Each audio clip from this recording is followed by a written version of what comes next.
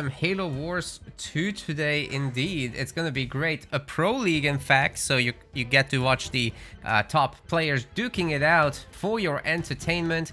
250 pounds are on the line. Let's take a super quick look at this bracket. We have got 9 of these high quality players for you. I swear this browser was working a moment ago. Okay, it is working now. There it is. We got Psychic Wizard versus Liam coming up for our first match of the day. That should be pretty cool. Look forward to it. They're setting up their draft at the moment. We're almost there. Then Rock Generation will be playing against the winner of that, and we're covering the rest. So these first 3 rounds would have been available to streamers if anybody's interested. I'm not sure all of them have started just yet, so this might be your very last moment to hop on in. But I think we've probably ruled that out already. We've also got a Rising Star 2v2 coming right up in the future. So, you know, that's gonna be pretty cool.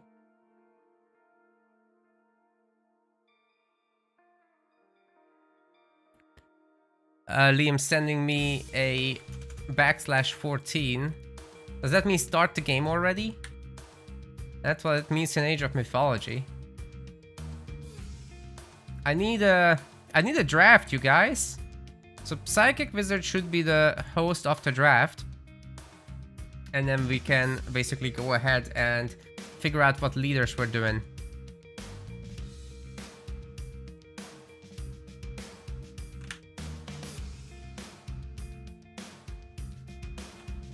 I gotta join these boys in the lobby. But yeah, I hope you guys are looking forward to today's event. It's gonna be great. Called you a high quality player. That's right. That is right. Accurate.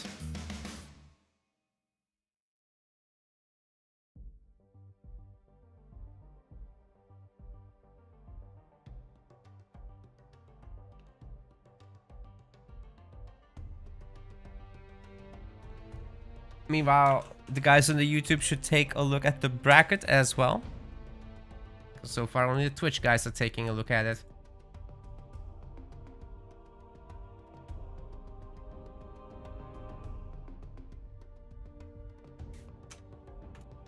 Okay, Psychic Wizard is offline. I haven't received any invites just yet, so you guys also got a host. There's no EOD, no Hippie, and Diverse is banned, so he can't. Hippie, I don't think he's played in like a million years. At least I haven't seen any of it.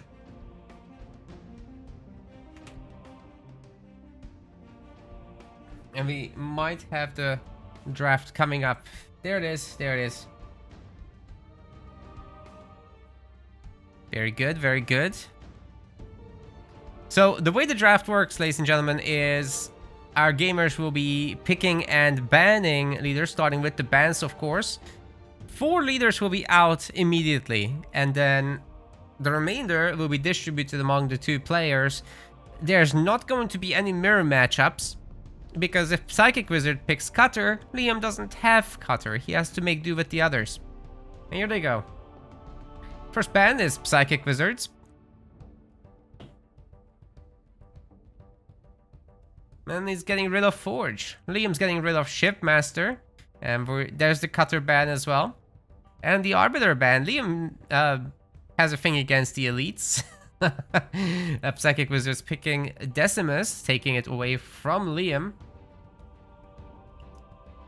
Yap Yap and Atriox is coming in also. That's for Liam.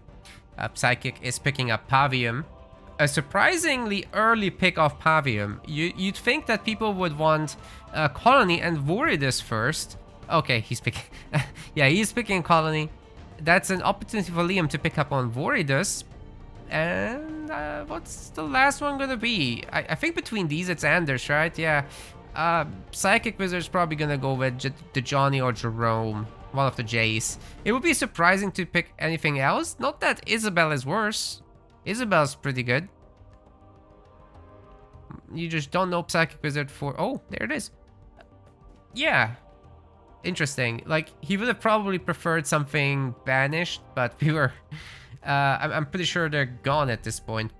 So that's gonna be our pick and ban list, and the boys can go ahead and set things up. This is just gonna be a best of 3, by the way.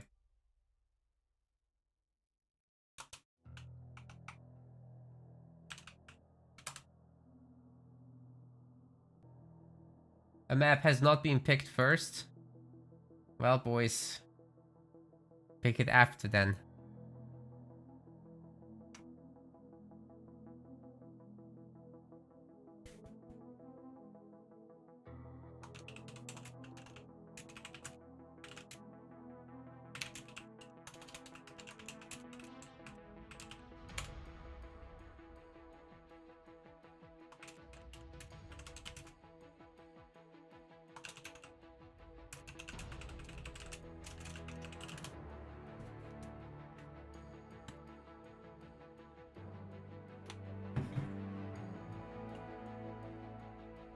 Yeah, so because they've readied up, I'm intervening. Basically, they're not supposed to start this drafting process without a map being known already. And because of that, I will pick Rift for them.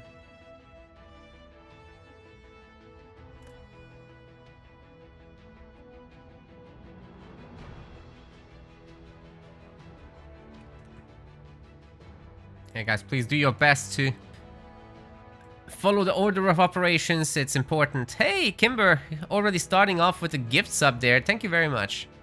And that's towards Rare DNA.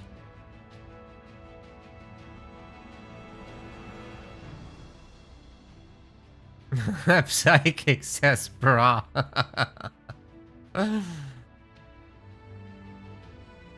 He picked it in his head. Oh no.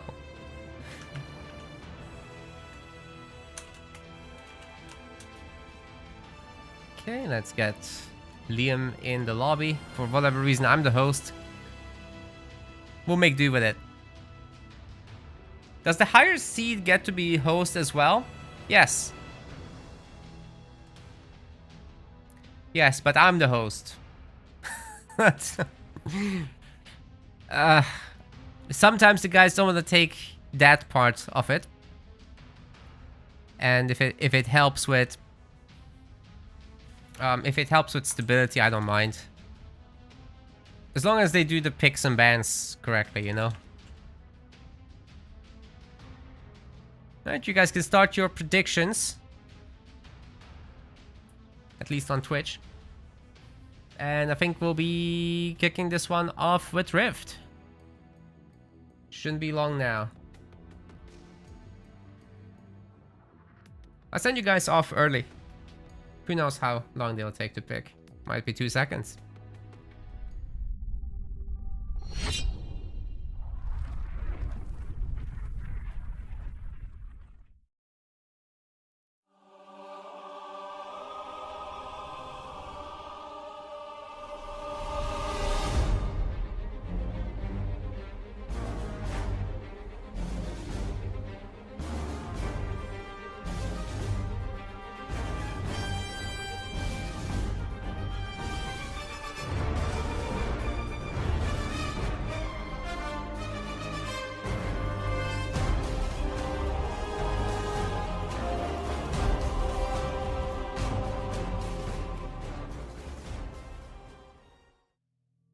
Well, it was worth a shot. It was worth a shot, but they're not ready yet.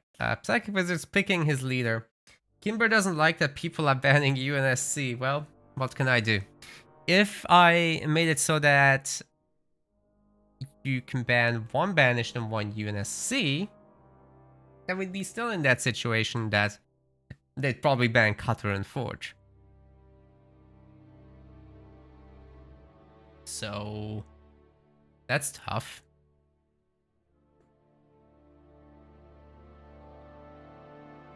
Not sure what to do about it. It's kind of in the player's hands. Or we only allow banning banished.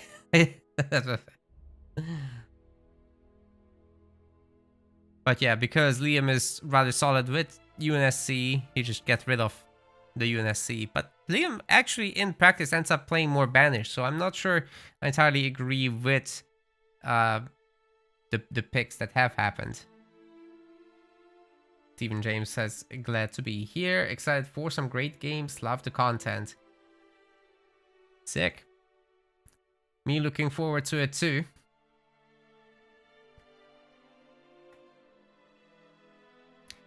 We're about to kick this off, so that's great. Also, meanwhile, I'll quickly thank Crew for subscribing. There's the notification on our website. Thank you very much.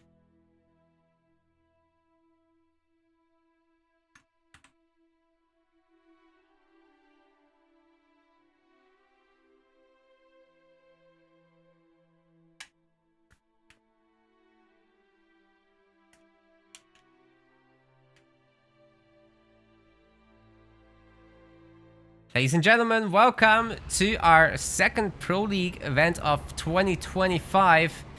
In this 250-pound tournament, Psychic Wizard will be starting off in the blue color with Colony. On the other side, playing in the red, this is Liam White, playing as Anders. Now in this series, we've had Cutter Forge banned. That was Psychic Wizard's banned. Liam has banned Shipmaster and Arbiter, so you'll not be seeing any of those unless somebody picks a band or used leader. There's no repeats as well, so expect a complete lack of mirror matchups in this one. It's gonna be sick. Now, Psychic is going after the side mini base as well as the power. He's trying to get a mini base steal with the chopper, or at least bully the Marines, and that part seems to be no problem. I don't think Liam can get away from this. His other Marines are too far out. So even with the wiggle strategy, it's just not going to be possible to beat the chopper. Liam's doing his best to buy time, but that's all it does, buy time. Psychic Wizard is getting out a Skitterer. I was curious when that would happen, but that's for the chopper, essentially. Wow, very early second generator for Liam there.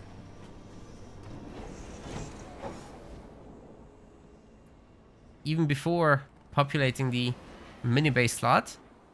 So yeah, he definitely wants some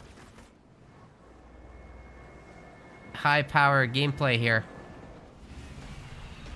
Might be for a quick tier 2 and then hero.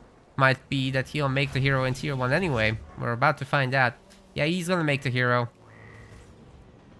It's very rare for Anders to just go on naked tier 2. You might as well get that hero out. Her upgrade is gonna be so cheap. His upgrade, actually. Anders' hero is actually Douglas.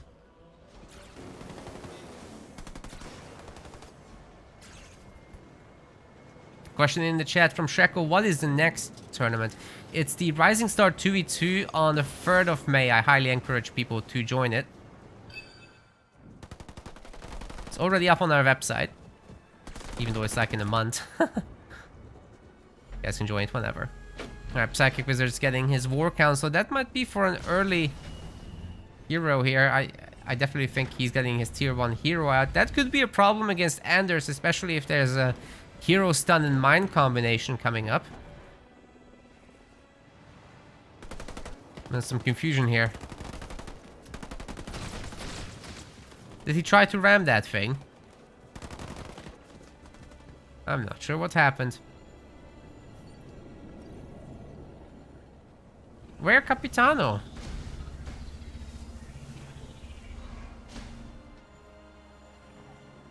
Nope.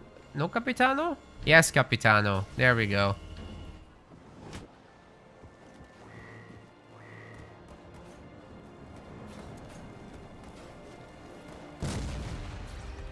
Alright, here goes the Spartan after the Sentinels. Chopper doing a great job picking off some reinforcements there. Gotta love it.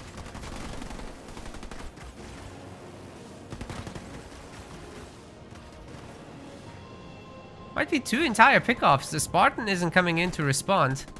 But of course the garrison does end up saving the Marines. Good job by Liam there avoiding that.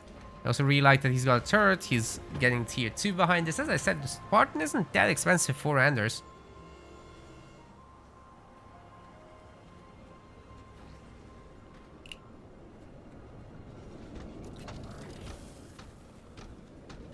First skit on the Capitano, second skit on the way.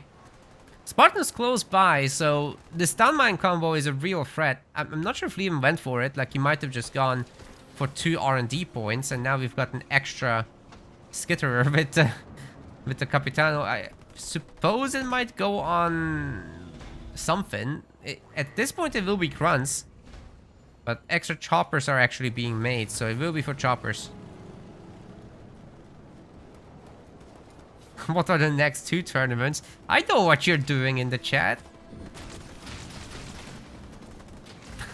The next one after the Rising Star 2v2 is an amateur tournament. That's a 1v1. I don't know the date. So now you know I didn't do my homework. Great. Capitano is in. Spartan doesn't have much shields, but he does have his rocket launcher upgrade, which gives him a whole lot of firepower and splash damage, of course, which is great against the grunts.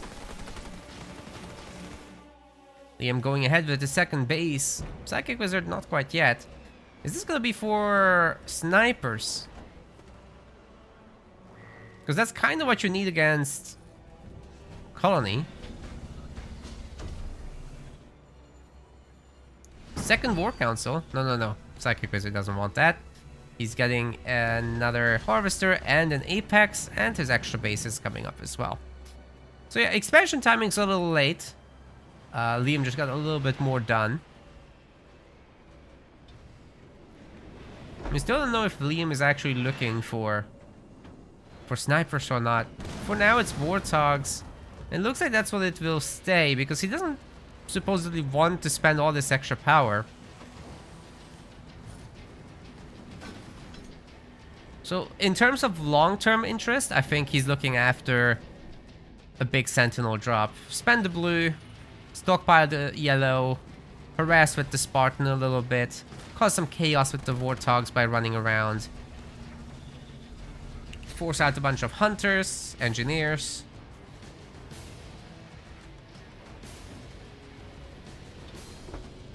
And then drop in the big Super Sentinel. Ah, that Warthog gets caught very badly, actually. Single flamer. Well, I mean, you can destroy that Harvester. If it's already that low, you might as well finish it off.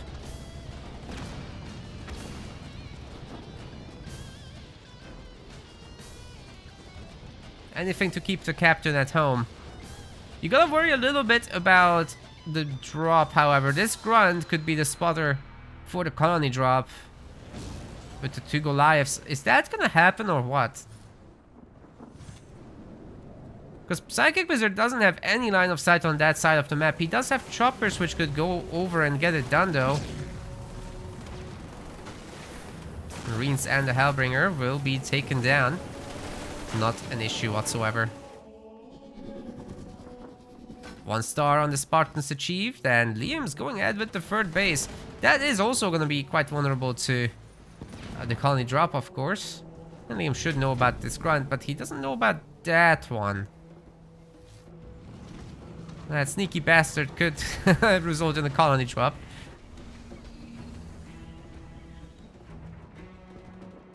Not many Warthogs from Liam whatsoever. He's spent his money on the bases.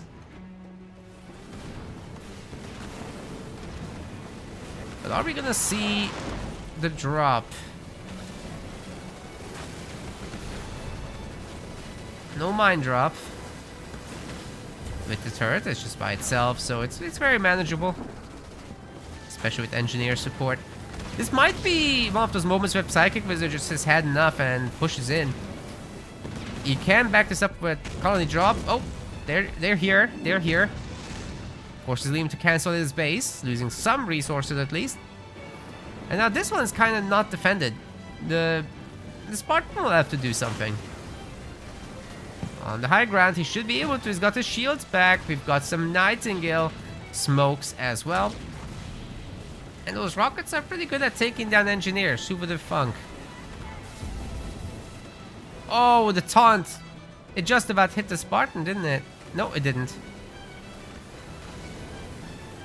It visually didn't look like it did, but it had the nerf bar. That was a slow ability, however. Okay, mines are dropping in. Is this gonna detonate? Oh my god, it's so close. Just not close enough. Capitano, Capitano, Capitano. Oh, he can take it all day. Easy. Turret's working overtime. It's now an anti-infantry turret, but it's only got so much firepower to it. The Capitano never even lost a shield. An absolute tank. Spartan's in a little bit of a pickle.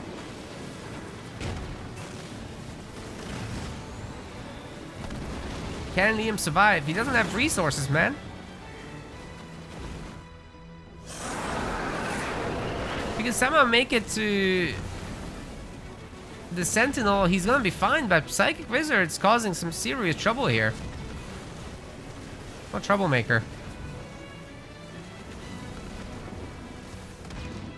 Hey, Venom says subscribe, thank you.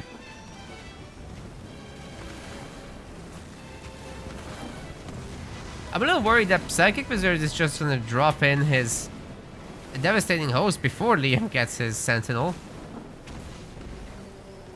Of course, the one unit that Psychic Wizard really needs at the moment is Reavers. If he has got like 4 or 5, then he's totally fine. We're not heading towards that kind of number yet, though. These are locusts. He wants to take down the base. And Liam has enough to call in the Super Sentinel right in the middle of the army. That's brave. But it gets 2 locusts right off the bat. That's a really good cast, actually, off Liam's. And, you know, the Banished boys have gone back home. The Reaver is going to be picked off potentially. Okay, maybe not. But at least the Skitter went down. Now the Spartan can back this up, and Liam can finally focus on producing some units. A Nightingale would be definitely good to go with all this. You gotta be careful engaging the 3 Reavers, though. That's a lot of Reavers. Of course, the Spartan can just slam and steal one. We got a stun. Are we gonna see the viability from the Sentinel? I don't think so, but he's taking down the engineers. He's taking down... Oh, the Rangers. Can the Spartan escape? Probably not. No, Liam's losing the Spartan. That's a 1-star Spartan going down. Not ideal. Certainly not great. Oof. Well, buildings on the other hand are pretty vulnerable to this thing. I'll protect them real good. 3 Reavers with pullback micro might be enough to get this done, especially if there's engineer bubbles, but there aren't any. Mines are coming down. He's walking over it. Holy crap. Yikes. His entire army is essentially red bar. A viability from this thing would decimate the whole crew. Liam, you gonna do it? Just go. No, he doesn't want to risk it.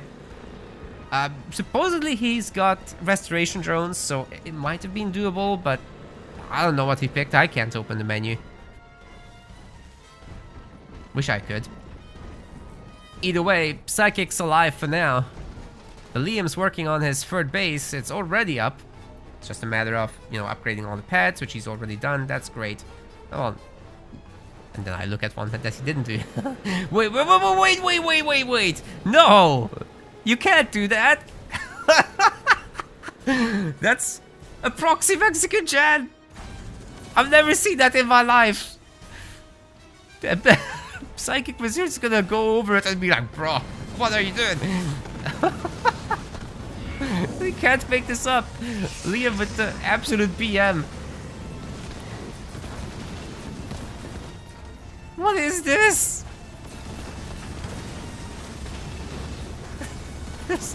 So expensive. Is that like his 4th generator?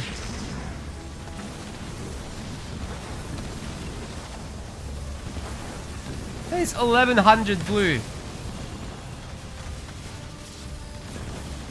Spartan's jumping up after the Reavers. Stealing one. Causing some trouble.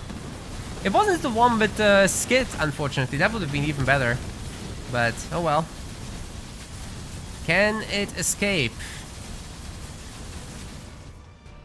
I can't believe this is working. Psychic Wizard's base is getting toasted up. This isn't good. The English gen? Thanks, Leonor. That's great.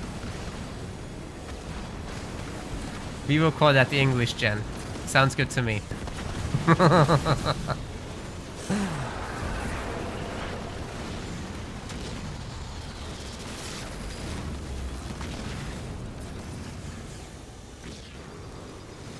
Another Reaver getting stolen by the Spartan. This guy's working overtime.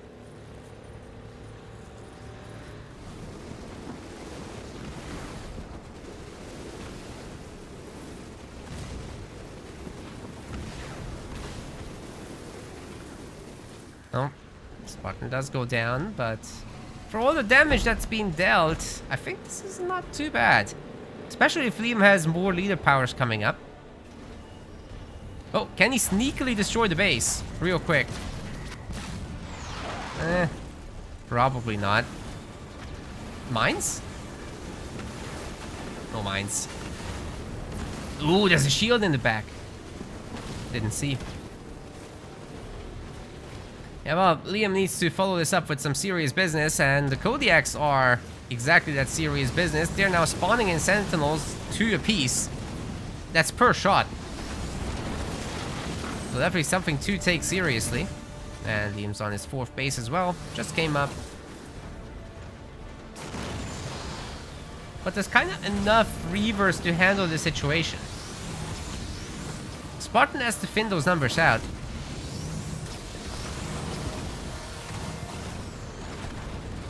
But if the Reavers are starting to chase the Sentinel as it's kiting away and they get stunned, Liam's just gonna eat them up, dude. This thing has a ridiculous amount of range. He just killed all the Reavers. Minus that one that jumped out, but... wow. I'm fairly sure this can be held. Capitano is 1 star. That's the one hope at the moment for Psychic Wizard. Let's see what he can do with it. Plenty of detectors around, so the smoke won't do much. But it will stop these guys from attacking the building for now. Base stays alive another moment. But it's not enough. Psychic Wizard just moves them out of the way, and he gets back to attacking. Spartan went down, I think. Liam does have to get out of here. This is not a good spot to be in. Well, 100 pop. That's more than what Psychic Wizard can say about himself. He's not working on the upgrade right now. It's a pretty quick upgrade to do once you have the resources, so should think about it.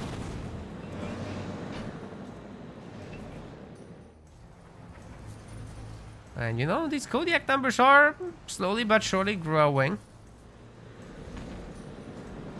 So as long as the Sentinel can handle the Reavers, Liam should be well defended.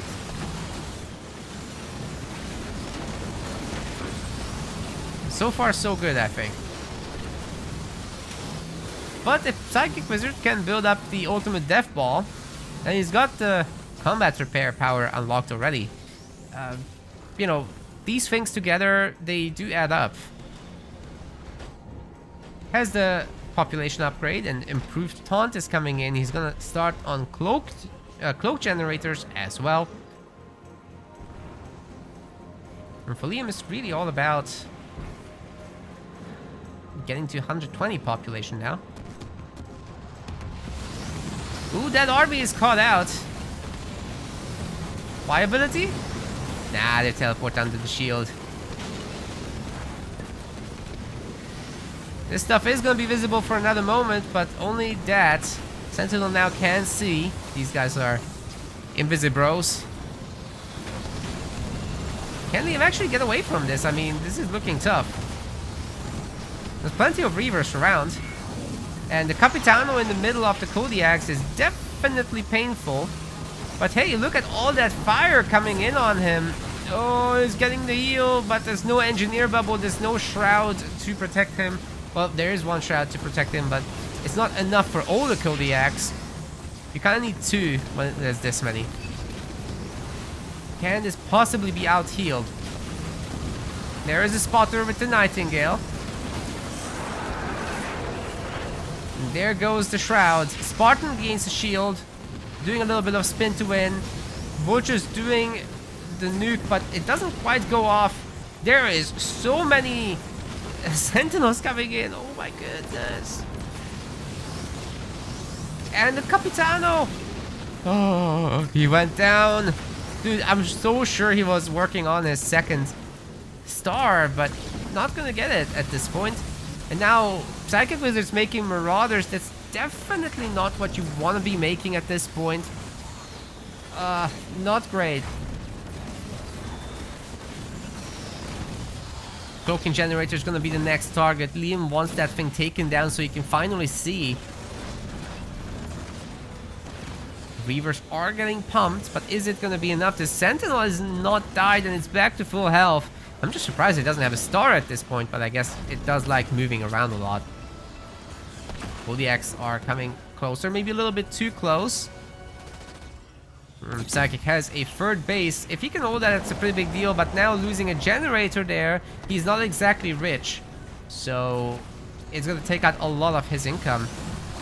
Spartan stealing another vehicle there. Now it's just a matter of Liam trying to shoot down this base. The Hunter Capitano is back out. There are skits for him. So if he can gain veterancy by killing these sentinels, that's a pretty big deal. But you gotta deal with this. And it's got a star. The Super Sentinel's got a star and the base is being destroyed. Oh man, Psychic Wizard's in trouble. He has been for a while, but this might be just a nail in the coffin. We've got a taunted teleport. I'll give the Reaver at least one moment to shoot, but the AoE from these beams has grazed it at least a little bit.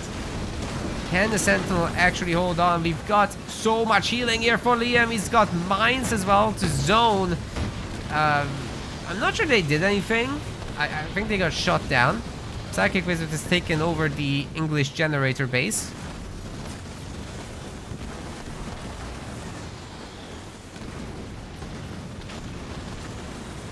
Is Liam gonna lose this Sentinel? It's so close to dying. Oh man, the healer is going the wrong way. He's kiting to the best of his capabilities, but is it gonna be enough?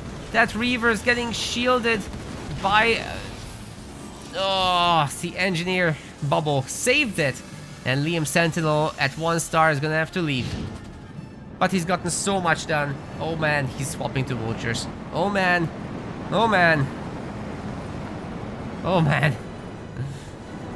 What are you gonna do? If this guy doesn't get shields very soon, the vulture nukes can take him.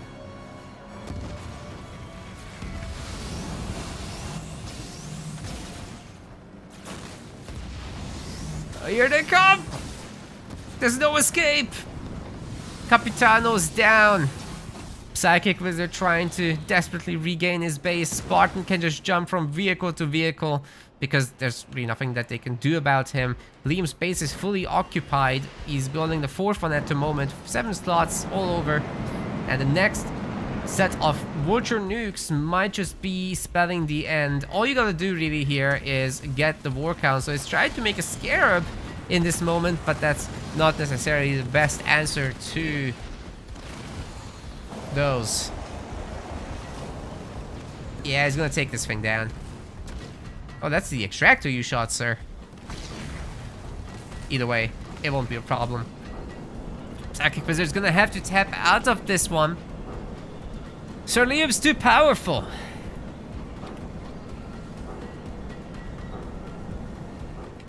Guys, the English generator worked. I can't believe it. That's what won the game.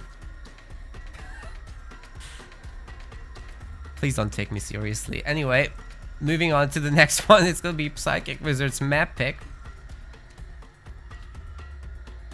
And he has to win this one because it's single elimination today. We have larger series sizes except for this first match. Let me refresh this thing. Yeah, we've already got some results, by the way. So Carson Kermas has defeated Love Guru Caleb. Hero Absolution has defeated Mar. So we're starting off with these best of threes, but then there's gonna be best of fives and the best of 7 finals today. So yeah, we do get those bigger series, definitely.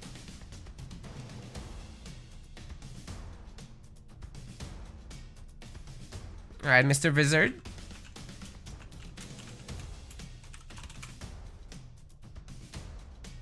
He wants the bedrock map. Fine by me.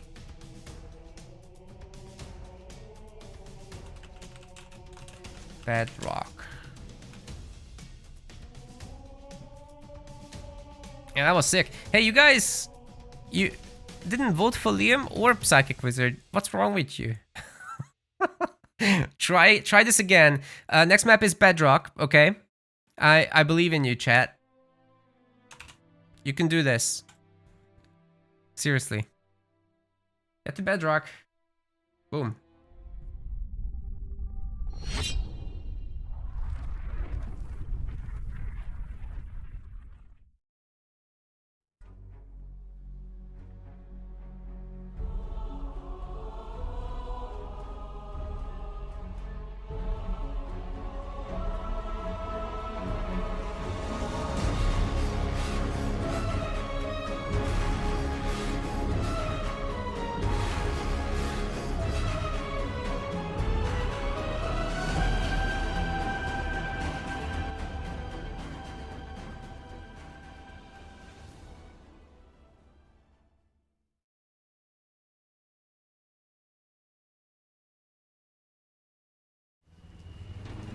Okay, here we are with game 2 on Bedrock. Psychic Wizards going ahead with the Pavilion pick.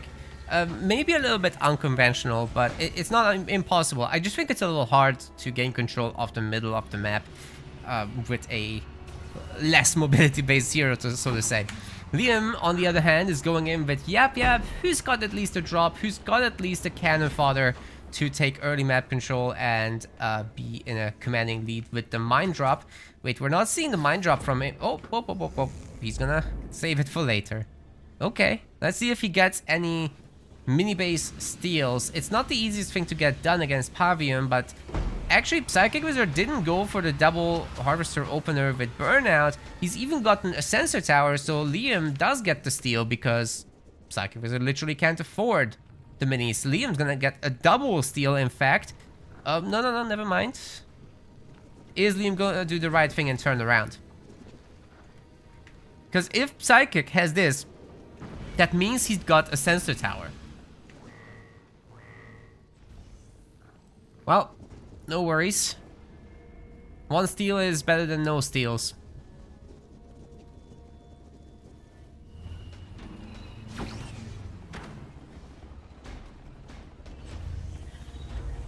No second generator. Against Pavilion, you could just do it in the back, to be fair. Of course, ultimately, it might be that Psychic Wizard just gets raid camps on the side and goes brutes down the line. But that's a long distance away at the moment.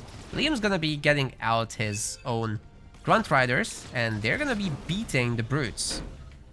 So that is the immediate worry for Psychic Wizard. As a result of that, he's getting another raid camp just to back this up. He will need it. No further pressure from Liam. I don't see anything else either. No methane. But 1v1 between these two is definitely Grunt Rider favored. Liam, we're gonna click it. No, he's going right away for the extractor. Interesting. I mean, there is the chopper from Liam here. Maybe that's all he wanted. There's another one as well. Should be manageable. Mines are getting knocked down. Not quite. The trick is, you knock the enemy units into the mines as you drop it. And then they can't get up in time from the ramp. But to execute this and not have a premature detonation with lower damage, well, that's hard. Liam's holding on to his mini base with the raid camp for now. He's just building up a better army. And he's reinforcing with more choppers. This could be good. If Psychic Wizard maybe can afford grunt mines, he can handle this, I think. But easier said than done. You gotta be really careful as well ramming units around buildings, because sometimes the rams just go through and hit the buildings, and then the choppers just deal a lot of self-inflicted damage as a result. 3 brutes definitely will beat 1 grunt rider, even with chopper support. It's not that imbalanced. It's a little favored for the grunt riders, but not that much. Seems to me that Psychic has got this under control. Finally, we see a methane wagon. But if Liam had just fought the army instead of trying to hurt the buildings, this would have gone very differently. Now let's see if he brings in the methane wagon, but I think Liam's macro has been a little bit sloppy in this one. Psychic Wizard should be stabilizing from here on out, especially with 2 turrets done. Although, maybe now there's an opportunity with the Grunt Rider. There's still a lot of brutes coming in. Can Liam get this done? The augmented extractor is down to half health. It's a little bit tense. Thank you to Mad Hat for the raid. Appreciate you. Hope you had a good stream. The extractor is so weak, you guys.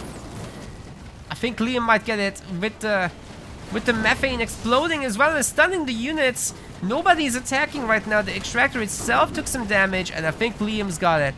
I think he's gonna get it down. Oh my god. Unbelievable. And Psychic Wizard walks over the mine with the brute. This might spell the end for him. And there's more. It's the important part. There is more.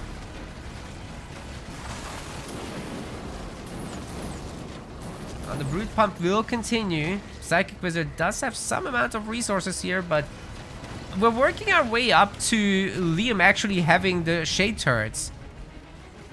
Where are they? He should have them, but no, he doesn't, because he didn't get his own minis in the back.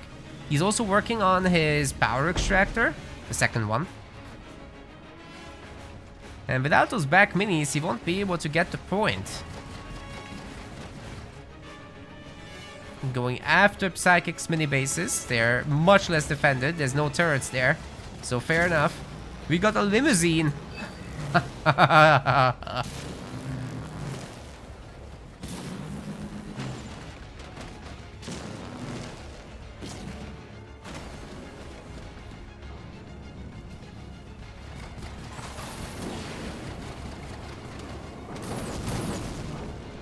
Nice stun, but I'm afraid those brutes are toast.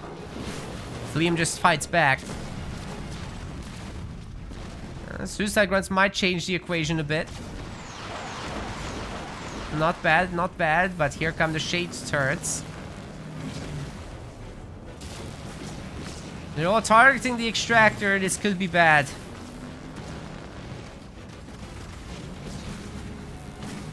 Pavium's out. Can he save the day? If he gets into the limousine, that changes everything, because he'll be able to heal this while being protected himself. But Liam's so close already to the next point with the drop. He can just suicide that into the buildings. Oh man, Pavium's here to heal. He does get the heal. Targets the extractor. Is this a hold? Psychic's losing all his minis. Liam's basically got an extra base on him, a full base. That's what that's worth.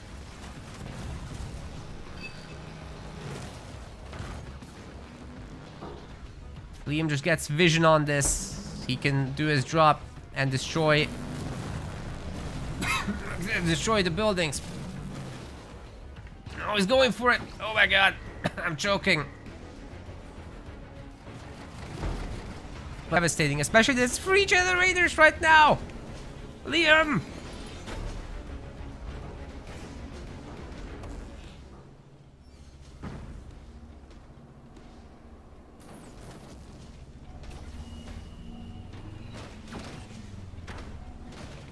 Okay, the choking has been dealt with. That's good. Anyway. The male trees are going crazy over here.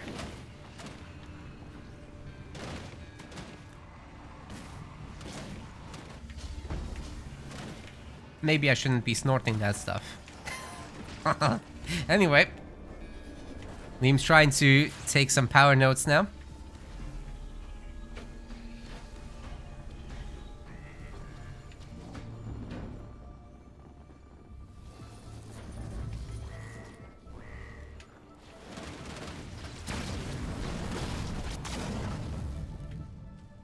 Looks like Psychic might be retaking this side. There is the Elite, but that's really ambitious. They kind of get beaten up by the Brutes too.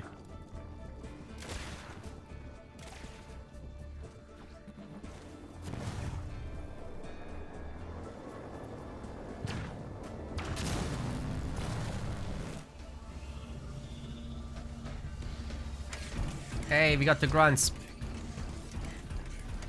Upgrades coming in, but you kind of don't want to do too much with them without the second upgrade. Oh, there's the drop. Liam was thinking about it. I'm getting beamed, but too late. They just walk out of it, no problem.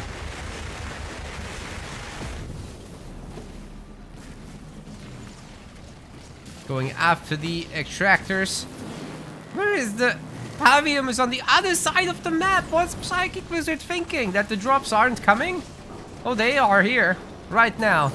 The stuns are powerful and potent, but are they gonna be quick enough? I'm not so sure. That extractor is so weak it's saved. Holy crap, it is saved. Just barely. Well done by Psychic Wizard. That was a super tight timing. Now Pavium can repair all this and everything will be fine. Beautiful work. Liam, however, having free shrapnel round goblins might be able to punch back, but he doesn't have a second base. He did have the mini base advantage for a long time, however. Now if these turrets can all target the extractor, they might actually... It's not enough! The free turrets are shooting them to bits! It's getting out repaired. Oh! Okay, Liam's gonna be on his ultimate point. That's supposedly just going to be spent on a bigger version of the drop, actually. Third Gobbo is in. And he's getting Locust and Methane. That should be a lot of DPS, definitely. And can it deal with the Wraith Invaders? I think it might. Psychic Wizard has 1800 yellow, 1900 and counting. He can go tier 3 right away, get his tier 3 Pavium, and just be a Chad.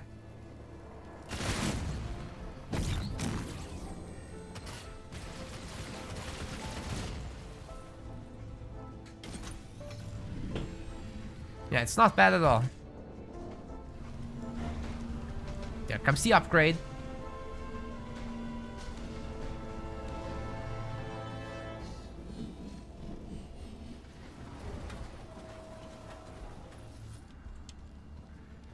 Second base for Wizard.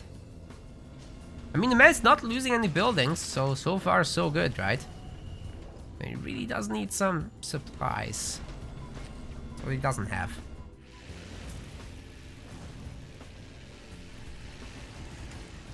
He's looking for the counter attack. He doesn't want to fight this thing directly. He might lose a Locust or two. But he's careful with that. As long as he can sneak the boys around. Hey, look at all those free kills, right? This is exactly what he wanted. Wow, the Brutes can't get it done. In fact, they're not even fighting. They're jumping out though, managed to do that. But, I mean, having to recycle the base is not good. Liam doesn't have a shield on his main and it's getting lynched. Holy. He doesn't have to... He doesn't have what it takes to deal with this. Does he have at least... Please don't shoot me. Please, Liam. Where is it? It's got Grunt Dome. I mean, does that even cover... think it covered the main base for a while, but that's over now. So at some point we're gonna have to see the heals, which is helping. Great rain of fire. Unfortunately, it's not combined with the slow, so these guys will be walking out of it. And the base is at it's in really good health, in fact. The turrets working overtime here. But it's actually possible to destroy the Lich, because it doesn't look like Liam is gonna reach Please Don't Shoot Me in time to deal with that. He will lose some buildings, definitely. Especially with the heal coming in. Remember, this portal trains units pretty quickly too.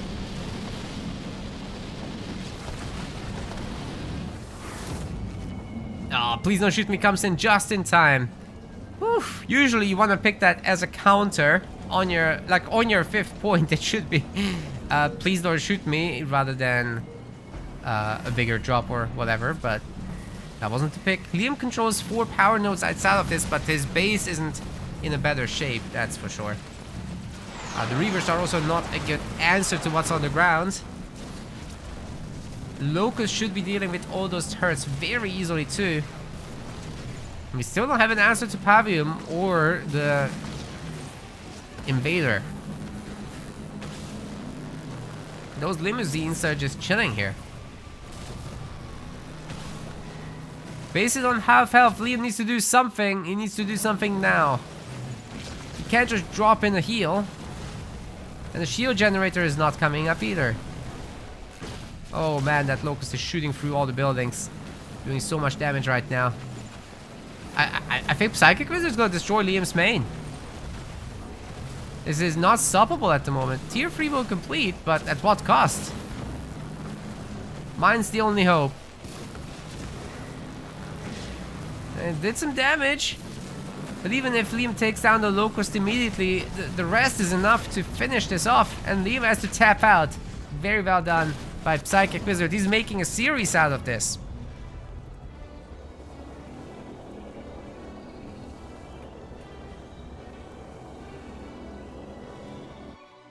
Bet you didn't expect that.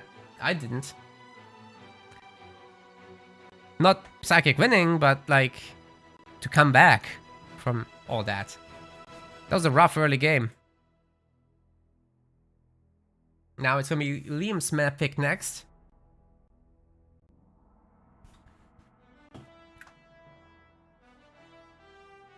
How did Psychic Wizard get this game back with just 1 node? He's got burnout, remember? And he had 3 generators, so that's more than what Liam had, in fact, in terms of power income. And the tier 3 hero is just hard to stop. Next up, we're gonna go to Frontier. That might feel a little bit different.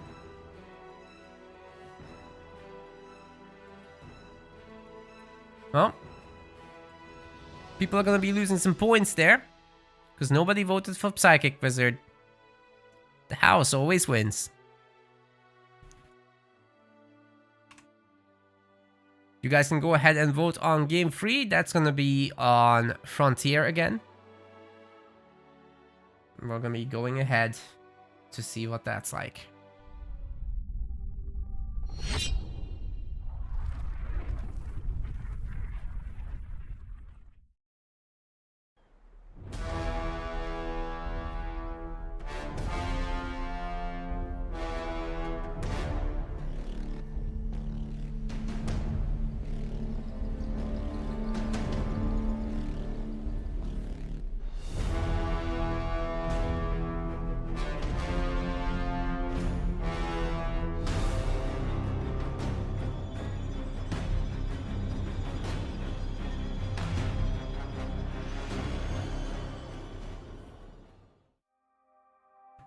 All right.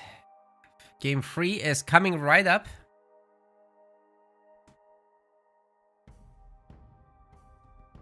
Nearly ready for it. And the guys are just picking their leaders.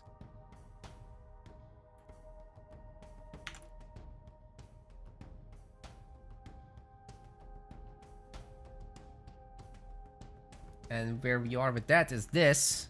So for Frontier, I would expect the Atriox versus Decimus mix. I don't think you pick Isabel on Frontier, although we've certainly seen that before from EOD. It can be done. It can be done. It's just, I don't know. I really like Atriox there. Warders might be interesting. Some people do that. Loading in momentarily.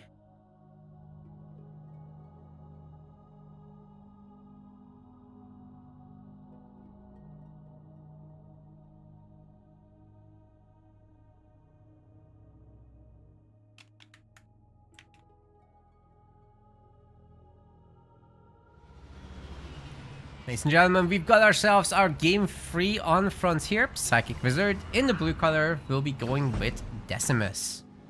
And on the other side of the map, this is Sir Liam White playing as them Trox. So this should in theory be a good map for Atriox, but if you put together something real nice with the hero for Decimus, he can pull in the Atriox is chosen, he can slam down with his hammer to create a stun. And then you use your vortex to keep that thing stunned as it's getting battered and armor nerfed. It should be a way to remove the Atriox's chosen hero out of the equation, and after that Decimus's army should do well. But you got brutes to deal with as well, right? So it's entirely possible that you just get stunned yourself and aren't able to do anything if chain stuns are coming through from jump back brute jumps. Liam does have tools available to him. Hard to execute, the timing window is tiny. Clippable moment if people pull it off. Well, nobody's gonna do anything there or here.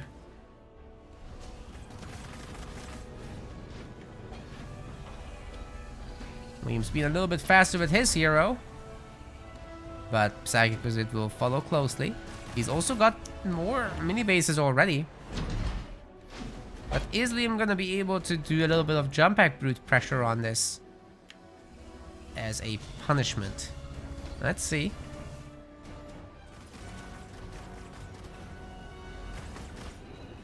Overall, we're pretty 50-50.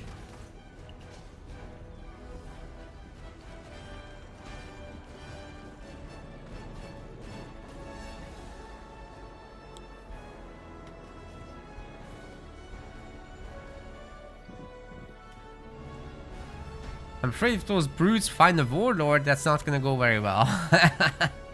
you definitely wanna pressure the front or something. Like take over the middle first and then worry about the rest.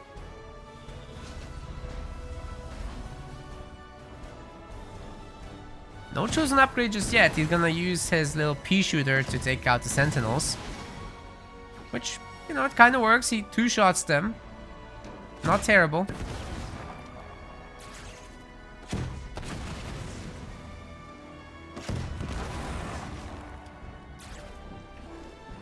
Meanwhile, the grunts of Psychic Wizard have been doing the same. They're kind of keeping the brutes under control as well. Was that the upgrade finishing for the brute? Oh man. This chosen might be in trouble if Liam gets too fancy with it. But hey, he's on top of the extractor now. Let's see what he can get done. Heading back home.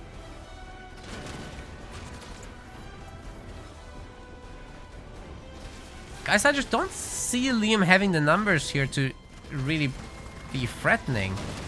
This could be a disaster. If Psychic Wizard saves the pull for the hero, this is gonna get really ugly. Oh my god, here it comes. Here's the slam. The ram didn't... Well, actually, it saved him. The ram saved him. I really thought that was gonna go through. He did the animation, but there was no stun effect. He could leave. And here come the one-by-one jumps. It's exactly as the prophecy has foretold. that Warlord's getting wrecked. But now the ability comes through. Oh my god. And the grunts. He's not gonna have a vortex. But he does have his very strong hammer. Is Liam gonna be able to run away enough, turn around and shoot this thing down? He's got the heal. Woo! Oh my god, no way! How?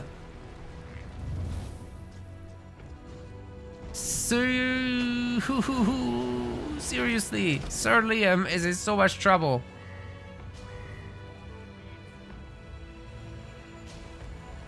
I'd be beating my chest after that. Fair enough, brute.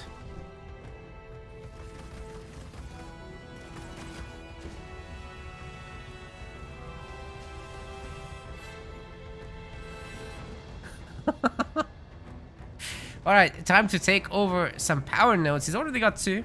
Working on more. Quick heal. You're already there anyway. Second base coming up. It has a similar cost to making a hero, so why not? He's killed one. That's what he's ahead by. Liam's gonna want to remake his hero. Might as well make a base. And Psychic Wizard can take all these grunts and heal them up as well. And then get back to working on the map control.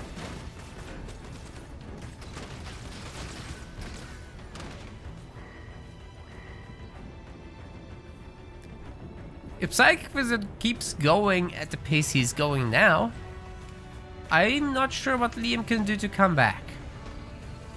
Like, this is looking bad. Sure, taking out the minis would be nice, but it's kind of getting suicide grunted down. All Psychic Wizard is gonna do is take back these power nodes. Won't be hard. Grunts are ready. Time to go.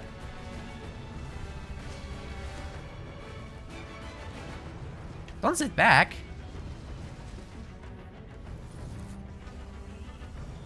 Okay, we got the Chosen back out. It's a decent little army, but I'm not sure it's enough.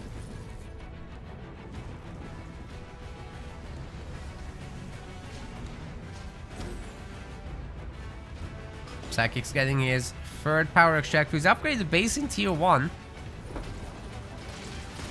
I'm afraid he lost the grunt trying to retake the node, so...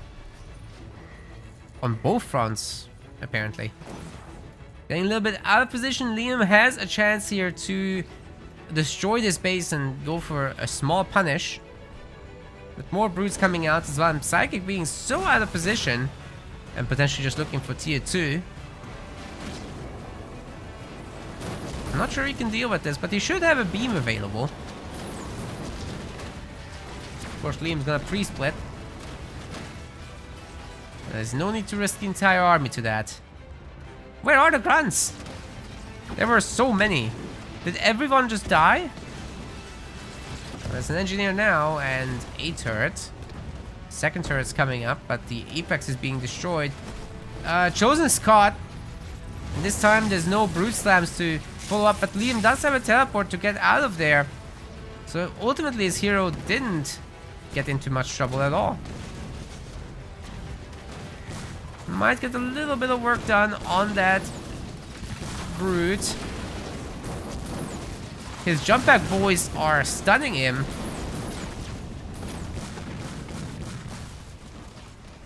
And it's not the Chosen that takes the credit, the brute does. 1 star.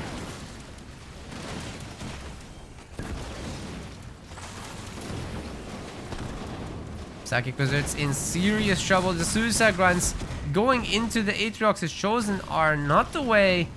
And I think Psychic Wizard might have just thrown his lead away. He's tier 2, but there's no way he's holding the base. No way.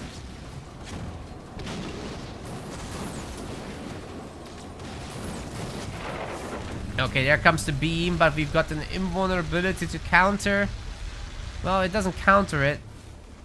Nor does the hero stay alive. So sometimes it's better not to try, but you know, you try anyway.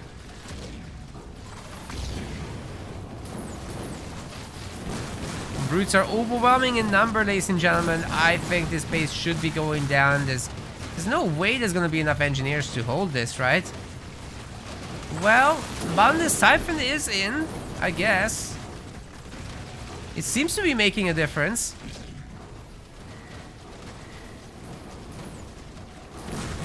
And Liam doesn't have a beam until, well, he's about to have one. At the moment, his brutes are winning the fight.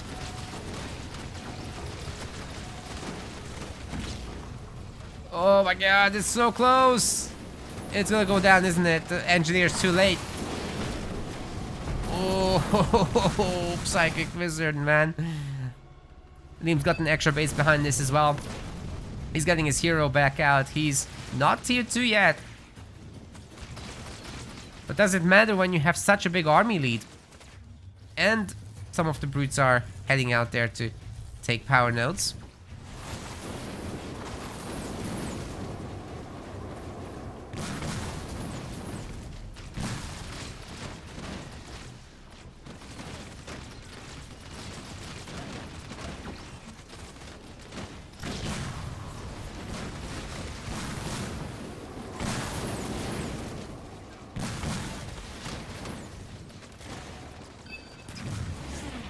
Oh, hello there. We found the comeback mechanic. It's Corey. Is it gonna work though? Well, it might. With a bunch of those hero kills. Nice slam there. The elites are helping. Decimus is helping. That's dead. We'll have to see if Liam can hold his base now. He himself has reached tier 2.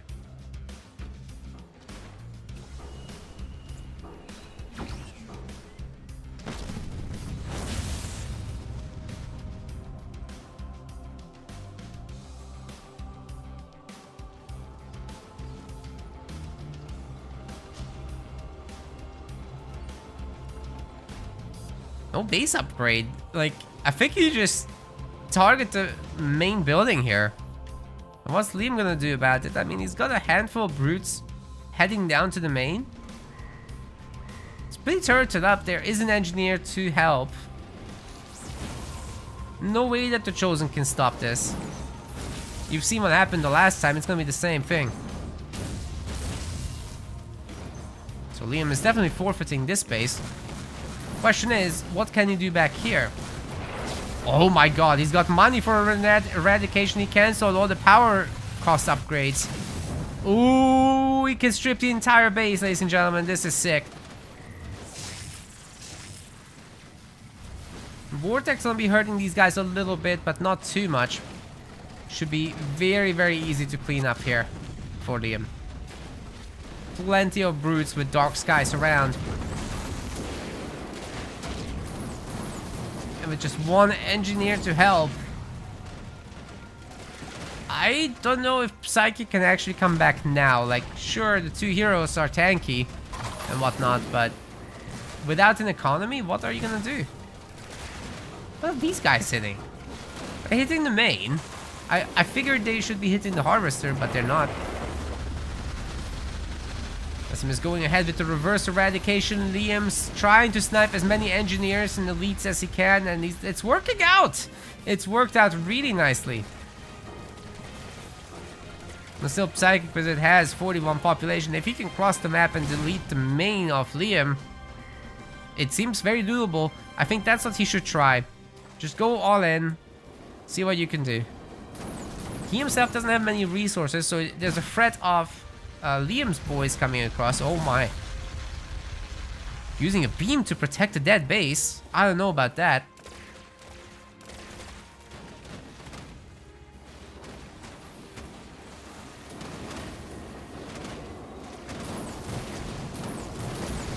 Liam's doing his absolute best to destroy this, but it does look like Psychic is protecting the empty base.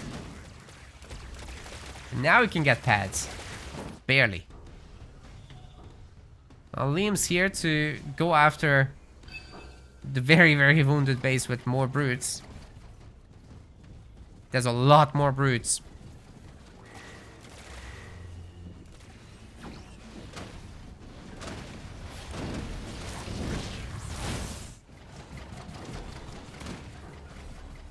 Hey, I like the engineer helping out the brute there. It's countering the turret. I think it's pretty good.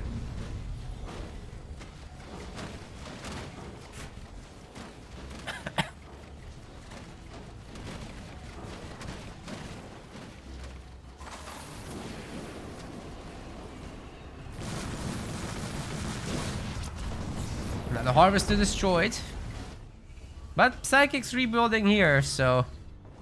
You know, doing a decent job protecting what he's got. But Liam, in the meantime, just getting extra braces rolling. He's getting his hero back out. But he doesn't have a lot of units. It's all brutes. Hero's tier 2 now.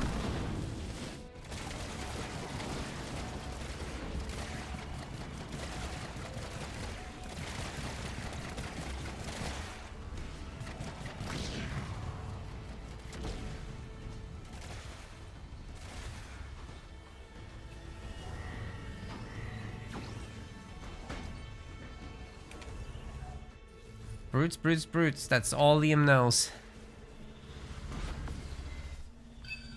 If the brutes don't work, you're not making enough brutes.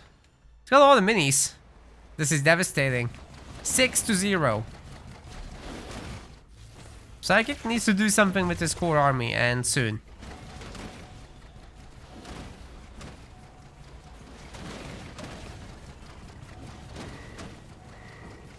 Unupgraded extractors are holding on to dear life. It's very tense.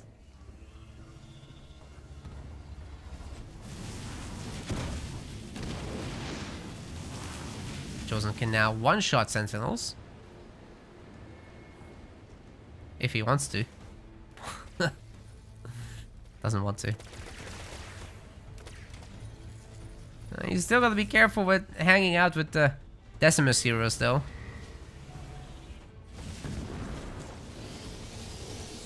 Or that happens. Oh, he teleports out. Good. It's a good response. More brutes. How many brutes could you possibly want? Liam says yes. That's a shield now to break through.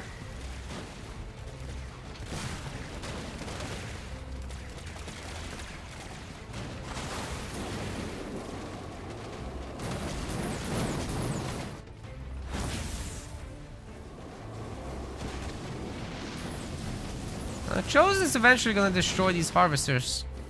One by one. Beam coming down on the brutes. Oh god. Oh god. Ah.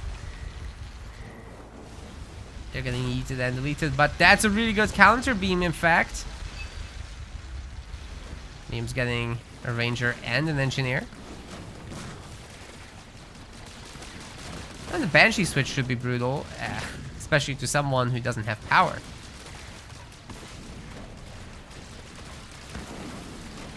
So if Liam can make a bunch more of those, that should go a long way. Ooh, meanwhile this base is getting destroyed. Where are the engineers? What engineers? There's no engineers. This is dead. It's going down. There's no stopping it. You can't pull everything at once. Oh god. Shiny beams, but doesn't do much, even if the hero does go down. Meanwhile, the power extractor is being targeted now. Psychic Wizard does have a little bit of money in the bank, but I mean, he's just out-pumped in every way. And as the Banshee numbers grow, Liam's taking more and more control of the situation. There's no mini bases for Psychic except this. He did manage to take that over. There's more Banshees coming. Most of these guys can't shoot up, including the heroes.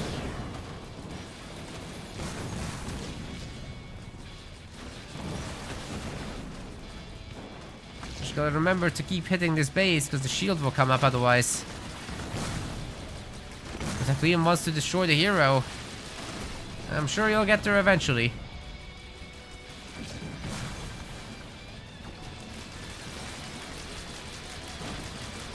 Or not. It's probably healing faster than the Banshees can hurt it. And there's enough grunts to hold on to their life for now.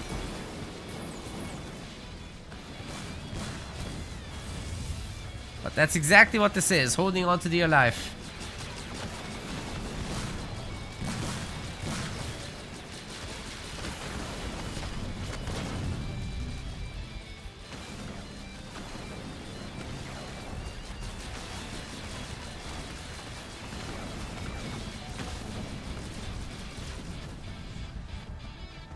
More air pads.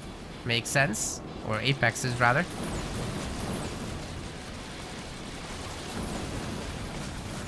And really, the Banshee switch was just really smart. Oh! Was it, though? Liam's keeping them going. The leader powers can't get them. Good timing on that heal, otherwise this could have been rough. A bunch of engineers now to support.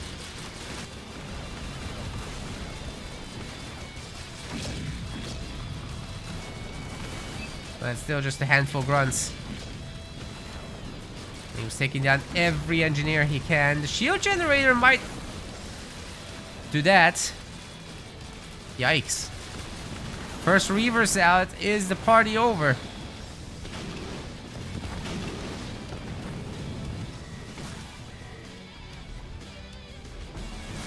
Liam's tier 3. I think he's gonna swap into... No, he's doing more air. I figured he would swap into Wraiths. That could be good, but not necessary at this point. Okay, the Foundry is gonna be destroyed there. And then it's all about the Reavers holding on to their life. Just a matter of time now, guys. Liam's taken over the last mini base. He's got one more power node, 2 more power nodes to take. One of them Psychic Wizards. An eradication would be devastating, but you gotta be really careful with that shield. There's a chance it doesn't do any damage if there's a shield.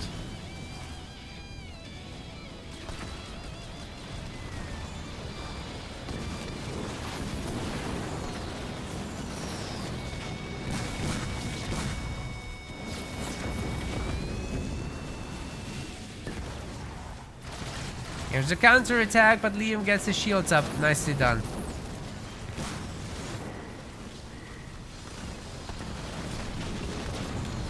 Well, the Chosen's being pulled in, but he's got Rifled Barrel. Getting chain stunned, however, by the Warlord is pretty brutal. Maybe he can walk over the mines. Oh, he walks into it! Jesus! We got flying mode blisterbacks. And of course the beam. To finish it all off. The Brute can't escape it. He teleports into the Brute. Oh god. Oh god. He's siphoning. The siphon bug is saving him. That's insane. But with that many Banshees, I think Liam can do whatever he wants. Such as run into the beams.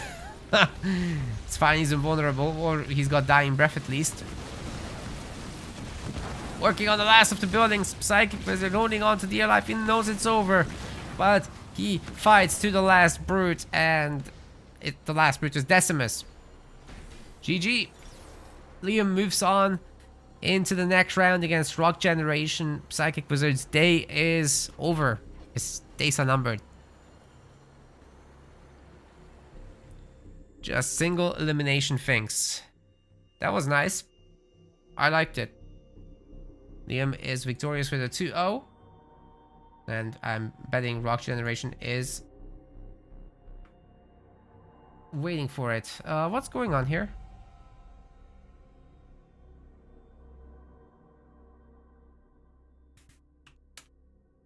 Alright, actually we have a casting schedule change. So what will happen is we'll be casting Aatrox and Cars and let Liam and Rock play it out.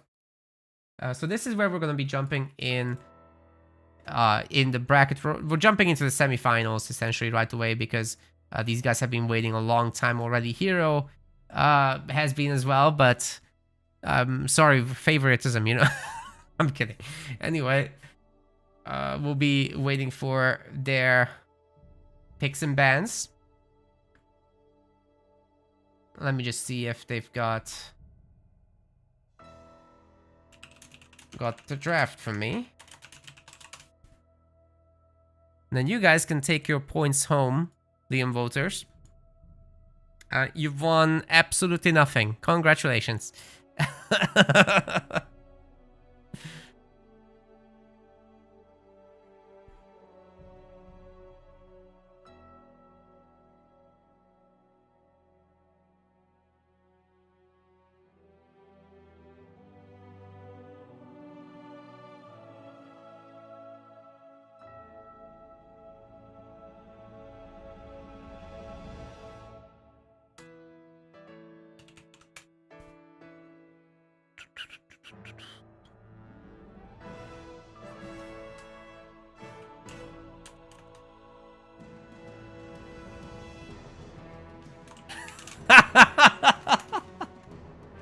Liam says he takes a 1-year break, he comes back, and he still gets rock. It's amazing. It's true. I don't know how that happened, but it did. Oh well. Gotta do what you gotta do.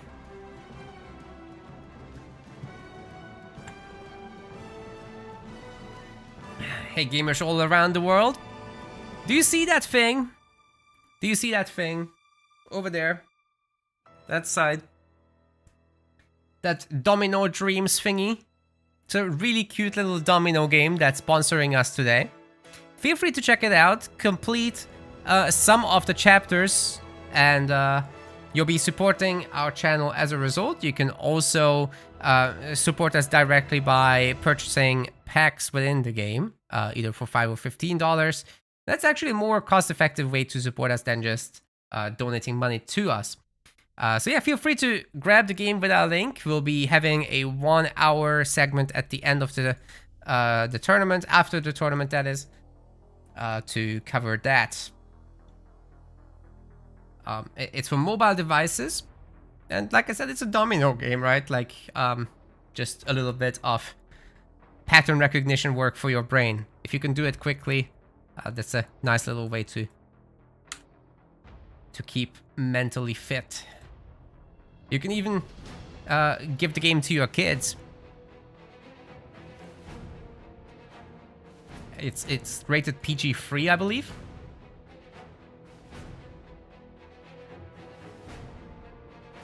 And we've got the draft.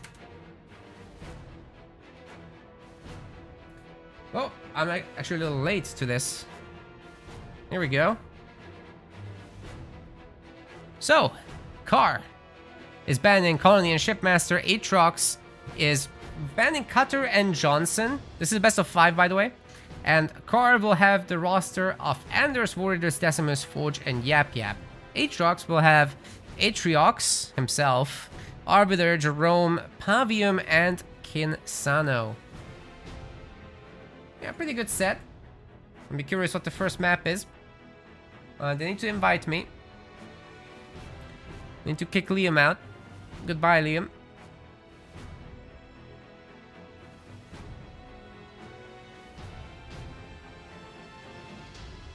Get Aatrox in here. There we go.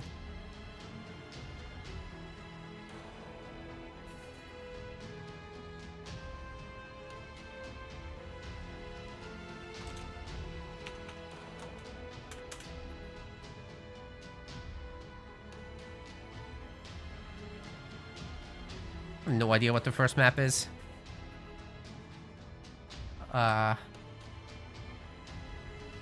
Who's the higher seed anyway? Was it Kars or Aatrox? Kars is the higher seed. He chooses.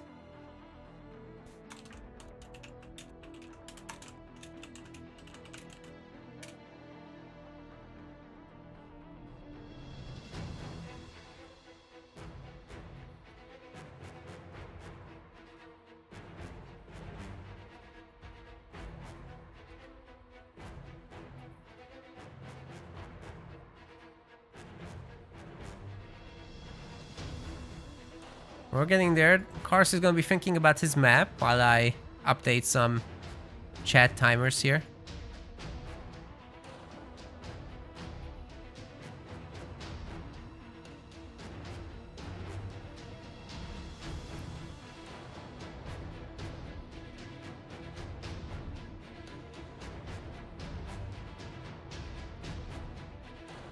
He wants Frontier. Sounds good to me.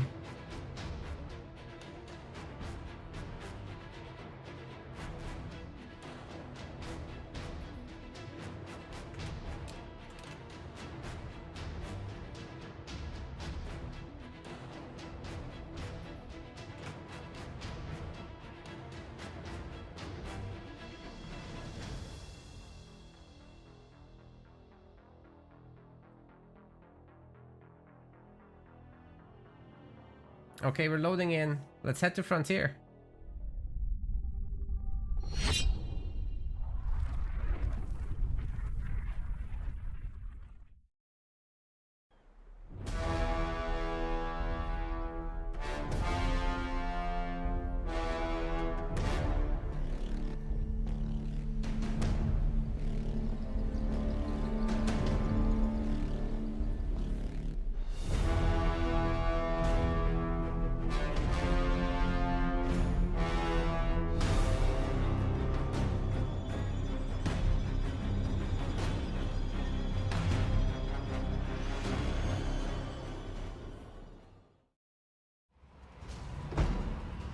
Alright, ladies and gentlemen, welcome to the semifinals of the Metaplays Halo Wars 2 Pro League. In the blue color, this is Cars and Cameras playing as Yap Yap. He's fighting a little bit over the center power and supplies as well.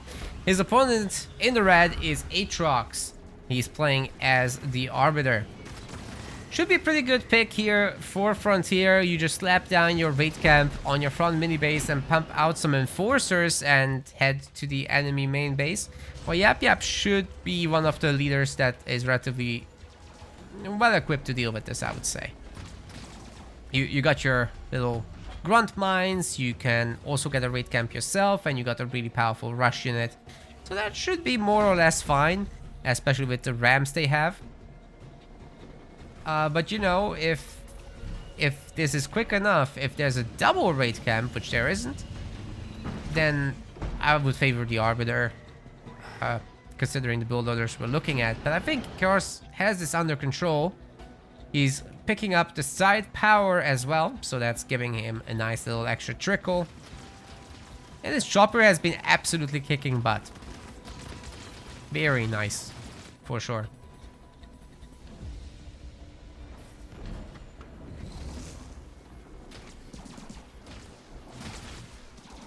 Ooh, there's the mine. The grunt's gonna trigger it. And yet it gives Cars some extra protection with the 3-star cannon fodder. His first grunt rider is coming out also. Oh, that's a brute rider. Oh, grunt rider. I thought that was gonna be heavy grunt. What am I? I think my brain just shut off. Anyway.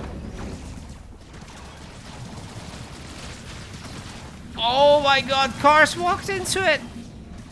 That could be a disaster. Aatrox did a very good job pulling him into this. Can he do it again? Oh my god, he's doing it again! Everybody stasis. Oh wait, the choppers didn't end up stasis somehow. For now, it has a little bit of steam left in it, this aggression, but Cars will be shutting it down with methane, methinks. Starting to look pretty bad. Those grunt riders are just smashing through everything, and now Cars and Cameras has got a very powerful army to strike back with. What is Aatrox going to do? He doesn't have units out really anymore. Whatever new units come out can kind of deal with what's coming in. And this little group can just cross the map and be absolutely devastating, I think.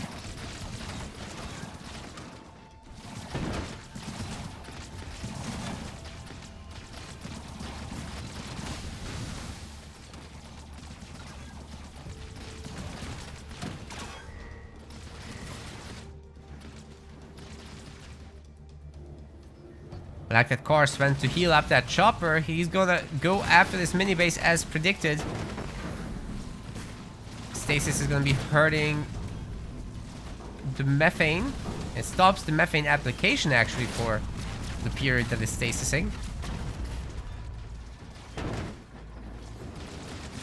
But now Cars is just running down all these units and there's no escape. They can't turn around. They're taking so much extra damage. The grunts are going down one by one. Cars still has the front base. He's getting more grunt riders out. And Aatrox just has no defenses. I think he's dead. He's on 0 mini bases. He's trying to rebuild, but Cars can just go. He just needs to go. The man's on 77 population. He can do whatever he wants. There's no turrets, no nothing for Aatrox. He's dead, but he doesn't know it yet. Well, it is a best of 5. There's plenty of opportunities to come back still. But Cars has been really brutal in these tournaments. He's basically winning left and right.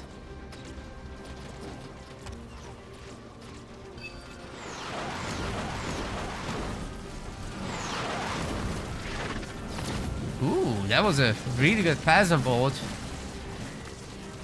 It would be a shame if something happened to that generator, says Cars. That's that.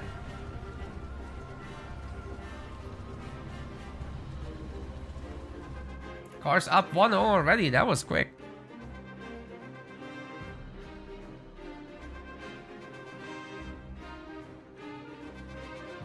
Not sure if we'll be able to... If it goes at this pace, the other semifinals might have to wait. We might have to wait a little bit for the other semifinals to start. But that's fine. We're going to be heading to Rift next up.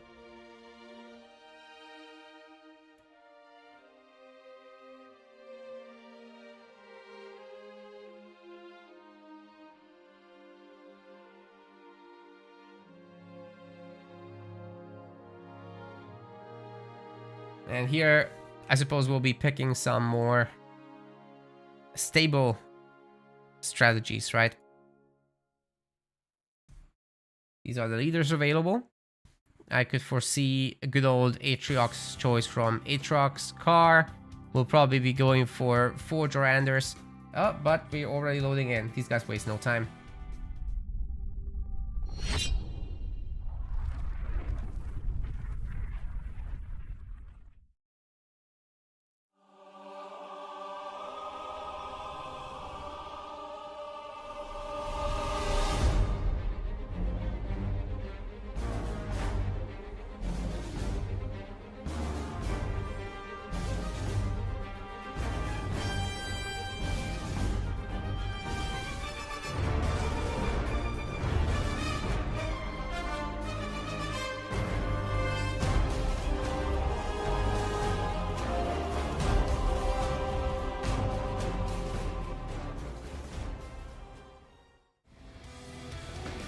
Okay, ladies and gentlemen, here we go with game 2. Cars is surprising us with a Decimus pick. I guess it's not that surprising. He's a pretty good leader, but on Rift, it's not the first choice that I would have expected. But neither is this guy. Aatrox is coming in with Pavium. Yeah, yet another Banished Mirror here. But Banished is pretty good on Rift, as we all know. Got a mini base steal from Aatrox. Ooh. But he's a Pavium. Usually the mini base steal is more of a Decimus kind of thing. And I'm surprised to see Cars not going for it. He's, in fact, gone 4 grunts, right? So it's pretty impossible with that to get a mini base steal timing. Much easier to do with a chopper. Then again, this back mini has been completely open, ready for the taking, and Aatrox don't care about it.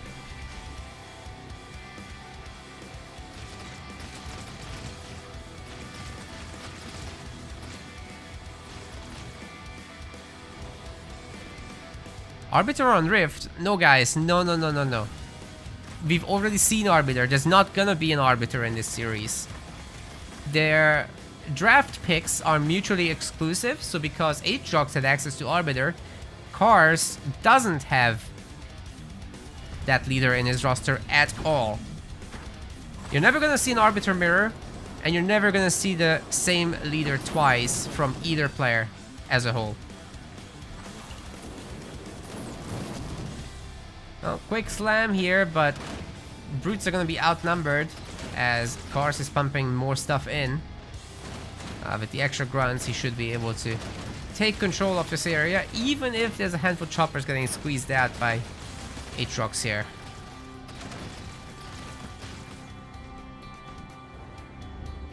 Finally, he's working on his back mini.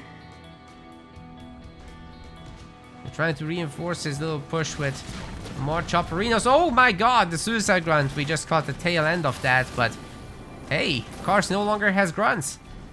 Aatrox has him figured out. Maybe this little pressure is gonna do something, actually.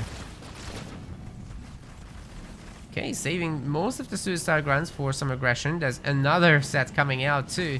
And then he can maybe swap into brutes. That wasn't the best of the suicide grunts, but it still did something. Kars has some decent splits here.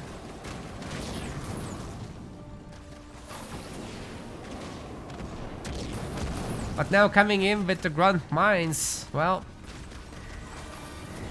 can the choppers really hold against that? Maybe. It might be possible. They take care of those grunts quick.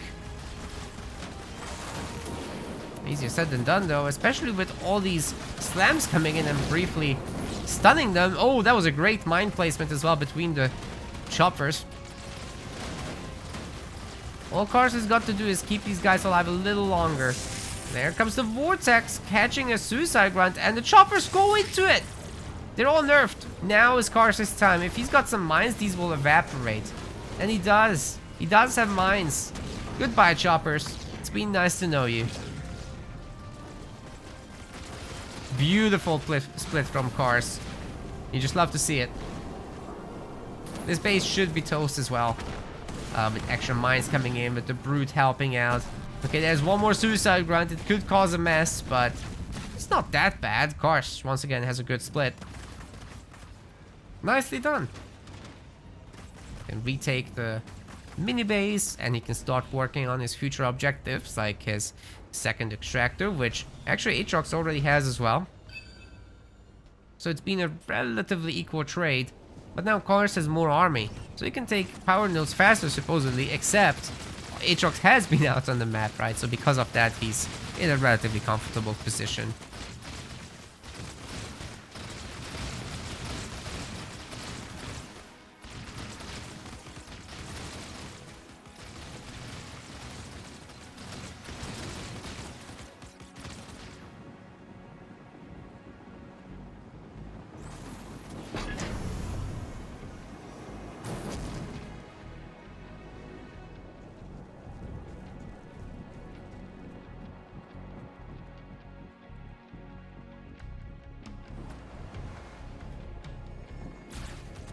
That's the strangest first power node to look at. But I guess he's splitting his army into two. Oh, there's a little bit of yellow. My OCD is triggered. And with that note, I'm banned from Halo Waypoint.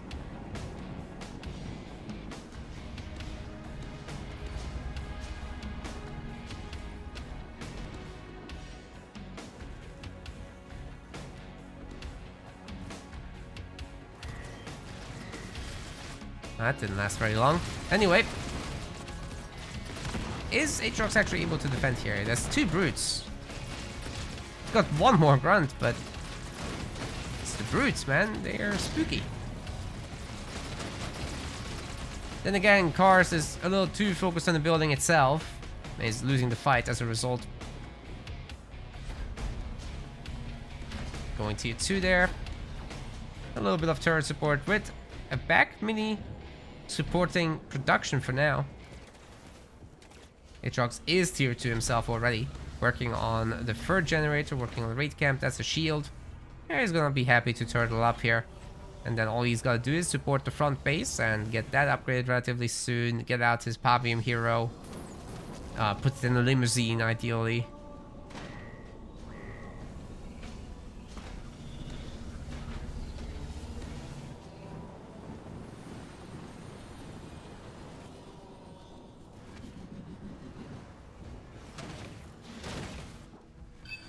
Bunch of power nodes changing hands.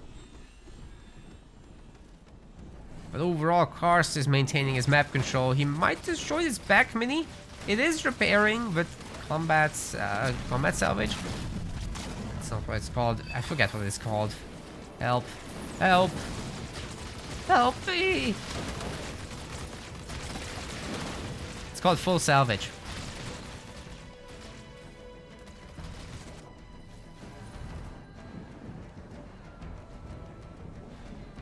Will Karst expand, or what's going on here?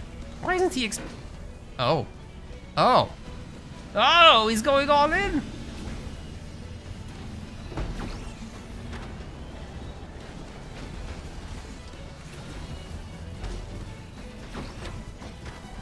Free brutes for 2. Now on special offer. Get it while it's hot. P.S. It's always hot. Oh, more rate caps, yes. It's gonna give Aatrox the business potentially with this. Locusts aren't exactly the counter. Let me just tell you that much, guys. These guys on Boundless Siphon can basically do whatever they want. Of course, against those, it's not so ideal. Can we get a beam? Especially during some of these hammer stuns, it could be huge to beam the whole crew. See if you can see some of that. Oh god. Oh god. Rain of fires. Destroying the entire Grunt army. Oh my god. And that's what I wanted to see but missed. Great. Just great. That looked very clippable to me. We just caught the tail end. Well, bad spectator, what can you do?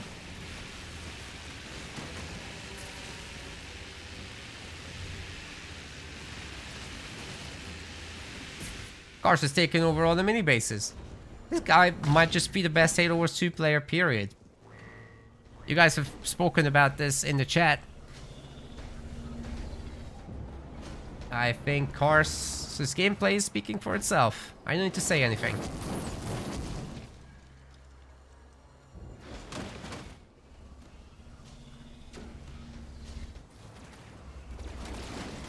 Hitting that back base now. The shield's not particularly in good health. Won't take long for that to go down. And then, obviously, Decimus, his time is coming soon. If Karst just had the power nodes, it would already be time in a moment, but oh well.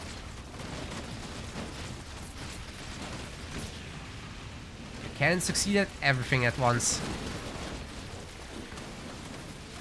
Can he get that generator though? Oh, yes. Yes, of course he can. He's nearly got the resources for the Desi. He's getting these boys to clump up. He's jumping in with the brutes, trying to make something happen, but I think that was more for the shield. Anyway, here's Decimus, and the beams are just wiping out all of these locusts. It's not even a contest. Come on. Do it. Bonk. Bonk.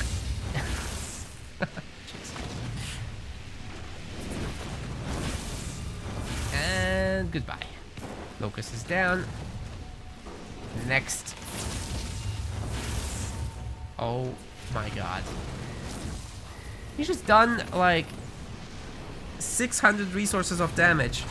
Wait, is he gonna not finish that Locust? I guess not.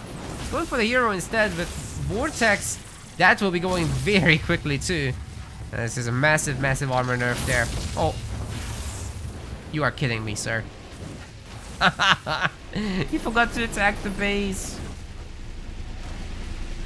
The Locusts are actually doing a pretty good amount of damage to the Warlord Decimus. But Boundless Siphon is saving his ass for now. Havim is back to some pretty good amount of health. He might be able to save the day. Got a lot of Locust firepower. Decimus is going down. But so is Pavium. Still a good trade. I think that Decimus only just paid for itself. There's a lot more coming where that came from, however. Oh. You know, actually that Rain of Fire didn't do the job. It didn't do enough. Aatrox is gonna do a little bit of a burnout.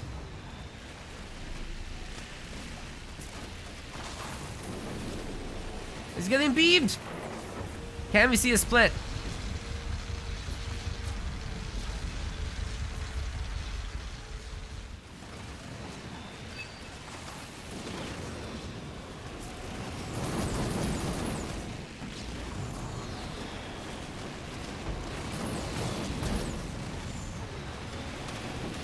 Shield generator's getting targeted down pretty good there.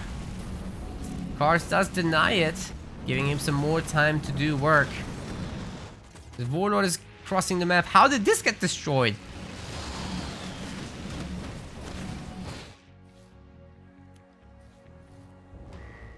We've had a portal there. It just left. It's too focused on what's going on in the main. Terrible spectating this game. Wow.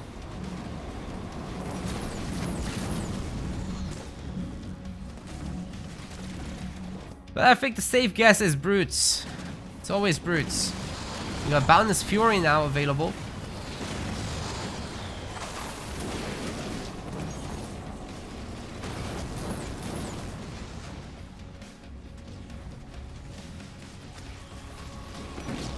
Little tunnel vision today, you could say that. You could say that.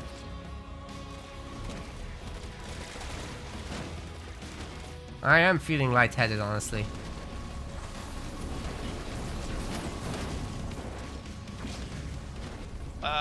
We'll do better in the next game.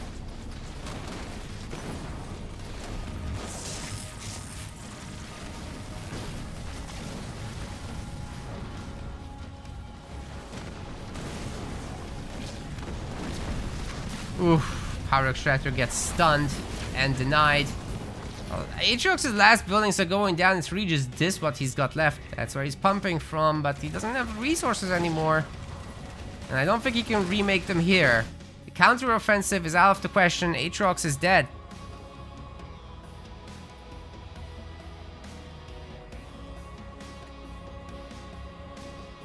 Well, whatever was going on in that main base was bad enough.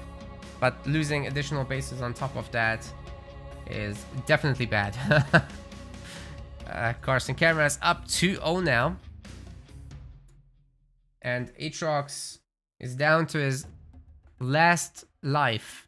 He can't lose another match here or he's out of today's tournament. Still a top 4 placement, you know, quickly arranged. The map is going to be Bedrock next up.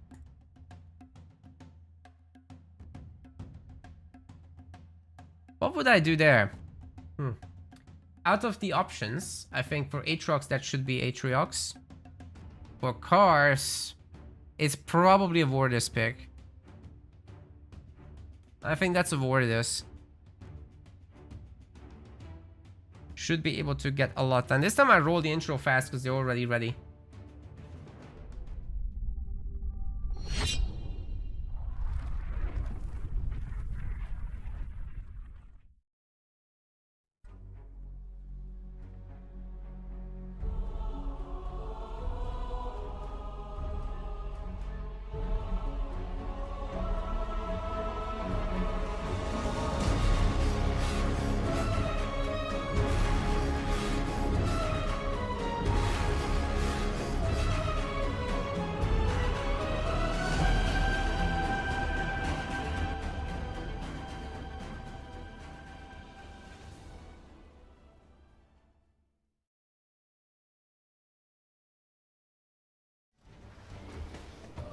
Alright, ladies and gentlemen, this is Cars and Cameras' game so far in both of the matches.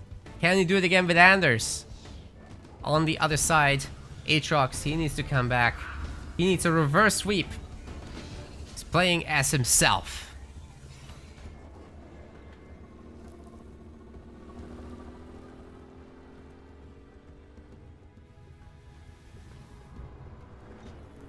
Mini base steals don't seem like they're gonna be happening. But Aatrox is doing a good job of picking up the resources in the middle, leaving very little to cars.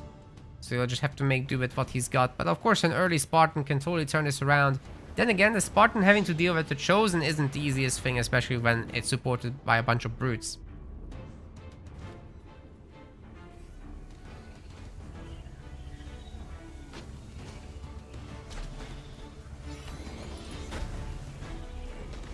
Double extractor and then hero. It's gonna be a slower hero for sure. The cars will have a little bit of an advantage taking over power nodes. He can potentially get 3 of them even. Is what I'm expecting. And then it's gonna be a split map. All the resources are being picked up except this. And I'm sure cars will get around to it. It's the last of the blue. That's what I like to see. Just pick the map clean, boys. Aatrox's Chosen is coming out before the power extractor upgrade. And then it should be grunts from here. Where's the brutes though? Wait. That's not a pad. Oh, I mean, it's a pad. It's not a raid camp. It's no raid camp. Okay, that might be a problem. The Chosen's not that good. He can't handle everything at once. Cars just gets out like 2 snipers. That's all he needs.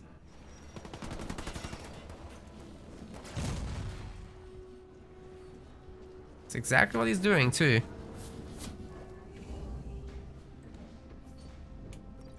Chosen upgrades coming in. I'm gonna be seeing a bunch of turrets from Aatrox, but there's no bases, no brutes.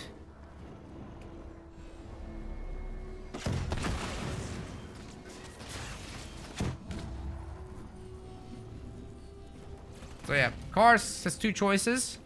One is engage. The other would be to take more minis or power nodes, but he's gonna go for the engage, and it's gonna be brutal because, and like I said, the Chosen can't hold this by himself. He needs some support. The turret can be it, but I'm not sure it's enough.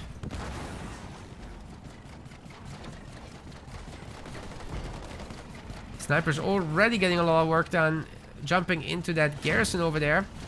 And Cars is doing his best to dodge the shots. A very good job of it, too. Ooh, he's dodged every shot so far from the Chosen. That's pretty impressive. Sniper's getting blasted by the turret, but Spartan manages to pull the aggro. Well done by Cars.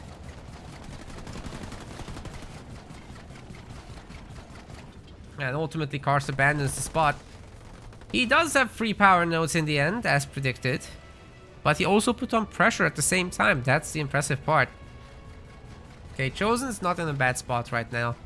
Especially with 2 turrets and the 3rd one coming up. This is very manageable. Is Cars gonna get another base? Right now he's focused on that generator. And supposedly the tier 2 behind that. Aatrox, however, is tier 2 right now. If he gets a tier 2 Chosen, he can run down this army. Like, that is spooky. But there are 4 snipers actually, so never mind. Wow, those grunts are getting wrecked.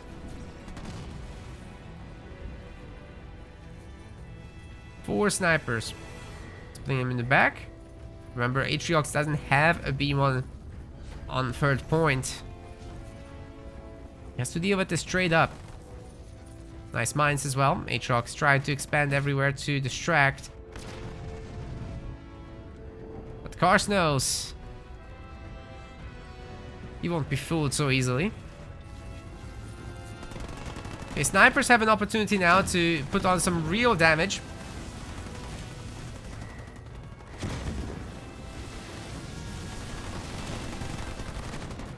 Oh my god, I think they're gonna take him down. Great split, making sure that not everybody gets taken down, and the Chosen's dead. Cars can now go for the bases. and work on those. Spartan could technically steal this, but isn't doing it.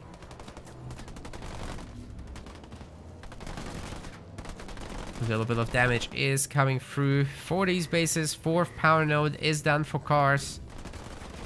Yeah, this one is definitely toast. But the problem is, Cars himself doesn't have another base.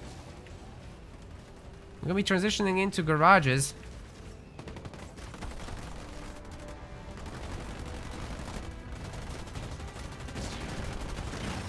And it seems to me the drop turret has missed.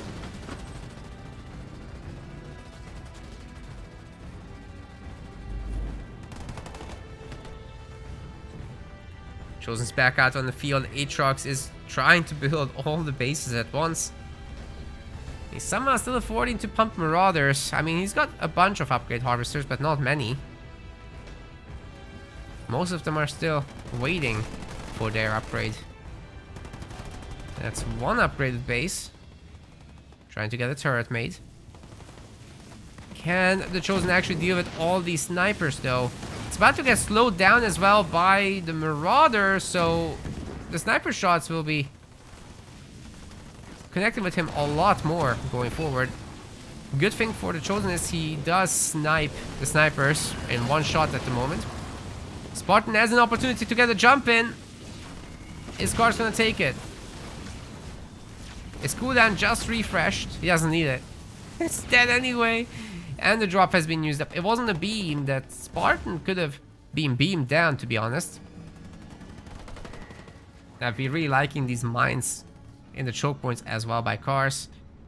Base gets taken down. He can work on the rest. Another base gets taken down. Only this one is up for Aatrox. He's spending so many resources and so little is getting made as a reward for him.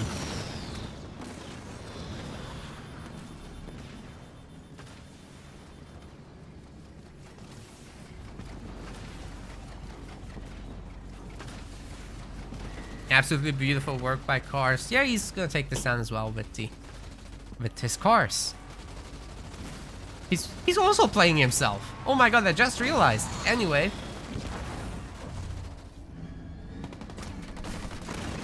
Can he himself pick up a base? Or is she just... I think we're saving for the Sentinel. Yeah, that's probably what this is. Supposedly he could squeeze out another pad or something. Doesn't need that. Doesn't need that armory, right? Engineer won't live long. Especially with these attack resets.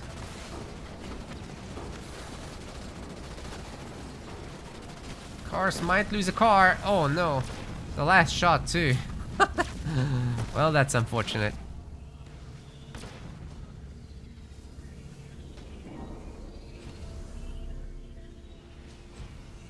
Well, guys, if Cars has this, then there's no more to this series. He's off to the finals already.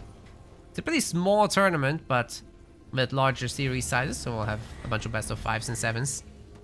Well, the 1-7. Pro League's pretty elite. Only 16 players can play, and more than half have showed up today, so not bad, not bad.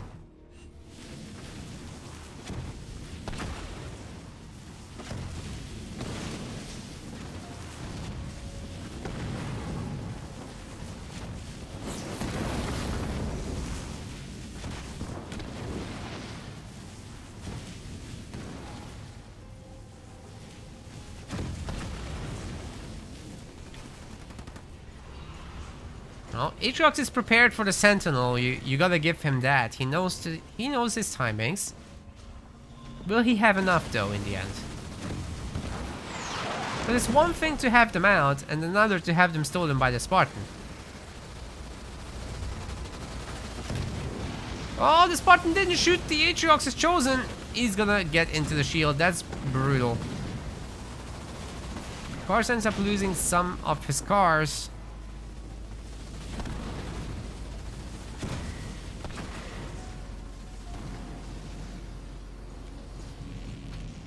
Hello there.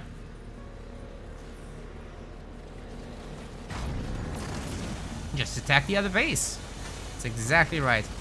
You can stop these units from making it out. Spartan can just steal one of the reavers if he wants. Sentinel goes on the high ground. Shield is gonna be gone. Oh, Karst is gone for a slam to stun these guys, actually. Didn't steal any. That's interesting. And they're pretty weak already. I mean, look. There are some being made, but Karst is... He's smart about this. He's taking down the foundries, so actually none are gonna be made. I don't think that one's coming out even. 1 second. Come on, dude. That is so bad. That is so bad. Okay, the extractor's next. And on the high ground, only the Chosen can really shoot up there. And don't get me wrong, Chosen's good, but this is a super Sentinel.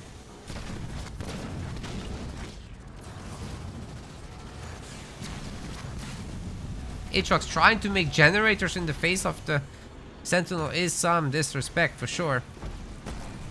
All Karst is gonna do behind this is keep getting his bases, keep getting his buildings, keep pumping some units. I think he can do everything at once, no problem. Shield generator is gonna be cancelled, and I think yeah, those guys are cancelled too. Oof. I bet he wasn't chosen for this.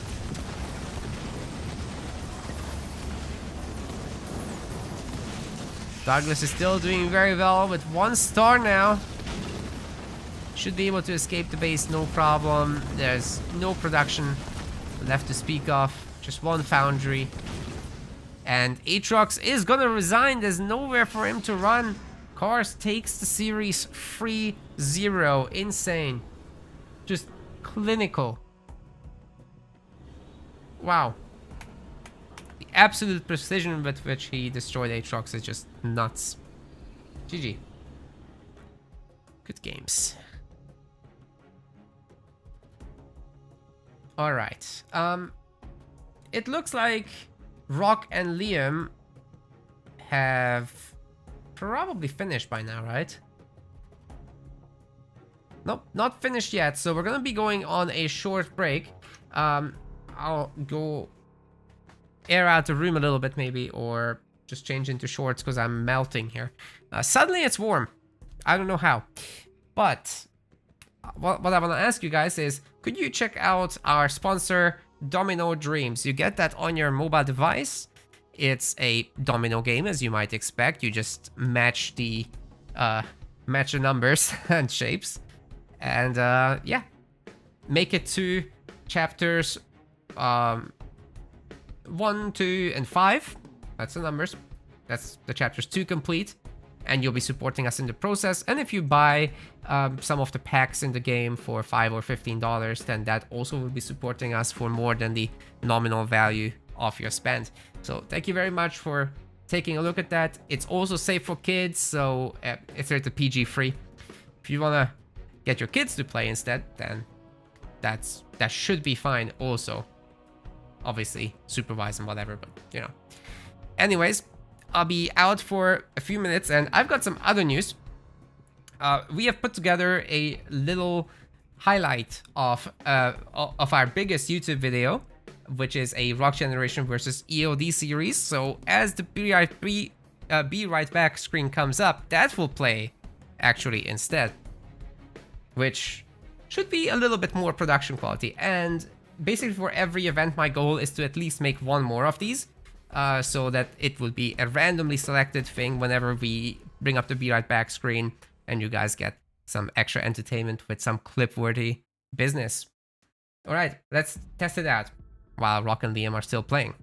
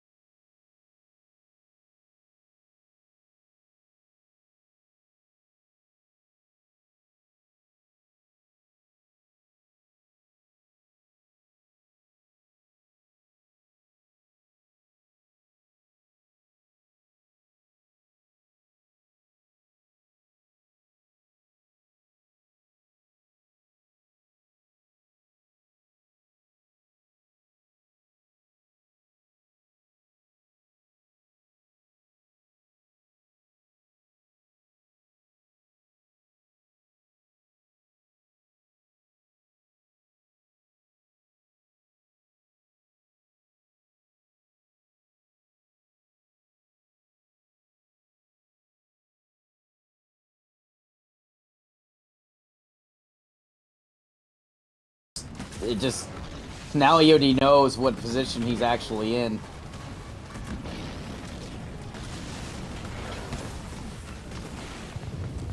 Oh, okay, there's the bulwark.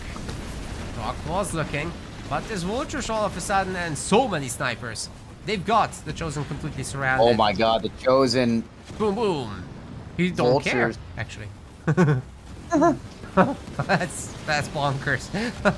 Even the Warthog is partying, but I saw the red lasers. I'm like, I don't know how many of these are vultures, how many snipers, but either way, more snipers coming in. Or same vultures. difference. Teleports Oh my out. god. He was targeted by a sniper at the end there, not a vulture missile. That saved his that life. was close. Anyways, more nukes, more snipes. See if they can take down the Chosen this time. I There's a lot of traded support. his Oh, hero for it. he's so low, I think this time. Oh He's my god, the bulwark. What a This thing's bulwark. only vet 1. It's gonna get so much better. There's them nukes. I think Oh that my god, he died. didn't make it. Yep, it didn't make it.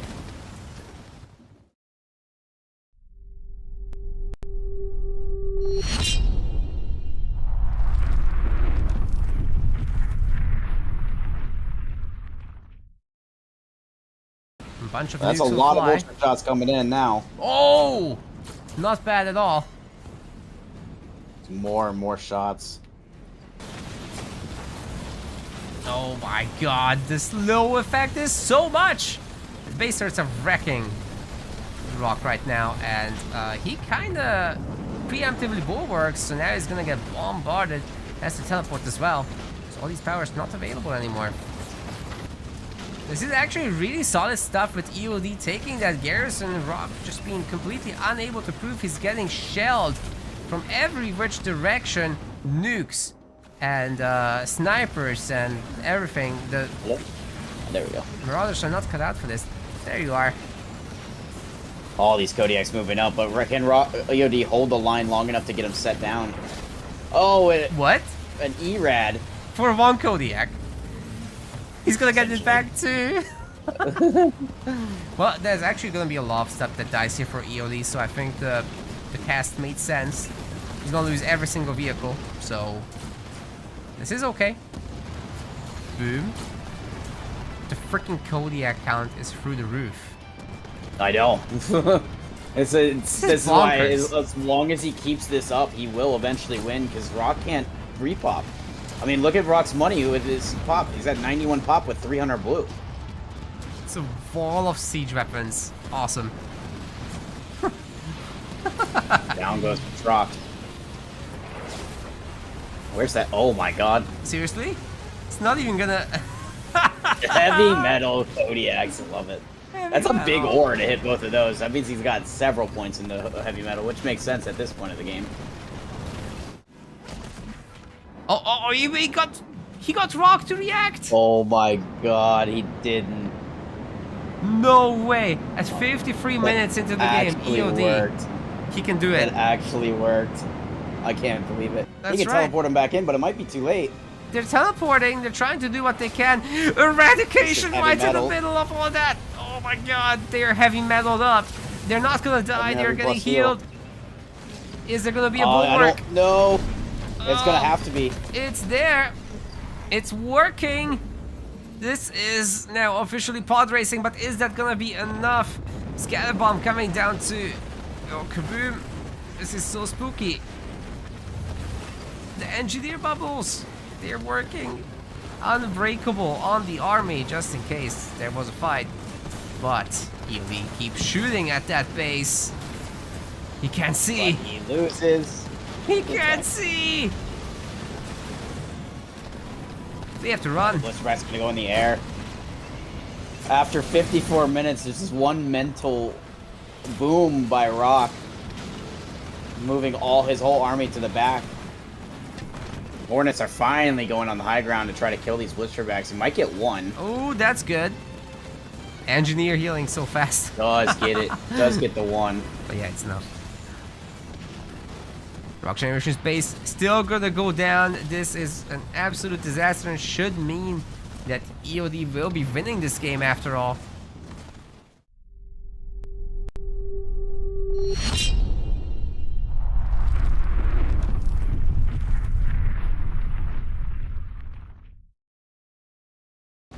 The extractor was almost destroyed on the other side of the map meanwhile. EOD definitely trying there. Oh, the Chosen getting the Arbiter down to no shields. That might be EOD's moment again. You'll probably get the Arbiter kill, but away, but you'll probably lose all this red around it, though. Oh, the Arbiter came back. I don't know if that's a good idea. Very risky. Is gonna heal a little bit, and we got a stasis on the Chosen.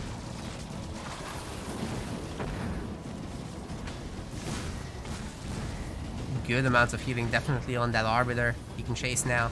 But the shields aren't gonna help him to regenerate there. Have to actually target something with health. Okay, Sui's connect. But is that gonna be enough to Chosen? You might be able to kill the so Arbiter. well. Oh! Oh my god. Something we're not sure about. This is so sad. He just spirit assaulted. Wow, but those gun mines. Oh my god. The ghosts are gone. All 4 of them destroyed. It's a heavy push to the main. No turrets. The Arbiter is going to have to hold this on his own. He is sitting on 2 leader points, although I don't know what he could really do besides mines Conduit of Rage. Well, with Johnny here and the potential bunker landing, this looks like a pretty strong push to me. Arby's out, but I don't think he's upgraded yet. It's coming, but that's gonna be a while. So Rock needs to do damage. Upgrade for the Euro. Surprised he hasn't put mines down yet. He can mine the garrison. Oh yeah, for sure. What he actually is just gonna stasis it. It's even better. Oh, they popped out! Kaboom! Yeah, he popped out to put his hero in. But like, there's another garrison. So much damage on these Marines all of a sudden. Question is, can EOD afford to get a turret up? Because it's going to be really hard to deal with that otherwise. Yeah, and more Hellbringers coming across as well. One of them already is a star. If he could heal this, that would be sick. But looks like the Enforcers are just a little bit too much. Take out several of the buildings. Rock has the cash. EOD cannot lose that hero. Oh god. Oh my god, it's down. That is huge. If he kept that thing alive, I actually think he'd hold, but he just killed so many units with it. Probably was close to vet 1 himself. Yeah, I have to agree. Pumping Sui's. Yeah, he was just pumping Sui's too to thin the army out even further.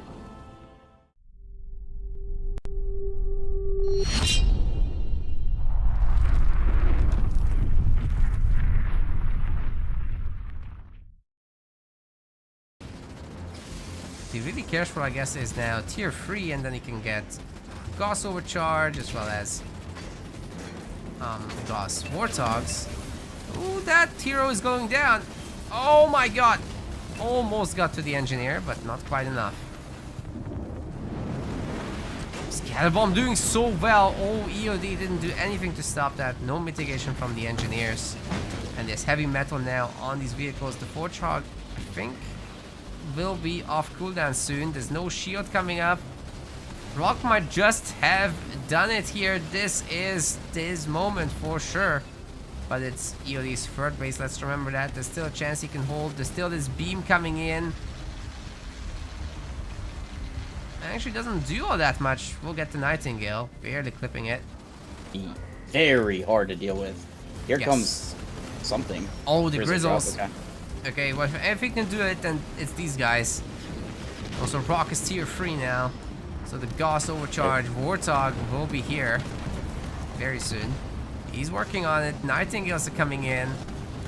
And the Hunters are going down to this. There's no engineer bubbles. Where are they? Displacement a little late. I was gonna say, displacement's gonna come in. But yeah, he split them up though, so that pretty much guarantees the 2 Grizzly kills, which is pretty big. He didn't displace the whole thing. That was really, really good. It's a good trade for the one Steve, I agree. Good amount of Gosshogs though, doing a little bit of an attack, as well as a counter-attack. There's, again, nothing at home in EOD's base, like you pointed out. Just 1 turret, and that's it. Okay, got extraction and displacement. Oh, that was beautiful. Into the beam! That was so beautiful. Not only was it into the beam, he put his units to a point where Rock couldn't get away. He really tried, but Forchog it takes goes down. time. And Chippy McShipface is now invisible. The whole thing. Beam level 2, but a natural clump. Oh, this is doing some good damage, along with all these hunters. But Yeah, here there's comes a the shield Grizzlies. coming up on the base in 5 seconds. Oh my god, it's coming up. Just barely. But Grizzlies, that's a still lot a of tough hunters situation. here. But the Forchog's dead, so a lot of the armor is going to get lost here. True. This is all of Rock had. Rock has to leave. He needs to rebuild his army, hit somewhere else. Oh, honor guard. Ah! Ooh, gets Oh cloaked. my god! Oh my god! Another spirit support coming in as well. It's one way to counter displace. Forward teleport. Oh, and he teleports straight to it. Yeah, good job finding exactly where they are. The spirit support Oh my gets picked God. off.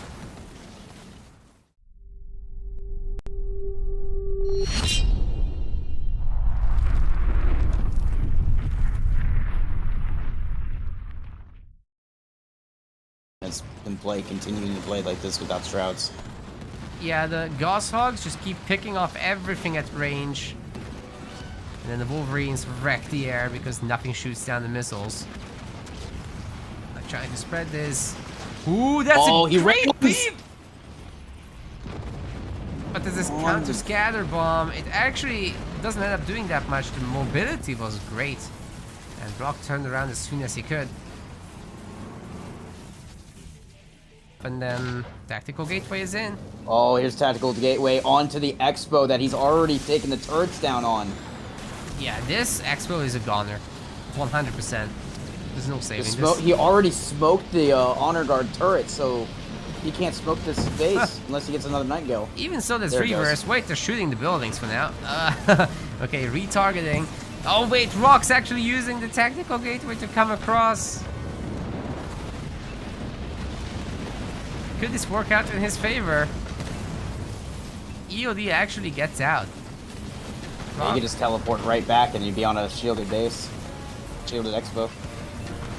Double. I forgot that shield base has already lost his shield, but Oh, that's right. Scarab it still has an thing? upgraded. There's the shield. Oh man, seriously? Nothing was targeting it.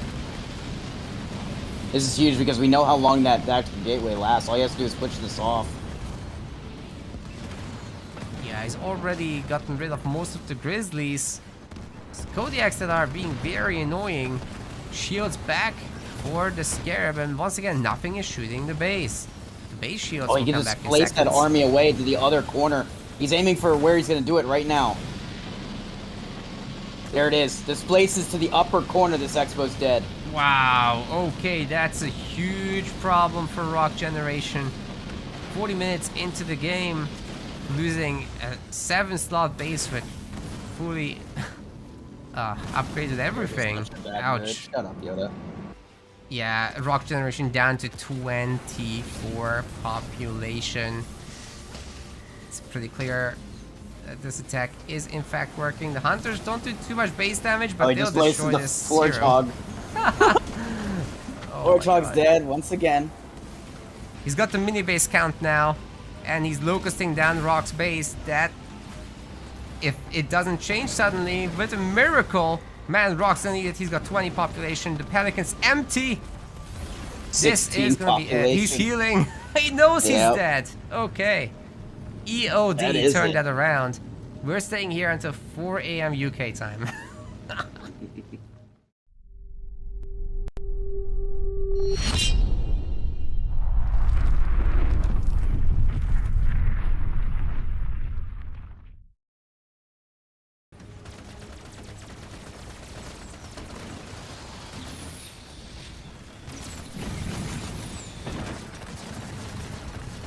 Oh, good extract though.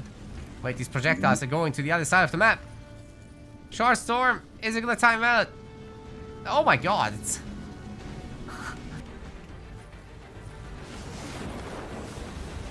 Hey, not a bad beam, but teleport once again saves it. Oh, the Braves are fine.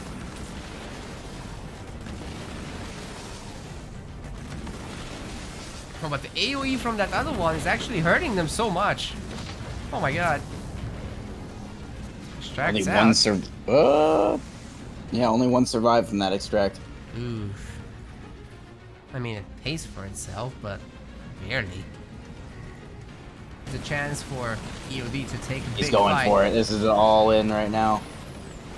Mass cloaking. This is a lot of the remaining eco he has, but it seems to be working quite a bit. Good counter beam, though. It's gonna reduce EOD's numbers a bit. Spirit support is already gone. But once again, an even fight, like you said, that's great for EOD's current position. He can take these equal trades all day and come out actually ahead in the grand scheme of things. Rock cannot remake that entire army. No way. In fact, he runs over mines and the Braves are detonating. He's got to tap out. Is that a scout mine? That is a scout mine. Well, sadly, once again, it's not really coming into play. As he's gonna have to Thank tap God out. there was a resign, because it was going to take a while for EOD to build his army back up. He only had 44 blue. But this gen is already at half health. Okay, here it comes! Oh my god, it's Oh just my one God. landing! That's actually super lucky for Rock. It was two, okay. But it was a premature detonation. Not gonna kill anything. It's a cleanup. As long as you get those gens, it's cost effective, because this is the only gen. But I don't know if he's going to get it. Oh my god, he's got it. Oh, he got it. I think he needs it. Good job escaping that Mac Blast. That's as good as it could have gotten. Yeah. But there's just so much here. Oh, the mines are here. They're gonna detonate. Ooh, a nice start. But there's still so much. Mac Blast is gonna hit. That's as good as it gets. Oh, Holy that's a crap. Mac 2, I'm pretty sure. But But it doesn't matter. Rock is just too strong. He built up such a big map control here. And he is going to take the tournament. So guys, it looks like Rock Generation versus Liam is still ongoing. And yeah, it might be coming to a conclusion very soon, however, because it seems to me Rock has a massive army lead. Let's take a look. Take a quick gander. Just gonna soft cast this. Vortis siphoning all the resources there.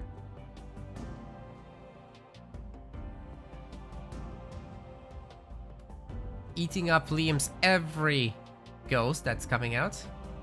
There's really no counter on tier 1. Liam's gonna give up. We've got ourselves our next match then with that. That is going to be Rock Generation versus Hero, as I recall. That's exactly what's gonna happen. So those guys are gonna take their time to set that up. The score is gonna be 2-1.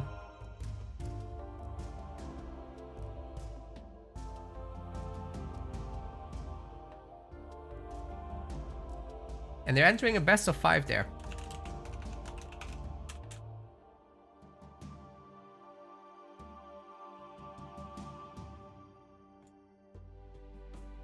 So just a matter of time until they start with everything. Hope you guys like the little highlights. I apologize for the audio mishaps. I've had it on listening in as myself, but also on not putting out the audio for you guys. That was stupid. Anyway, fix that eventually. And yeah, there will be more clips for the next event. Speaking of the next event, while we wait, you guys could go and sign up. We already got the 2v2 Rising Star tournament on the website. This is going to be happening on the 3rd of May.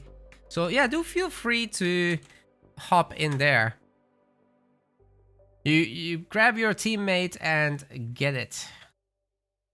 Shout out also to Krillipad, who donated back some of his winnings. That's £10 to this prize pool. So yeah, looking good. Looking good. Nobody signed up yet, I think.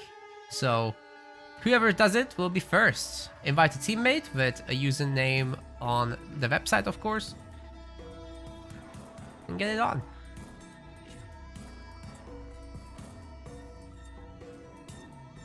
But alright, I think Rock might be wrapping up his business, and the draft is being made by Rock.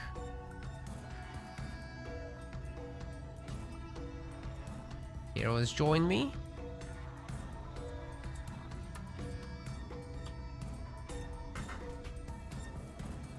Yeah, I've already put together the next one. It's gonna be a pretty epic thing. It's a more recent one that is gonna be added to the show.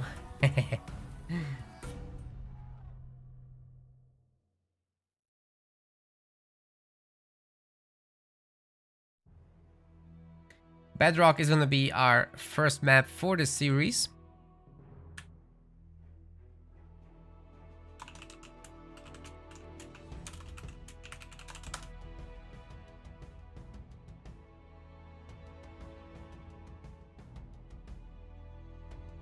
I'm assuming Rock wants to be the host, because these guys are both in the US. I'm like here across the pond, so not practical.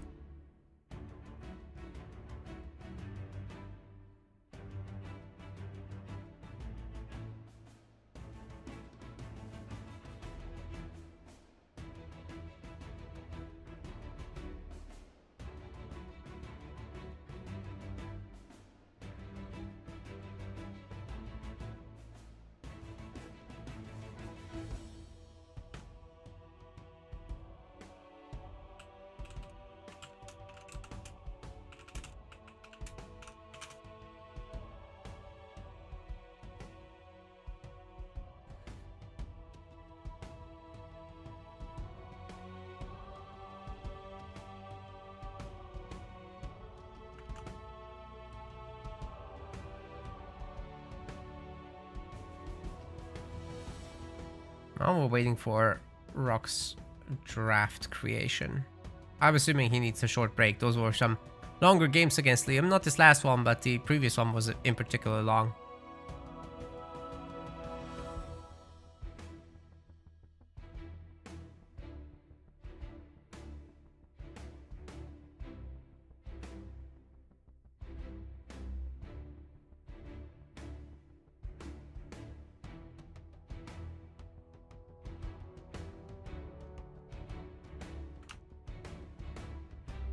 Yeah, Rock is definitely going for a short break.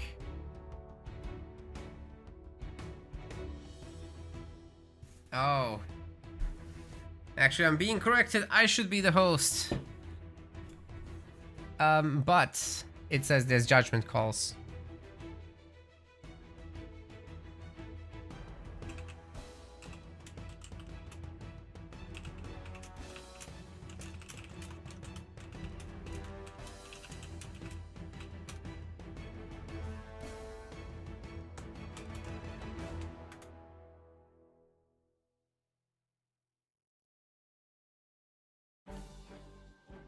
Here's our draft.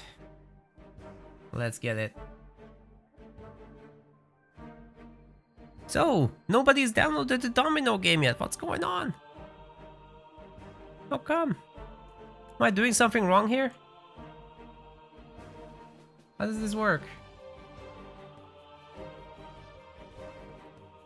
Send help, chat. Send help. Tell me what to do. Wait, that's a very bad idea. Don't tell me what to do. That's a very, very bad idea. I take it all back.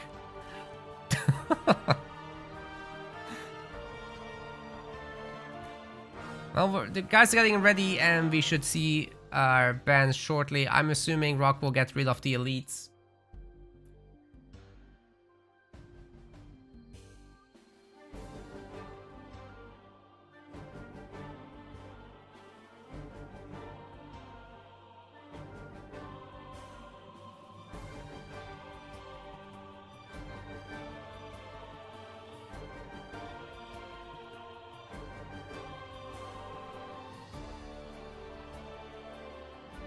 Oh, Rock is deciding on his ban. Is it gonna be the elites? He might mix in some colony.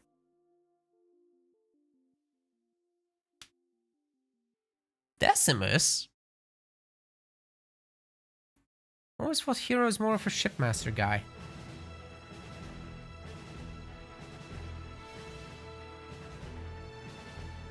And the Rock would have had the pick advantage, so he could have picked Decimus himself.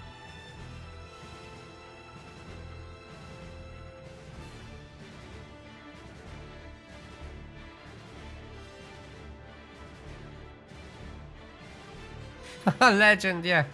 Yeah. Yeah. That's what I was worried about. Gonna be getting rid of colony. There's no way Hero bans ship. Yeah, he gets rid of borders. Rock can pick ship. Use it as a ban against Hero. He's got a good ship himself.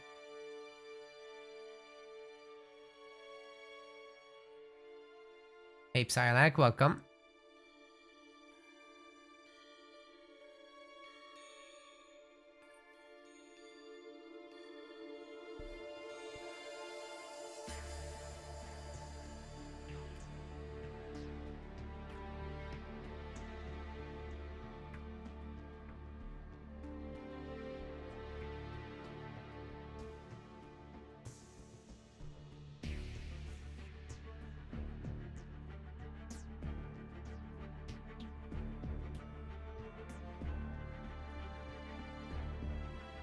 Oh, Hero does get his ship. That's strange. But hey, Rock is gonna give us some UNSC, I can't complain. It's gonna be the first UNSC I see. Huh, not quite. We've seen some Anders.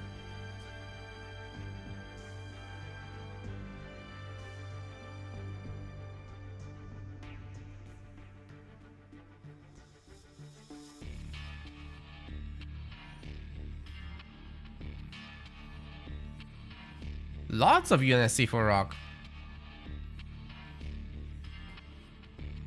Now it's just between the remaining UNSCs.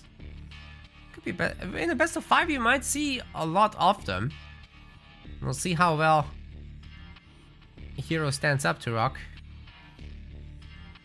If it goes to 5 games, there's a lot of content to be had here. With all banished bans especially.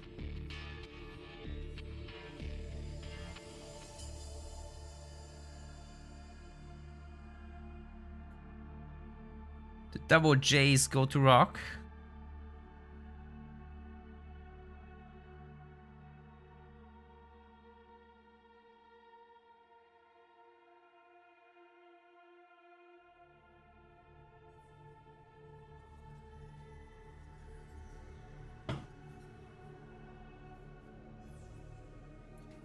Kinsano. No Serena. It seems to me lately there's been a more popular pick with Kinsano.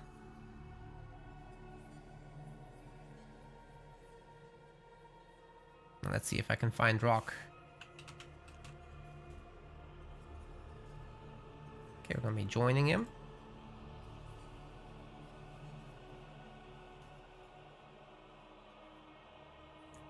So, with the first map being, what was it? Was it Bedrock? Yes. So on Bedrock, I would say this is gonna be a classic Atriox pick, probably.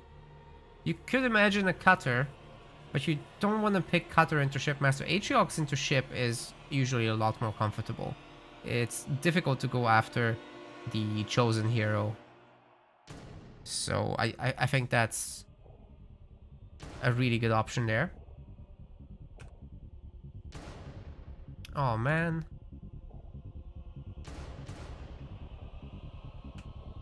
Why can't I join Rock? He apparently sent invites.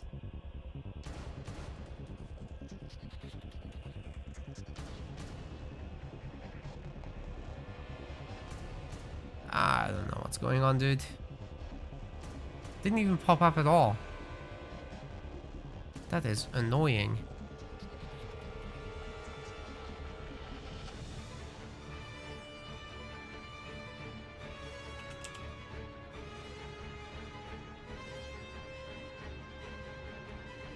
Sometimes the game just kinda doesn't want to enter lobbies. Alright, now I'm getting invites like a minute later. Great.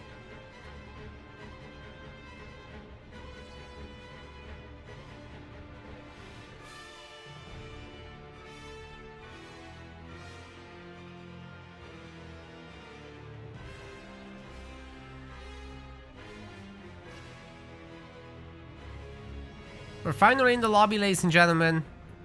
I think we're essentially good to go. Let's hit it.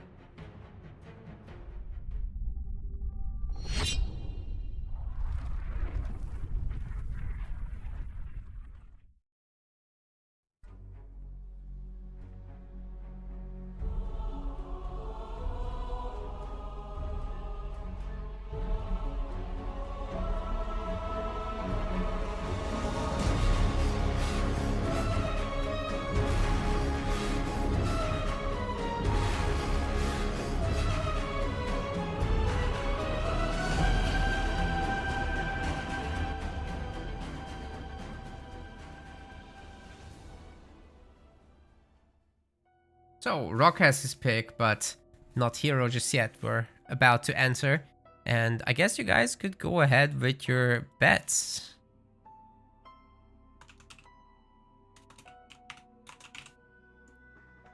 Go for it.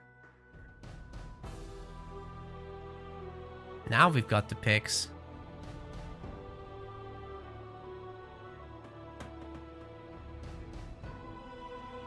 Not what I would have expected, but should be interesting.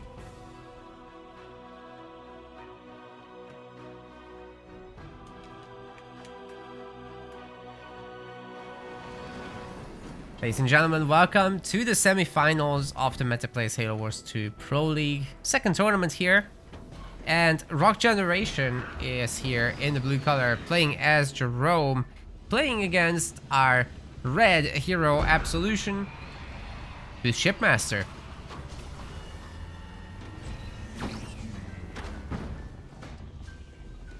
So, Jerome against Shipmaster, how does this usually go? I would say Jerome is all about having a nice blob around his hero. He might go into some relatively early Mastodons and use those to carry a bunch of snipers around, make sure that that doesn't go down to some random ghost business. But Shipmaster has a really good opportunity here to steal minis if it's a hero opener, which is versus mini-based stealing. I think the Brutes have a small advantage over the Hellbringers, just in terms of base damage, but they wouldn't necessarily be winning against a large number of Hellbringers if they end up directly fighting after a base trade. So Rock has to be very careful with not losing his own main. And he probably needs a barracks back home, or at least a pair of Jackrabbits to hurt any Brutes. Let's see if he can get that done. Scary part is, of course, they'll just use their jump pack ability to get into the main base. It's just supply pads, forcing Hero to essentially clean this up. And he is gonna have some jump routes here. And now on the other side, it's all pads. Wow. Okay, if Banished is here, you'd really think that they'd be... No way. Like, I'd really think they'd be attacking. For UNSC to be more defensive makes sense because of the Brute base damage situation, but for Banished, why? I guess you could make the argument that they clean up fast. Rock's going Jackrabbits, actually, not for hero-based business.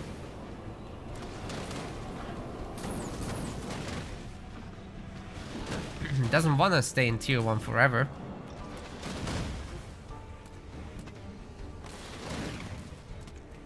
So what is tier 2 about then? Is this just Jackrabbit Hellbringer?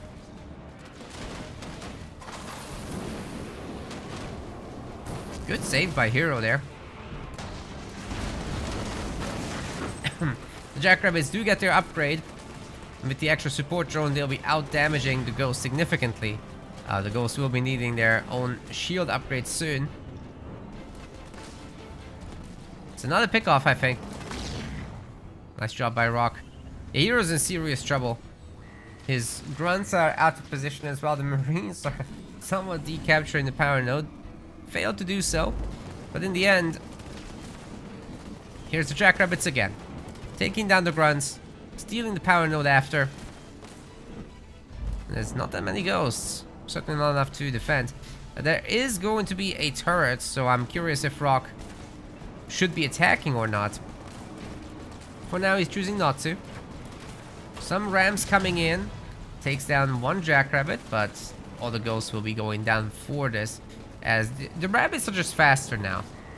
With time for heroes, it really flips this relationship on its head. But also because Hero never actually got himself the shield upgrade, it's double painful. He's got himself a lot of upgraded harvesters, so I'm really curious. He is going for shields, isn't he? No. Yes, yes. But all the ghosts are dead and he gives up. Oh man, that's a brutal start. That is a brutal start. You'll have to... He just burnt his shipmaster, man. This is tough. It's one of his best leaders. Really rough start for Hero. Wow. Rock just took away his lunch money.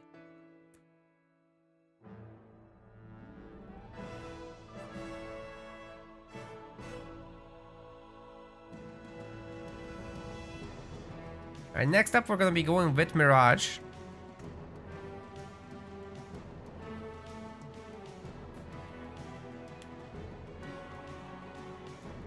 And I'm guessing Rock is staying host. Let's kick it off.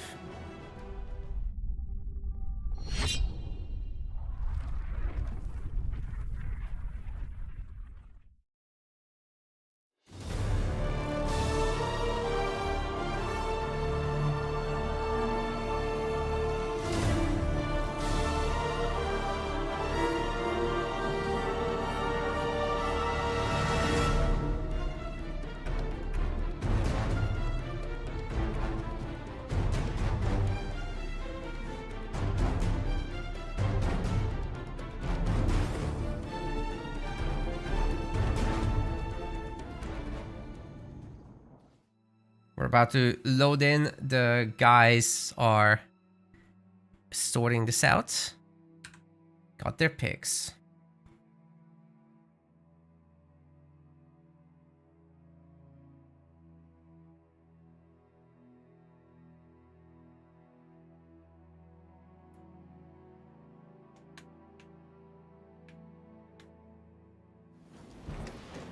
Welcome everybody to game number 2. Rock Generation in the blue color will be bringing Forge to Mirage.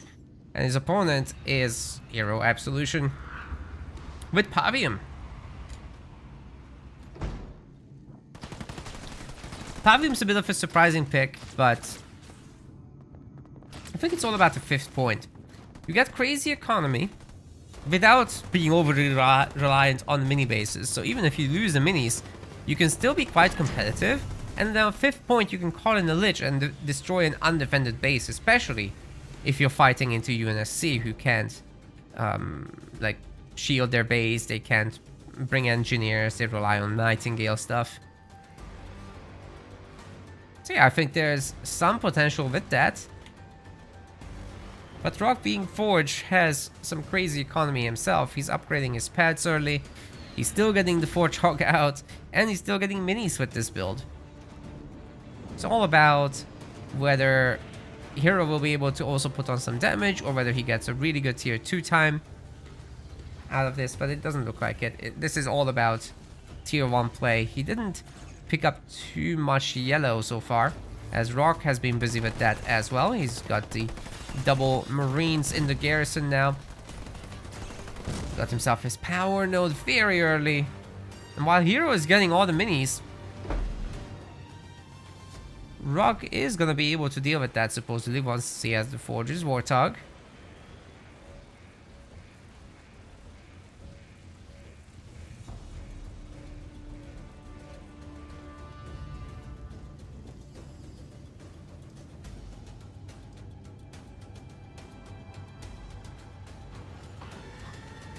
Well, guys, at least Hero didn't pick Insano into Forge. That would be worse.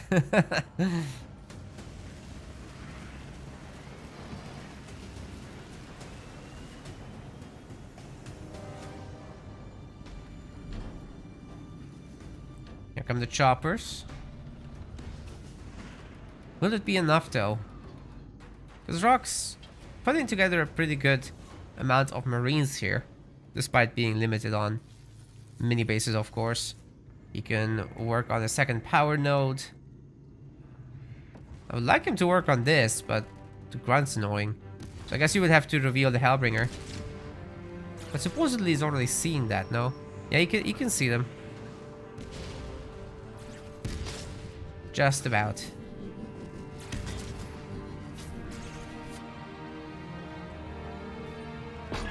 Triple chopper pump coming in.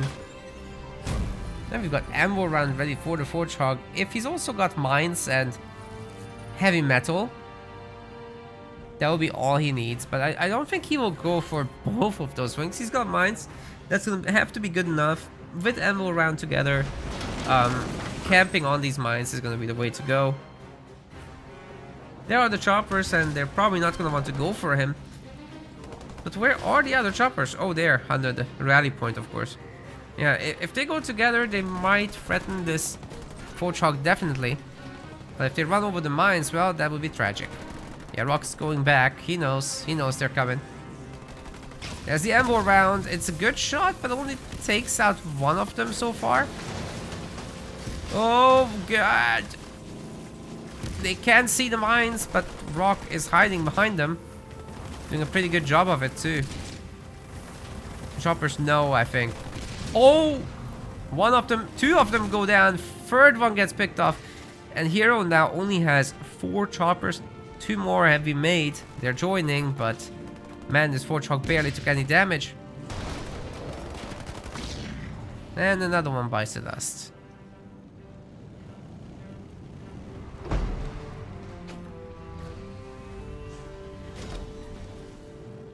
This is rough. Trying to make a second generator behind this is Hero. Rock's just gonna take the close by base. He's very confident here. Meanwhile, the Hellbringers have cleaned up a mini base. Nothing too unexpected there. And I suppose another generator is coming momentarily. If Rock doesn't forget. I don't think he'll forget, but yeah. Lotus Mine's ready. If you can get a nice high ground position with the... Get out. That was way too good of a shot to just happen like that. He can use the high ground, of course, for some mines. Even detecting choppers can't see that. Is he gonna? Does he have mines? Oh, they're misplaced. But he has heavy metal. Okay, he doesn't get scatter bomb. That's interesting. I guess he feels confident enough with his units to just take this down. He's done a good job. Now, again, there's just barely any choppers left. Meanwhile, the second generator is coming up. Hero is burning out all his buildings, right? So, significant power income coming through. Is there no losers bracket today? No, we are making bigger series happen so that these guys don't have to play best of threes. And we can only really do that with single elimination.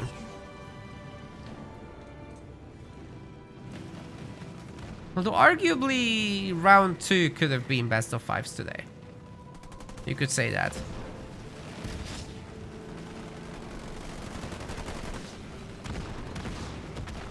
Here come the grenades, guys. This is overwhelming now for the choppers. They can't fight everything at once.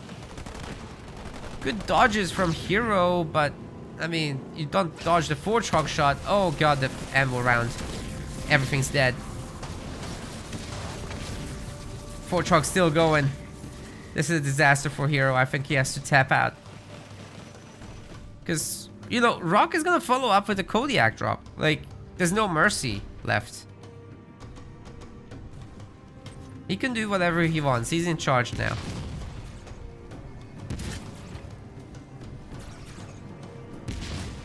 Marine might be stopped. That's unfortunate. I'm sure he's got backup.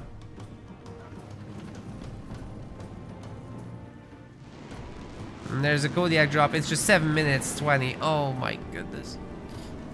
It's gonna hurt so bad. All the pads of Hero are gonna be just taken down. Well, at least Rock's extra base didn't make it. There is now a Hero base there. Hunter's gonna be sniped. Well, the choppers might get something done here. Do we have a heavy metal? Don't need it. The 4 is still going. Are you kidding me?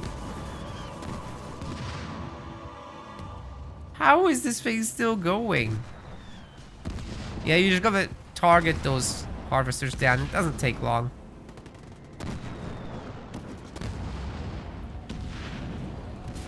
Obviously, I don't need to tell it to these guys, but you know, at the lower levels like Rising Star and below, you see people using Kodiaks but just letting them do their thing. So what you really want to do is take the Kodiaks and separately target harvesters with them, or whatever important building you've got, because they do so much more damage to buildings than they do to hunters. It's just a waste to not use that DPS. And Rock knows this. He only takes down units when it's easy.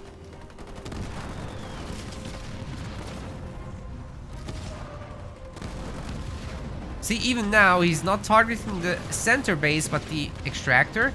It's just a more guaranteed a bit of damage.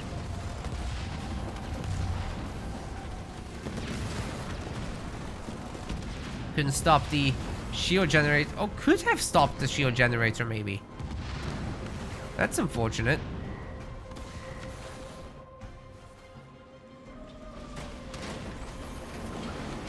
Put some Wolverines out. If Rock gets enough Warthogs, he might be able to save his base. Wow, combat tech Marines, man. They're gonna be peppering these engineers now. Warthog will be protecting the Marines at least somewhat with the defensive aura. But Hero is kind of broke. Every unit counts for him at the moment, especially with his counterattack. The Wolverine will add some much needed DPS against engineers, which don't exist, and they're never gonna, because Hero resigns.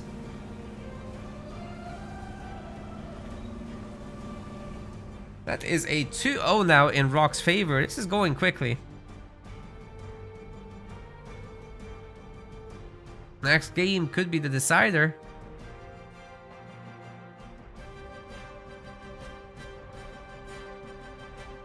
Unless somehow Hero finds a way back.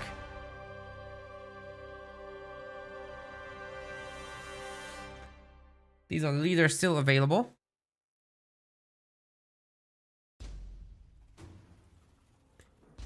The next map is gonna be Vault.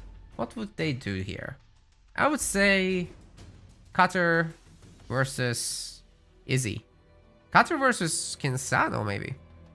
Yeah, if that's the case, then Rock probably would be worried about that and pick Atriox instead. Just use Atriox. It's gonna be good against any of Hero's leaders. That's the safe pick. You don't want to go Cutter into Kinsano, probably. Off we go to Vault.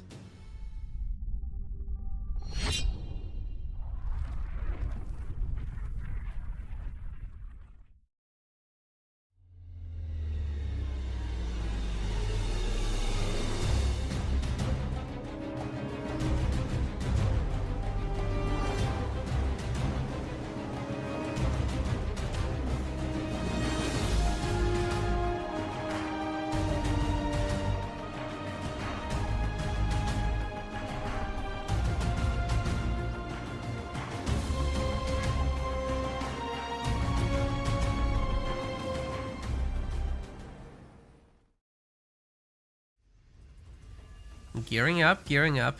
Oh, that's unexpected.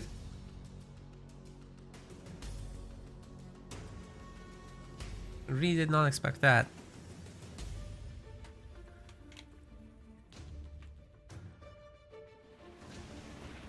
Ladies and gentlemen, blue color. on vault. Rock Generation has brought out Cutter. On the other side, Hero Absolution is going yap yap. Even though he had Kinsano in the pool, he didn't want to risk it against the potential Atriox pick. So Rock kinda mind gaming the mind game. Whew, that could have gone very badly, as Kinsano is super nicely equipped to take down Cutter. Then again, Cutter, you still go Warthogs, you should be fine. It's just a little bit on the harder side. He's got his safe mini. The chopper doesn't quite get to Marine, so that Marine can now maybe look for a little bit of resources here, or the mini base. It's very important that Rock gets at least a little bit of power here. But it's easier said than done. Yap Yap has crazy map control with the initial chopper and all the cannon fodder. And of course, let's not forget about the mine. If a Marine does pressure these guys, you just drop a mine on it.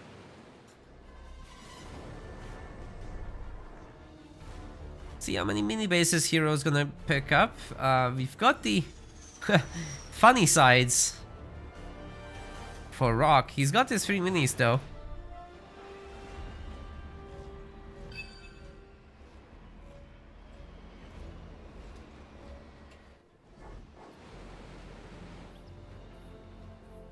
Curious what that's all about. Of course, with a bunch of choppers and brutes, and maybe even some methane wagons, you should be able to handle the initial infantry from Cutter, but if the Spartans out, if there's snipers, if there's Marines with grenades, that is really difficult to deal with, and then you've got ODST to follow up with.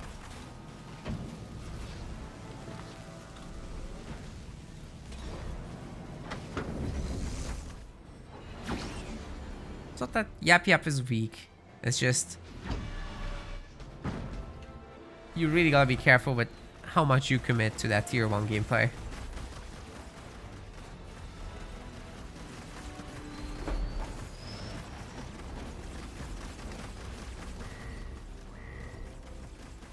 Base is locked. Rock doesn't want to deal with anything.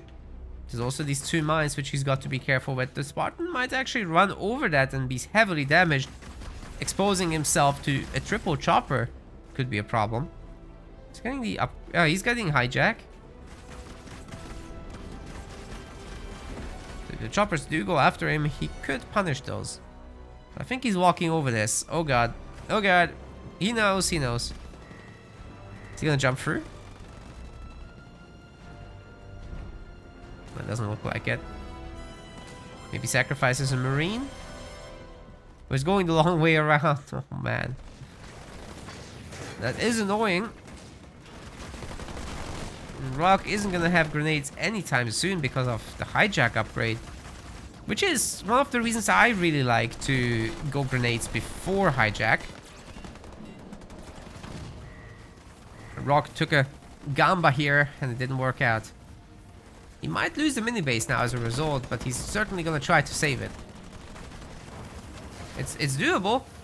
That's a good slam, and mine combo is coming through as well. Those choppers are toast. This is a really good start for Rock. Beautifully done. Can't complain. Didn't really need hijack for that, but that's besides the point.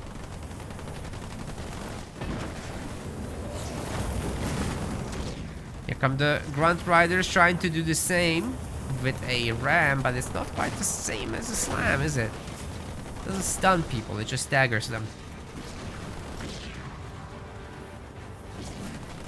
Spartan's pullback micro is top notch. Barely takes any damage, and the brutes are gone. Well, mostly.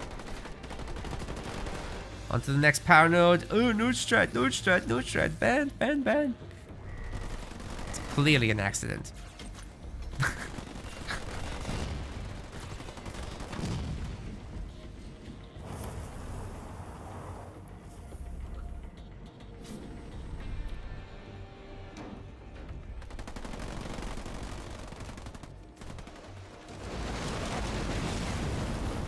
ODSC drop is in. Statues are all set up.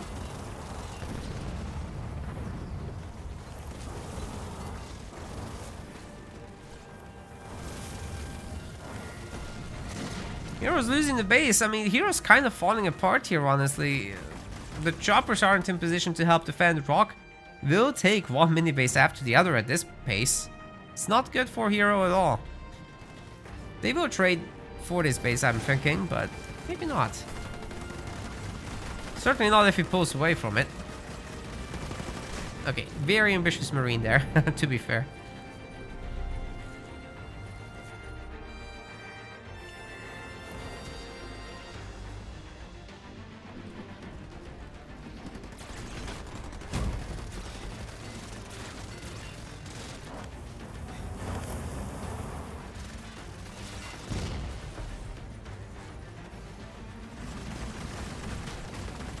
That's a lot of choppers. Where did they come from? Hero's now going tier 2. This is definitely manageable. But what about Spartan slamming mines? That could happen again. You really gotta be careful. Okay, we're fine. Hero was worried about that too.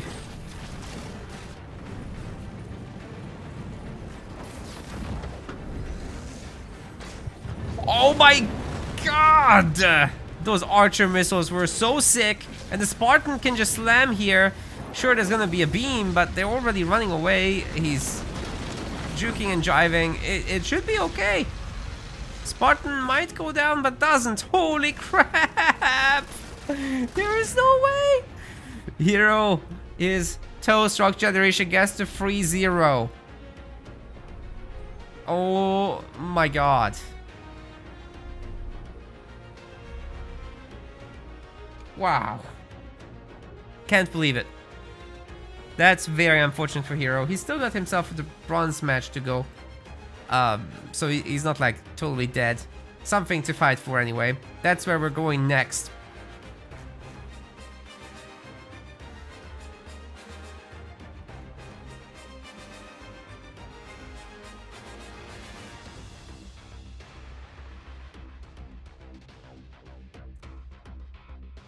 That is where we'd be going next. Yeah. Hero says he felt unlucky in those. Wow. I can't believe that ending. That was a pain point, to say the least.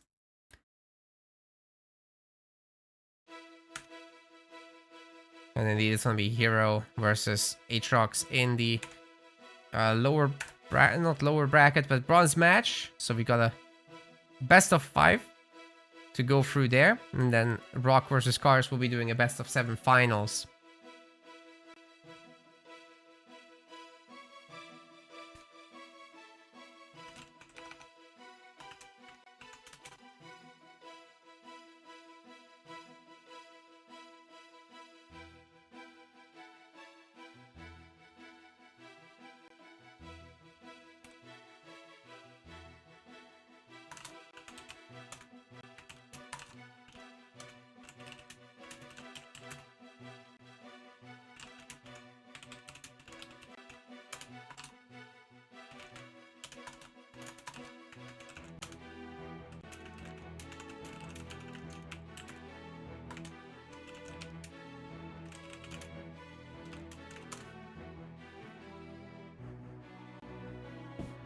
Alright, I've just told the guys to go ahead with the draft.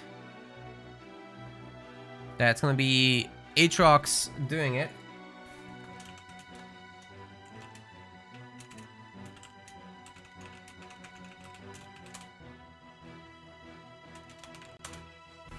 Okay.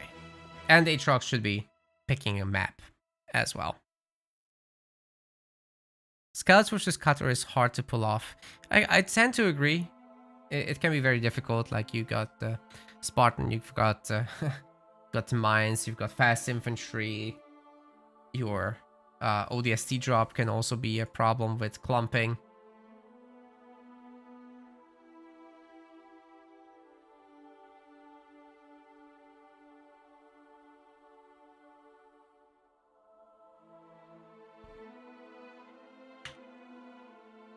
Alright, I'm in Heroes Lobby. We still gotta do the draft, boys.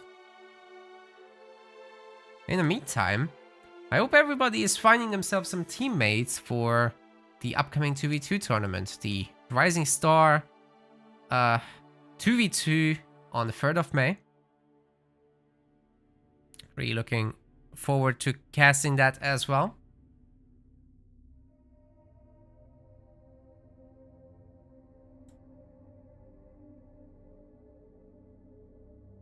Still no signups, but you guys can go ahead and do so now.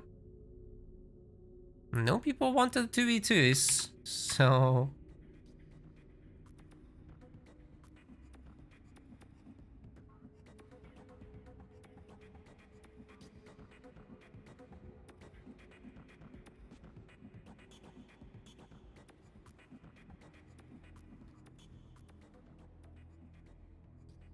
Liam says, hello, I'm back. Hello, back, I'm not coming. Anyway.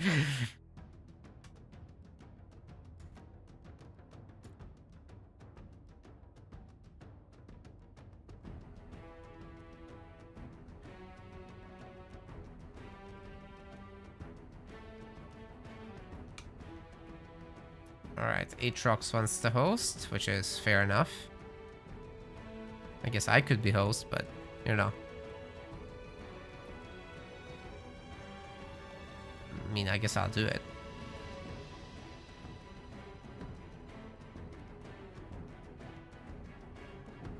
It's only fair between these two, they're too far apart.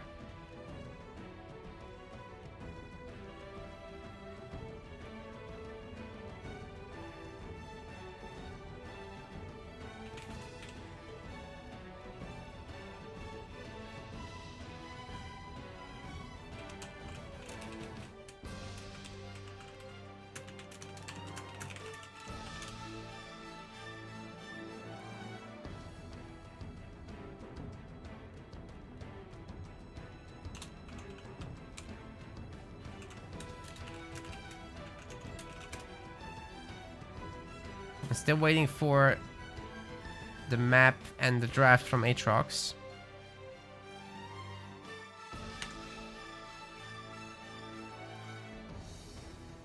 Okay, he wants Vault. That's good. Is there an announcement in the Discord? No, I just posted the link here. We literally just put it on the site today. So you can go there now. But we haven't like announced it yet because it's too far out.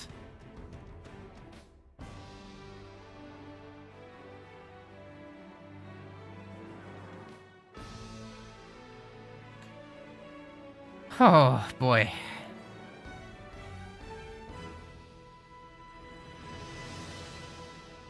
I think Aatrox is having trouble with the draft.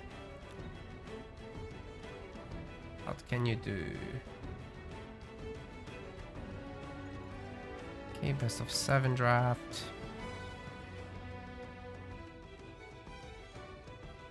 I'm the spectator.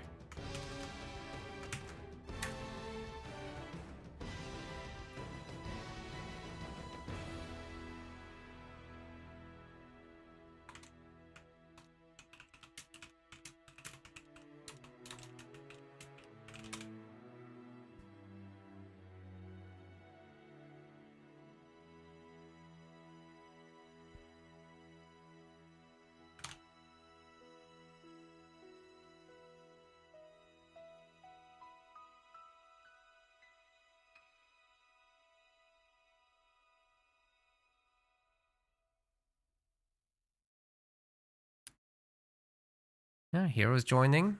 Just need to wait for the Aatrox now.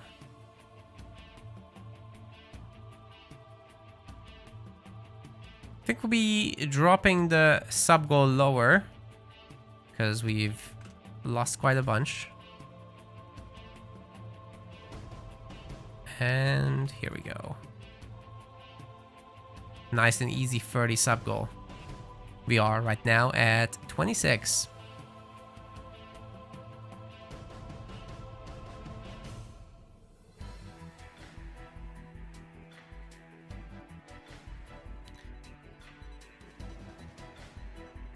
Here we go. We've got the bans. Aatrox is getting rid of Isabel and Cutter. Hero's getting rid of Shipmaster and Colony, even though Shipmaster is one of his own favorites / best leaders.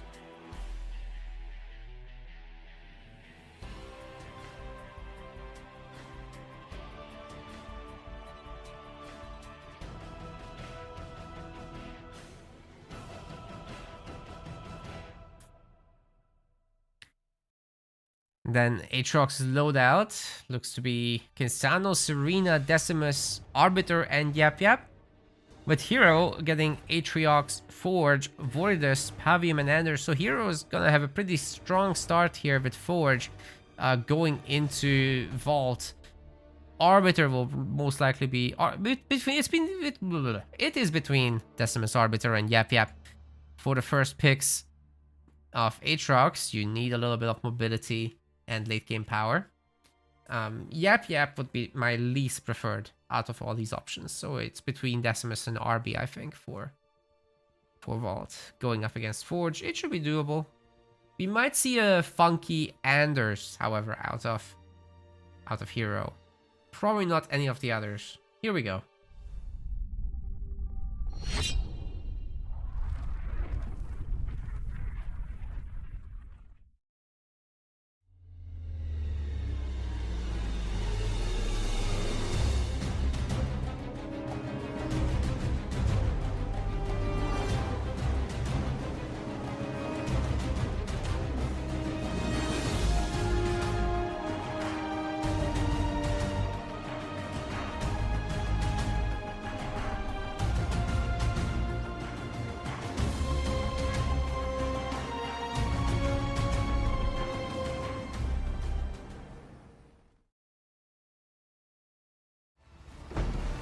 Ladies and gentlemen, welcome to the bronze round. Very strange business. Hero Absolution in the blue color will be picking Pavium. For Vault, it's really strange. Aatrox, on the other hand, will be going in with Kinsano, risking the fact that he might have gone up against Forge if Hero does the meta pick. But maybe Hero just didn't want to burn the Forge into Kinsano, which would have been, you know, a relatively easy matchup for him. But then he has weaker leaders going into the later part of the series. Pavium might be able to do it. He's got a lot of tools available to counter all the fire business. But he certainly doesn't have the mobility, so we'll have to see what he does here.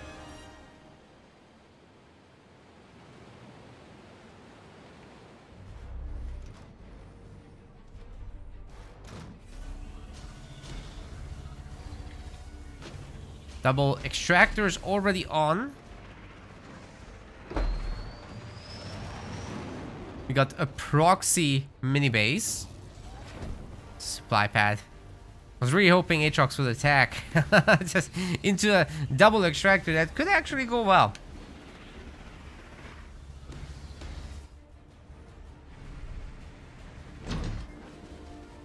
You know, Absolution with the double mini on the side, but it's gonna get Hellbringer down. Yeah, this one's probably not even coming up. Not a bad start for our boy Aatrox. Ooh, Hero actually pissing off the Sentinels, and they're gonna kill the Marine for him. Not bad at all. Wait. Oh. They just zoned out like I did in the other series. Don't want to talk about it. Anyway, Hero's coming out now with the choppers. How did this base come up? Did the rabbit leave? I guess so.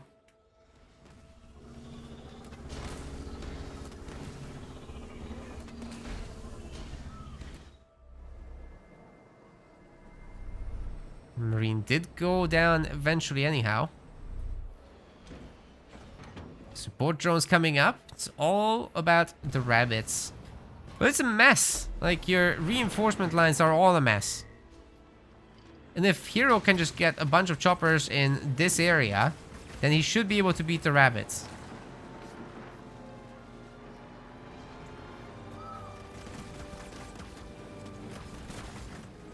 The hero does know what to do here. He does have some weak choppers, which could be a problem. I mean, these Kinsano rabbits are pretty well equipped to fight back. Probably some of the best jackrabbits in the game, especially if the targeting hits the strong one that's currently buffed. But then again, choppers are insanely strong. You know, long term, if you get enough of them, they will handle themselves. But Aatrox kind of out-microing Hero somewhat. Certainly doing his best. Will it be enough? 3 versus 3 plus a grunt.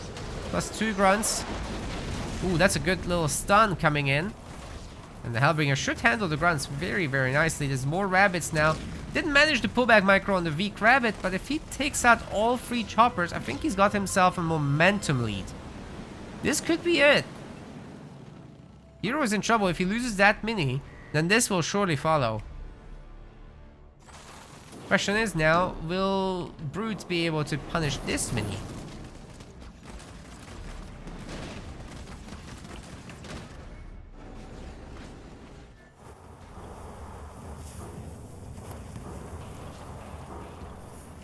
Hellbringer still working on this thing, and all the rabbits are being pulled here in order to deal with Hero's units. Population is about even, but the Brutes just don't add as much to the fight as choppers would.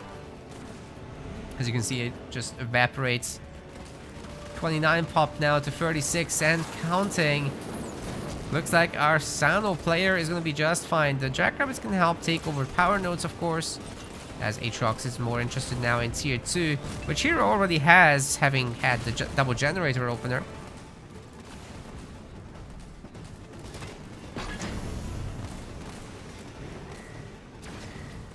It seems to me the rabbits can handle themselves. What is Hero doing there? Getting rid of the raid camp and instead going a harvester. Right in front of the rabbits, but then at the same time also the rabbits are leaving, so it's fine. But wouldn't you have wanted some more hunters there? I guess not. Couldn't have taken the garrison, to be fair.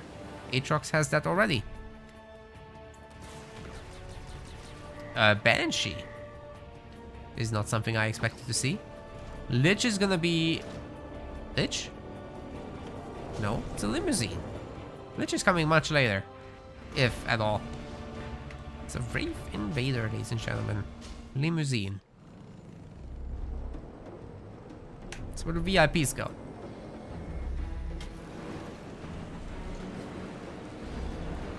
Well, I can tell you right now that these guys can't handle that. With a turret drop you could, but you really want to lose every rabbit? I don't think so.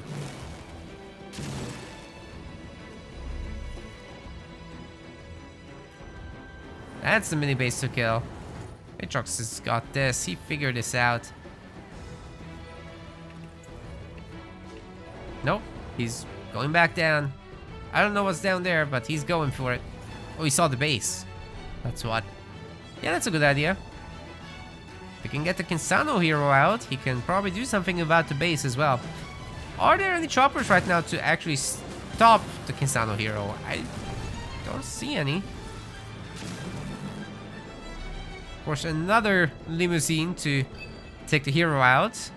Should be guarding him against jackrabbits and help him keep up with them a little bit.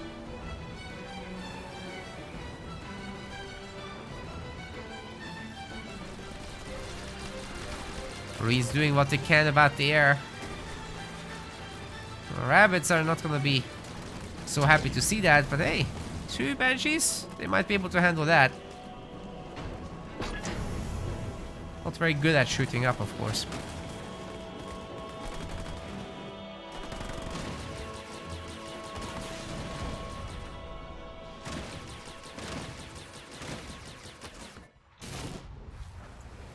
Oh, there she is.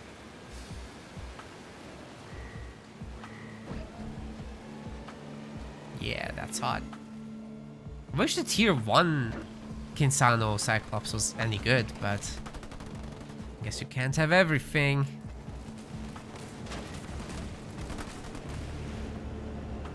Grab is doing a good job of keeping Aatrox going and hold a semblance of map control.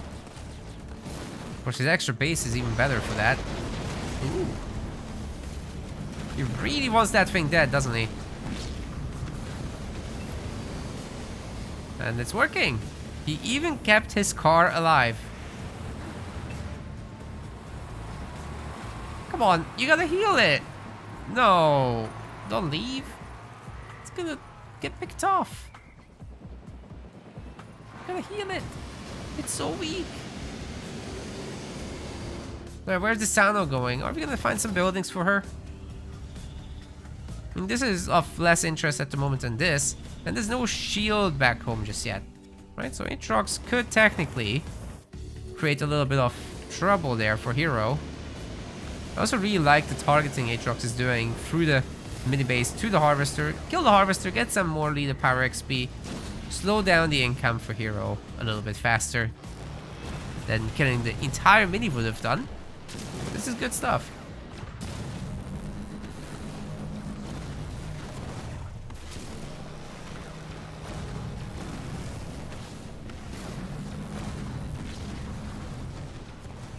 Oh, the chopper just got taken down. Yeah, Aatrox isn't keeping this base, right? Surely not.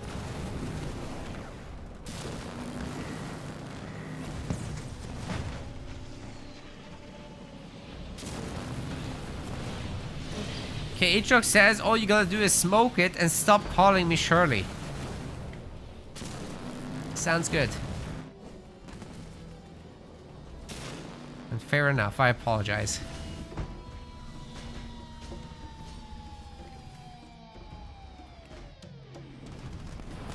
Oh! Didn't expect that big drop. Okay. That grabs the hero right away. Okay, why not? Where's the cars? Oh. I told you this would happen!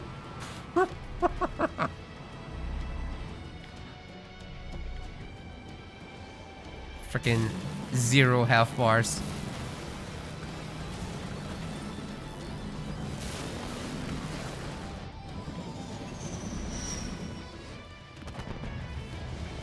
Well, anyway, the drop units now should be able to take care of pretty much all the Heroes mini bases. The Kisano Cyclops shouldn't have much of a problem defending against the infantry. It's the Banshees that are problematic. She can't shoot back. Definitely have to hide down there. And some more turret upgrades would be desirable. At least one anti-air at this point is, I think, what you gotta do. But, we're approaching the 12-minute mark. It's time for an Inferno. By the way, this rally point has been here the whole game. In typical Aatrox fashion. Very fashionable indeed.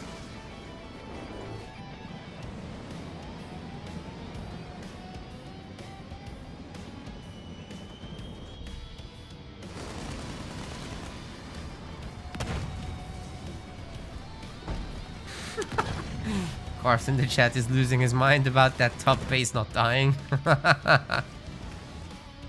All he had to do is any leader power whatsoever. Anyway, Hero does have his Lich.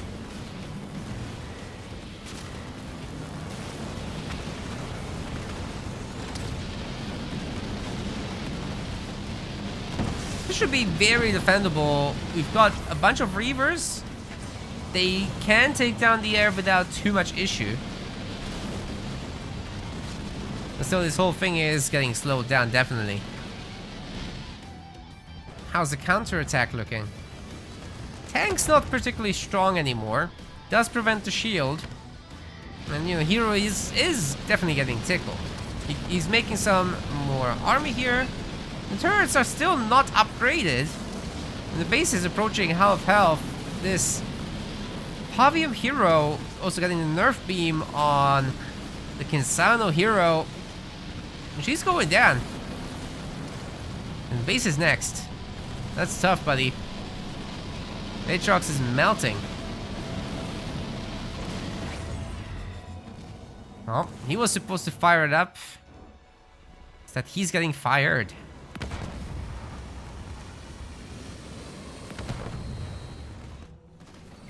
Tough stuff. Hornets are in. Together with Inferno, they might be able to pick off a handful of these buildings. They are going to be chipped away by all this fire after all. Maybe he has another drop. A Flamehawk drop wouldn't be too stupid. I'm ready. Shield generator can be burned down without too much issue. It's the first building going down. We've got the double Hellbringer drop. But where is the Flamehawk drop? Are they going to be used on defense? I think there's more turrets here. Hero won't be able to breach this base without... Oh, hello. It's no Lich, right? So he can't breach that. The counter-offensive is looking strong. Especially if Tank and Flamehawk join.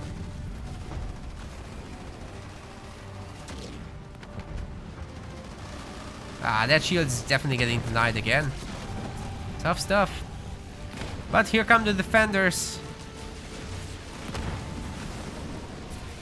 Tell you what, I'm not even sure this gen will go down. Flamehawk drop is ready. Oh, that's why. It wasn't ready. Now we know. Where's a heal for Hero? You really gotta go heal. Against an Inferno user, right? Makes so much sense to do it. Ooh, is that the tractor actually gonna die? Fire is damaging it quite a bit. Engineer is trying to save it. So in the end, the Harvester got destroyed.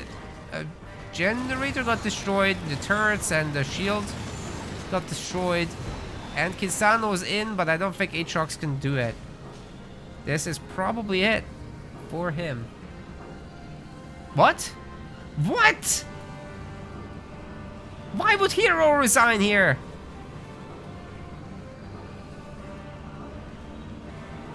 I don't... That must be a disco... What? He wasn't in a bad spot. Genuinely, this was doable still. I am so confused.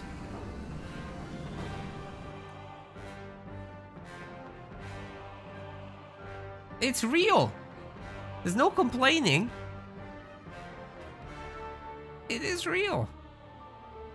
He's still here. Wow. Okay.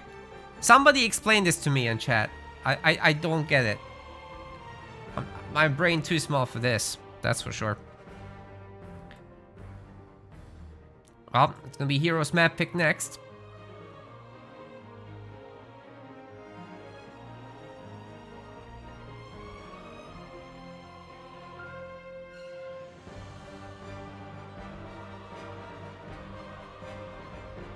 Chat, you owe me an explanation.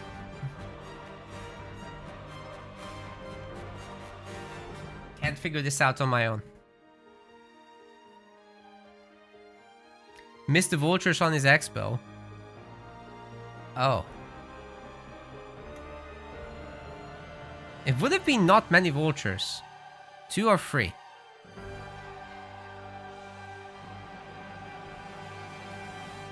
Let me go back.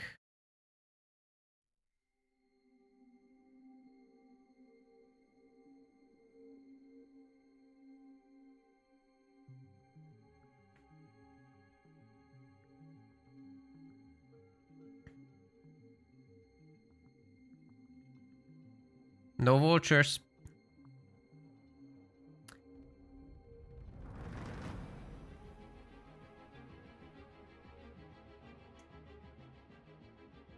Oh, I did miss it. Okay, fair. But he still had 2 bases against 2 bases. It seems doable to me. I don't know. What do I know?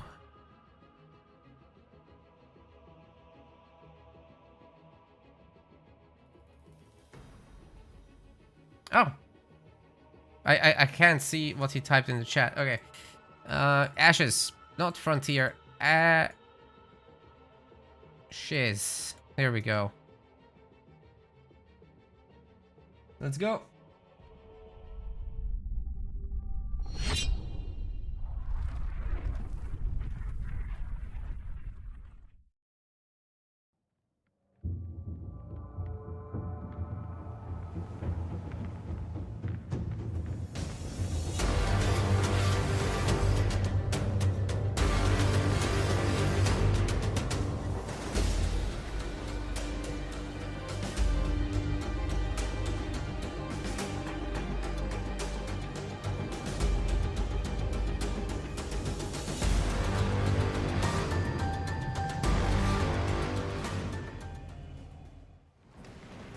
Welcome to Ashes. Here in Game 2, Hero Absolution will be pulling out Forge. It's a pretty meta pick.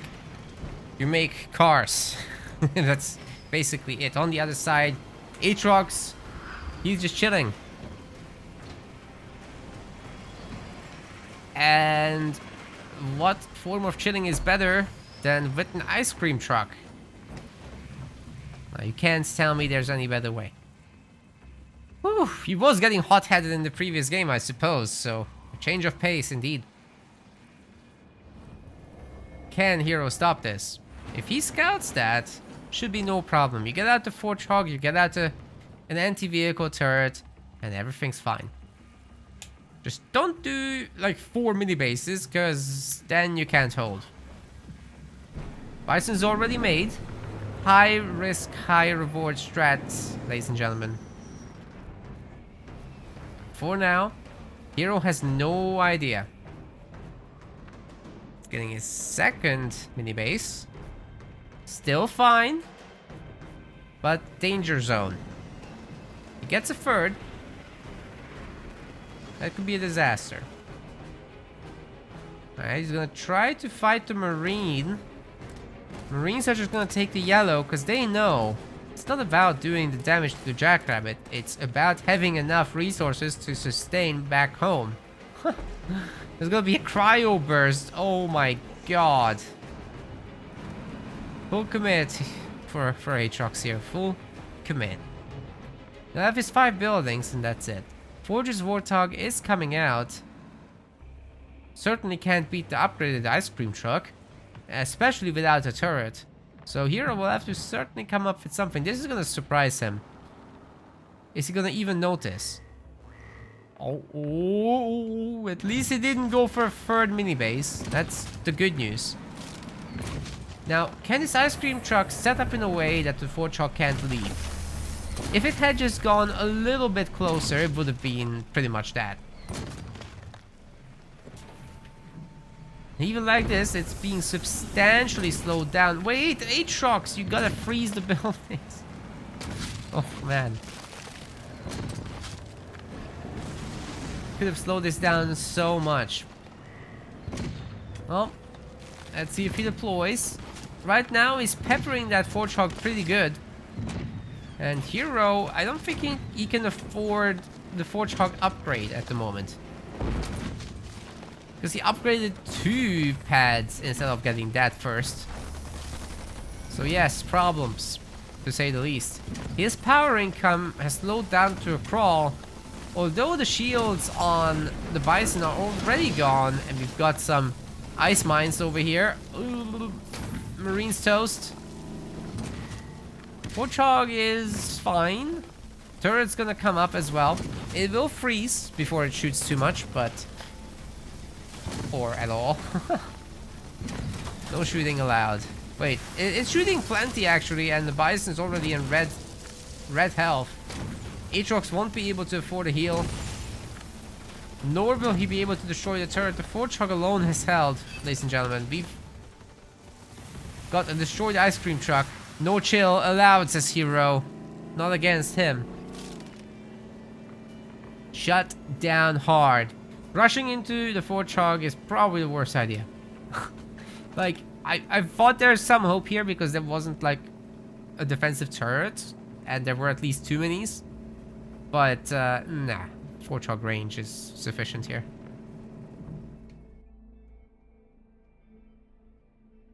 Whew. Maybe if Aatrox had slowed down the base a little bit more and not picked up the ice cream truck, that would have been nice. Our next map is going to be Rift.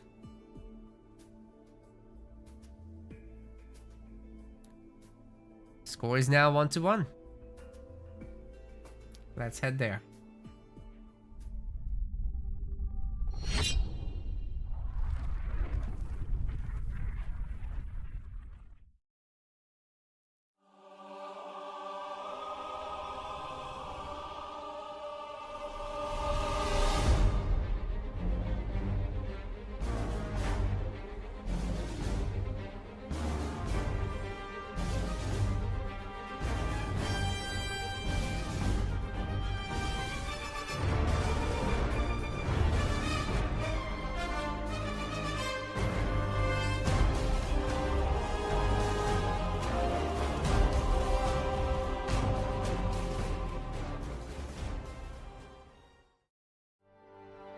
Okay, we're waiting for the guys to pick some leaders, and we'll be off to the races. In the meantime, I guess I could update the draft view.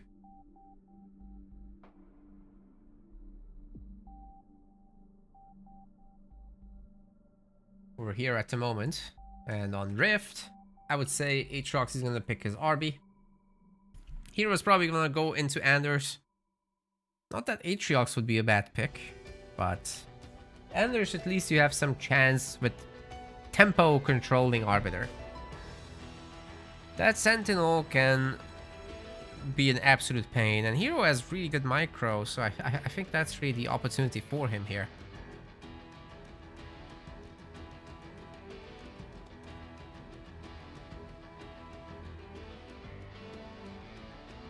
He's gonna think it through. And we've got exactly that. Not quite. But almost.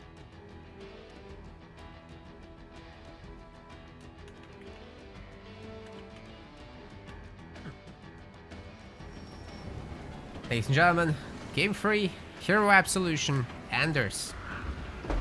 It's a really good pick for this map. Super Sentinel can fly over all the negative terrain. It's a pretty good idea. We got Aatrox as his opponent, playing as Yap Yap. A pretty standard leader for Rift or any more defensively minded map. I like it. Might see a little bit of a mini-base steal attempt with these guys. Oh. Restart? What happened?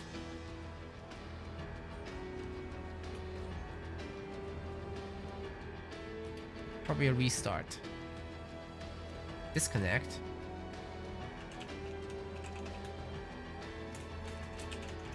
Yeah, we're just restarting with the same leaders. It's fine.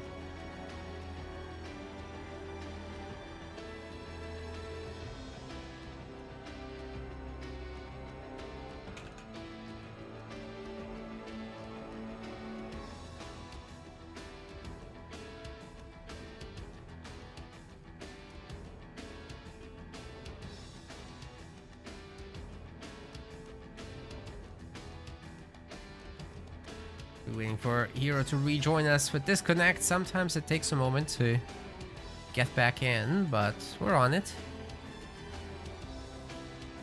And there we go.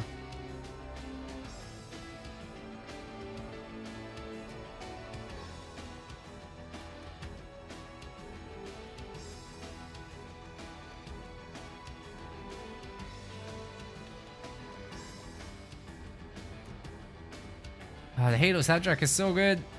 I love it.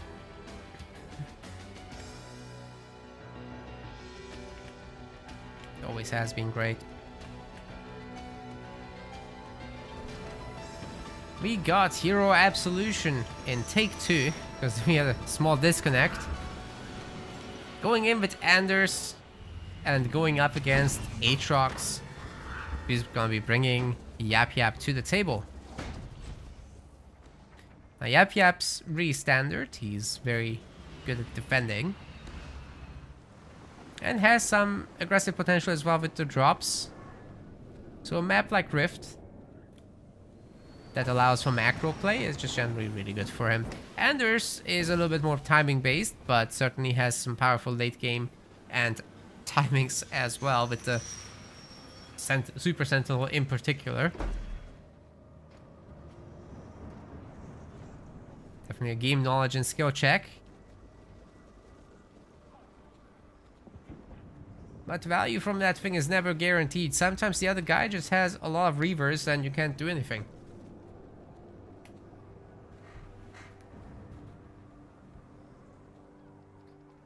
That is why people go in and try to take away the reavers with their Spartan. So if you can somehow stop that, then that is where Yap Yap gets to shine.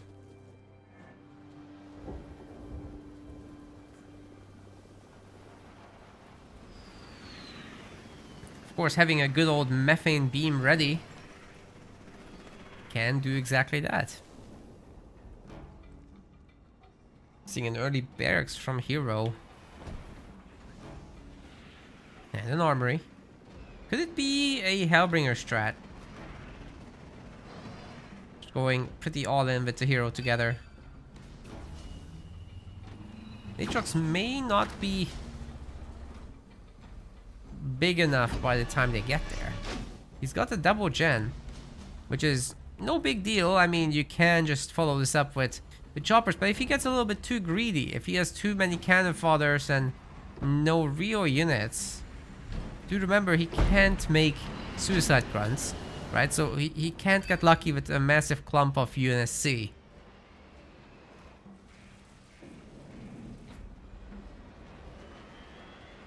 Then again, the Hellbringers might not be very committal, and it might just be about thinning out the cannon fodder numbers.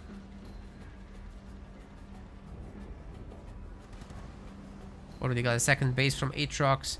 Yeah, he just wants his tier 2 business with a lot of macro behind it.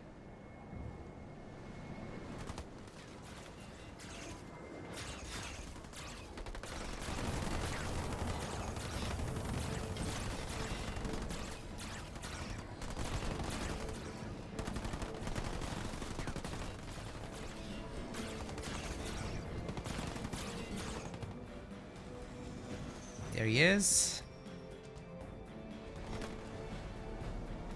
Is it really just cannon fodder? With some heavy grunts, to be fair. With a double pumped heavy grunt group, to be fair. It's not that bad.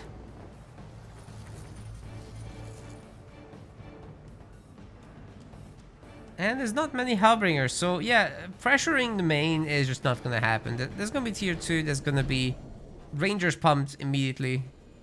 Well, actually it can't happen now, because Aatrox overdid the grunts. He has too many cannon fodder. Slash heavies. It's too much of something. He wanted Rangers, he needed to cut.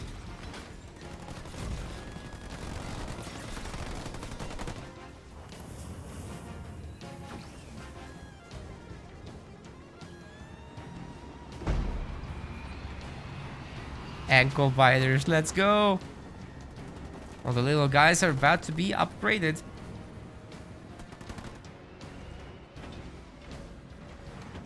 Hero's gonna be a while until he reaches tier 2 himself, but this is what he got the Hellbringers for, to thin out the herd. And guess what? The mines are pretty good at that too. Oh! Much of the heavy grunts are gone. Now you can pump Rangers. Good value for a hero.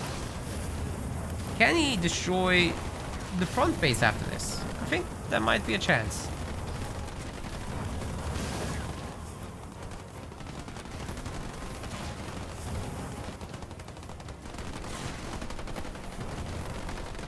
Spartan's ankle got bitten, but he can handle it.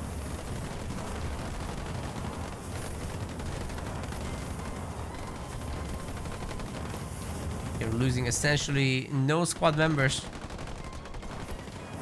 Very little anyway. So, are we gonna see some... No Rangers? Really?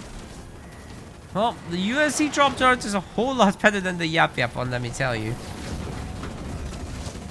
Oh, gotta be careful with those mines. Yikes. Okay, acceptable damage. Got 2 Grunt Goblins, and they're getting their Grunt Hustle upgrade at the moment. Pretty weak in this state. Hero did fully leave. Didn't expect that. I guess it wasn't worth sticking around for more. This is the problem though, he cancelled his own base? Or was that something that Aatrox attempted to get? I wasn't looking. Another barracks is coming down. So wait, do the Hellbringers now get dispersion nozzles? Not yet, but I'm sure he's gonna get it. It's so cheap. Spartan has the rocket launcher done. And both minis are being hit at the same time. Aatrox will need to get a new raid camp up front. Or even back home, he can get rid of the War Council. One of those. Aatrox coming up here now is no mistake. This is a very deliberate timing. It's not his drop coming up. So he wants to use it in this particular spot. It's very poorly defended at the moment. And already you can see this generator losing a lot of health. It will go down at this rate, especially if hit by the drop. In fact, both generators might be at risk. Dispersion nozzle finally is in, but it's probably not enough against all this. Root's trying to hold the guys at bay. It's looking good so far, but Methane especially, they're doing so much damage. Oh man. Hero on the other side is taking down the mini base. Not much opposition there. Spartan's coming home in an effort to defend. And yeah, the generator is toast. For sure. But this is not enough stuff to get the second one. Definitely not. Spartan should be able to take the methane wagon. And rebuilding isn't going to be too expensive for Hero. He can handle himself. He will need that second gen back, however, definitely, because, well, Anders wants to get the Super Sentinel drop, right? And we're pretty far away from that resource-wise. There's no second base.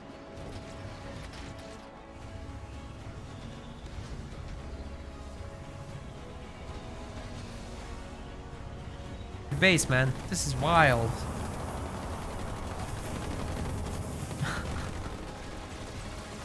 This place is littered with the corpses of those poor grunts. Of course, the goblins can change the situation. They can send the marines back home where they came from.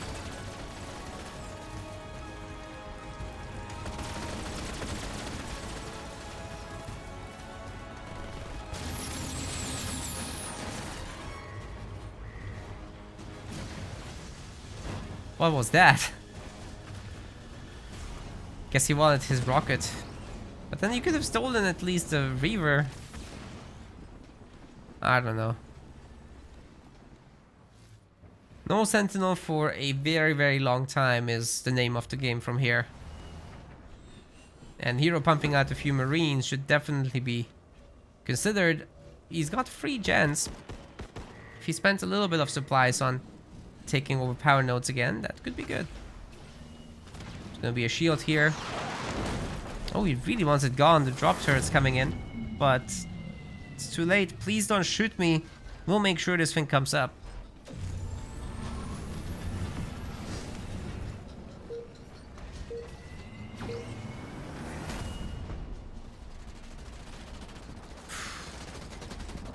So many ankle biters all over the map. Aatrox is mostly ankle biters, really.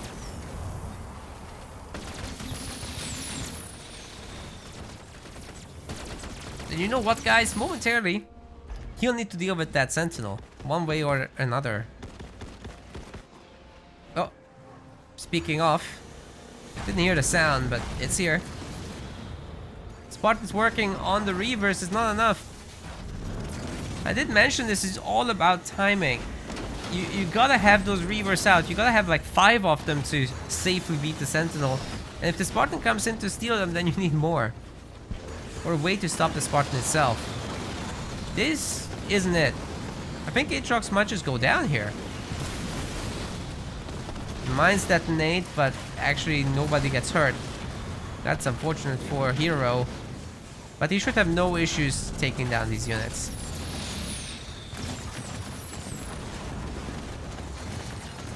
Or maybe he will. Spartan's getting a little weak. Another Reaver gets taken. And the Retriever just finds a new target. This base is not very valuable right now, but it does have a shield. It's not cheap to rebuild still. Problem is for Hero that he doesn't have a second base, so I guess our Yap Yap gamer is in a pretty good spot after all things considered. Just doesn't really have an answer to the Sentinel. Or might catch it. No way. Does he have He has 5 Reavers, but does he have EMP on the heavies? If the Grunt heavies sort this out, that would be fine.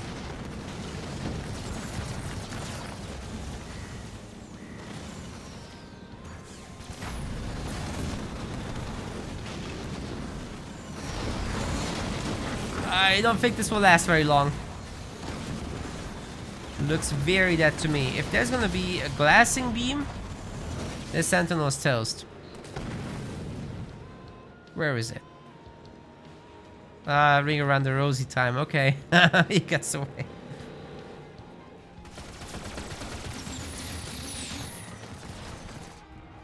But ultimately, you know, Hero isn't doing much damage. He tickled some shields. Force him, please don't shoot me.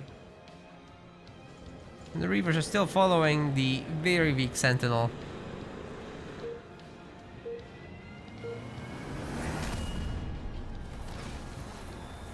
They shouldn't be able to catch up, but eventually that Sentinel has to fight something.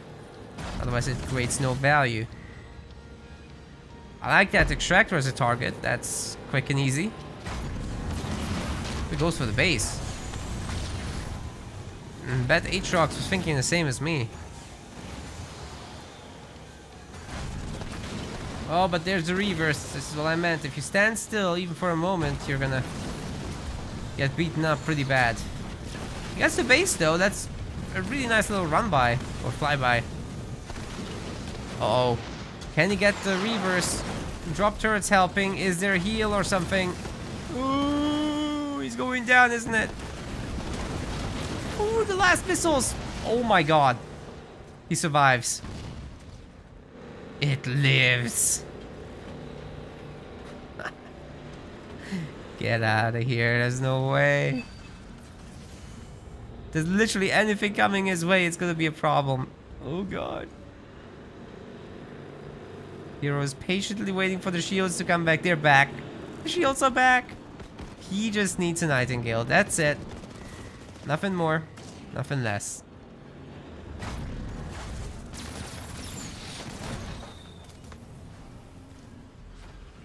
Meanwhile, Aatrox though, he's getting back his 4th base. He's getting tier 3. Oh no, the beam. Oh, he survived again? That's cheating.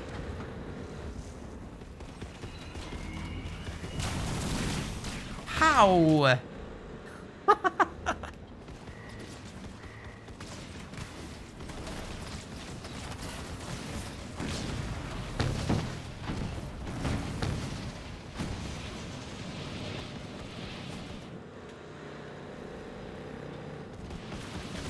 Insane. But how do you stop all that? Is it finally too much? He's got more Sentinels where that came from, he says. Yeah, Hero's fine for now, but he really does need to do something about that 4th base situation. He needs to do something about power node situation as well. Maybe take some of his garrisons.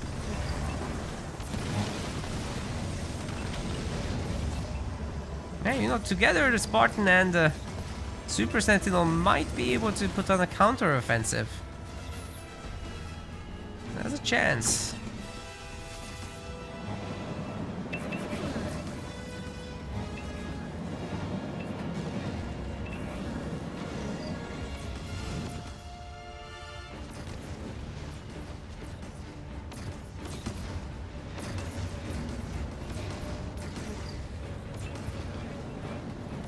There goes the healing.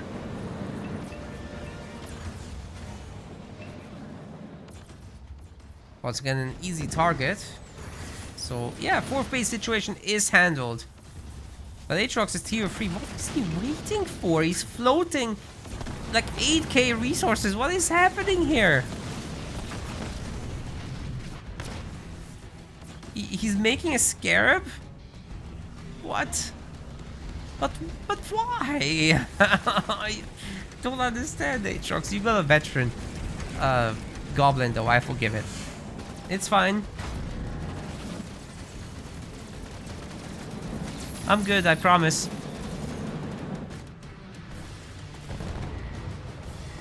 We're gonna be okay.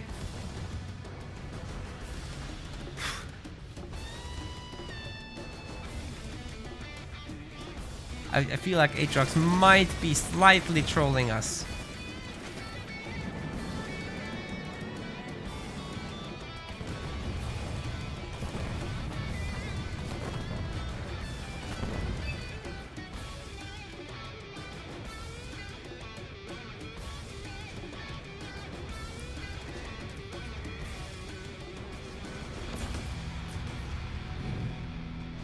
Aatrox is breaking his record of how much he can bank.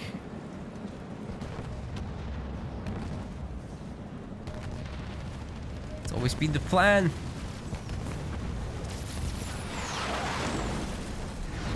Right, the Gobos might actually be in trouble there. They just ignore the mines. Okay. Can he get out of here though? Ooh. And that's full health. He's got one more ability too.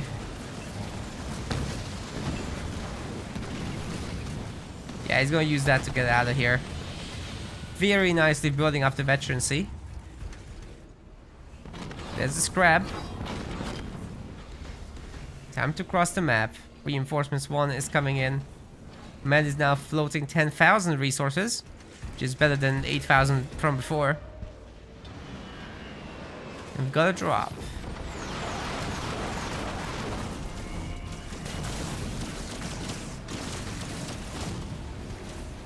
Yeah, get that particular watchtower, boys. Well done.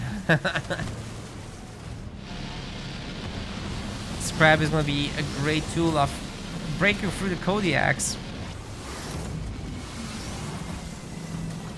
He's walking. One generator is down.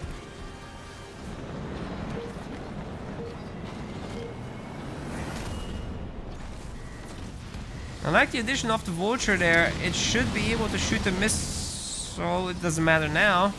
The grunt dome. Okay, now is the time. He's not doing it. Whee!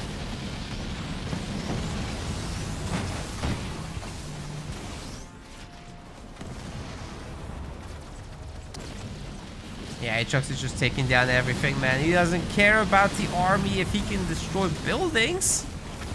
That's all we need. Just destroy the buildings. We're gonna see a big ability there. Takes down the Scarab. I mean, that was fashionable, but Hero is still toast.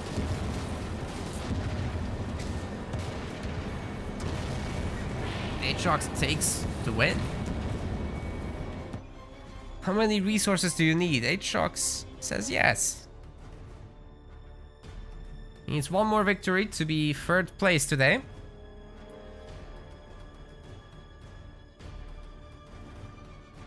Should Carib Stomp on base be an exploit? I mean, you can micro any of the units. We don't treat it like that.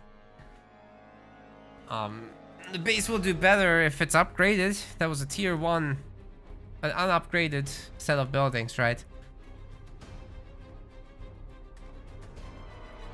Can we go Mirage? Yes.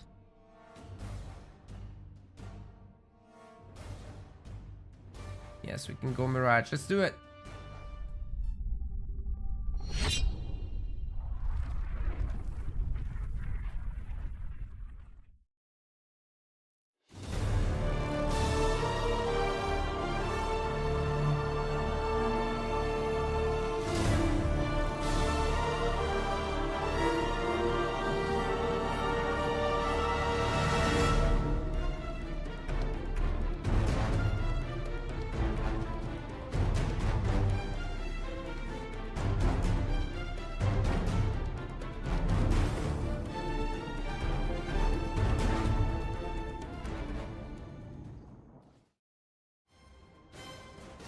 Noise.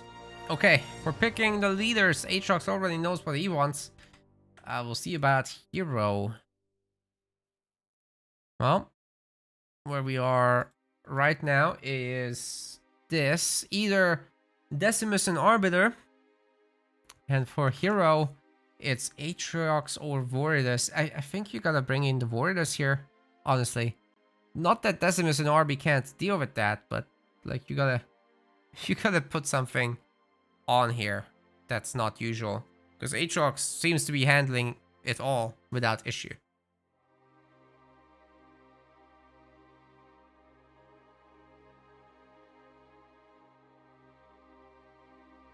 The man doesn't have any trouble.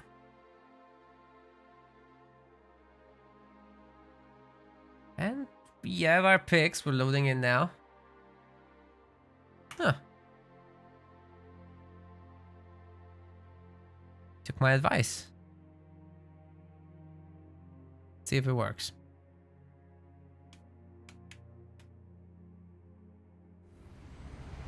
Ladies and gentlemen, it's Hero Absolution's last life here in the bronze round. He's gonna be going into that with Voridus. I think that could work out really nicely. Let's see. Aatrox, on the other hand, is giving it his good old standard Arbiter. It can be a very volatile map here on Mirage, right? A bunch of early ghosts can definitely snowball everything. But if they are caught out by choppers, that goes a very different direction right away. So we'll see how strong the ghost early game can be for Aatrox, and whether anybody gets a mini base lead. So far so good for the Brute Grunts. They're taking over the resources in the middle, getting even the Grunt kill, and the Choppers finding the Ghost, which is a favorite matchup for the Chopper until the upgrades are in, until the mines get dropped and Conduit of Rage plays a role. Ram versus Ram once again.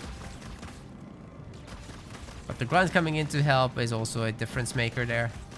Ooh, Aatrox's micro is pretty good. He's holding his own. He's getting both of the mini bases. My goodness. It's a bit of a tragedy, honestly, for Hero. He's gonna keep fighting. Might need a little bit of the Vigil. But with only one squad member remaining, I think he's happy to take it. No, he's not. He could have gone for the Vigil. I like the Vigil. More choppers coming in.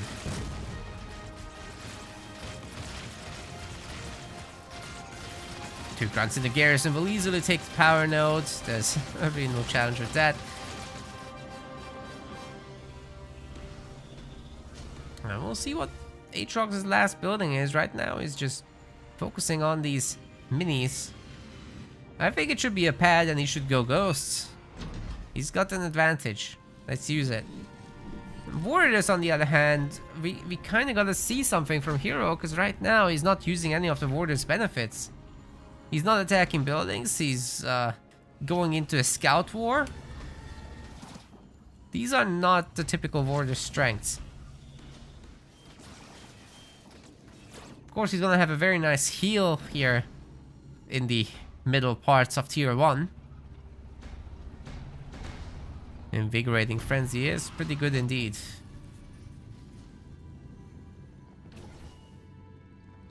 And the other people do want to be off the goo. This slows down vehicles and forces the Ghost to directly engage choppers, whereas you kind of want to rely on your shielding instead to generate long-term value. Ghost takes a bullet. And finally, Hero can gather this little bit of power. He should be upgrading another Harvester so he can afford more choppers. Ooh, good ram once again on the Ghost. But there's more. There's many more.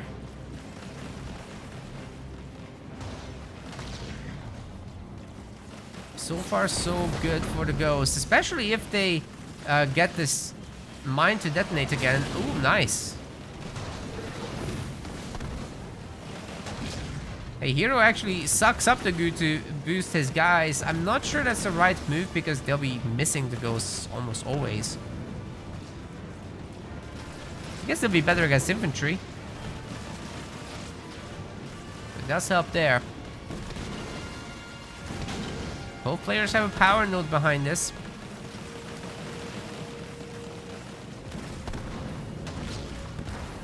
Great rams from Hero. He's actually got a shot here. Okay. Maybe he's getting eaten up himself. There's a Brute. Could change everything, but there's not enough choppers anymore. Aatrox just keeps bringing more and more ghosts. Does Hero have some tools to deal with this? It doesn't look like it, guys. I'm concerned for him, to say the least. The goo helps.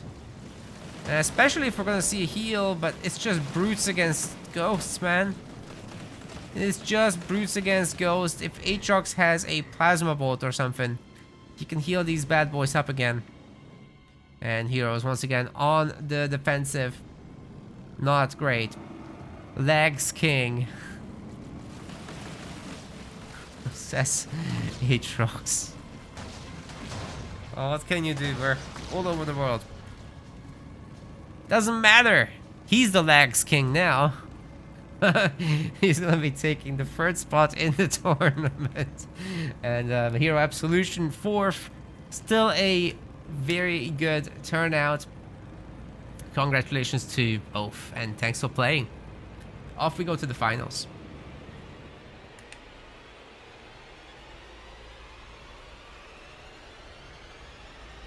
And that is a 3-1 in favor of Aatrox in the end. So, yeah, your Hero still making 4th place, not bad at all. But I'm sure you're all waiting for those finals. That's gonna be between Rock and Cars. And it is gonna be a best of 7, in fact. So yeah, I'm gonna tell him to go ahead and start the drafting process.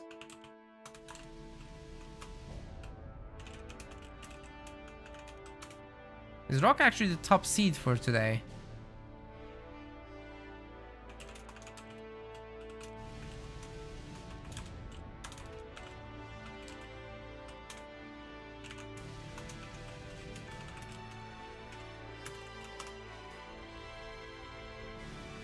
Told Aatrox he can sleep now.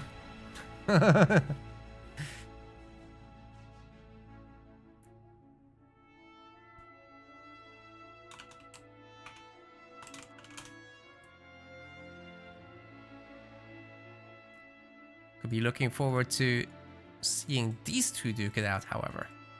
It's gonna be epic. This is our current standings, guys, for today. The top 4 get paid out, of course. That's Aatrox and Hero getting something now. What was it? I don't remember numbers, man. 30 for Hero, 50 for Aatrox as pounds. So multiply by 1.3 to get dollars.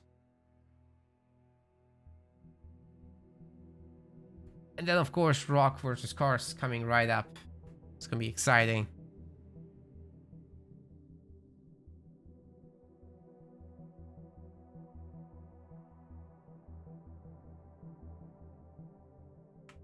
Right.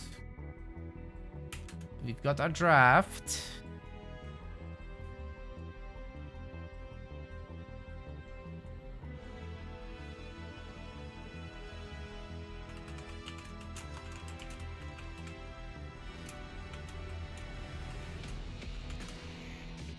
That should be Rock hosting unless he doesn't care.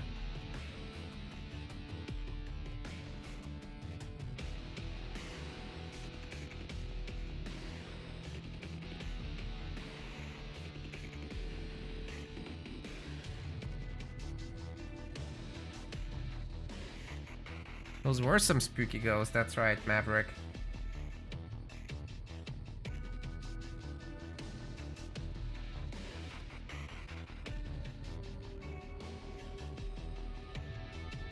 That is true.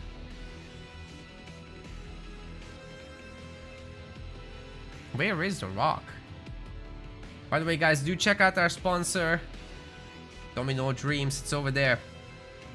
It's also in the About section. It's also in the chat pinned on both Twitch and YouTube.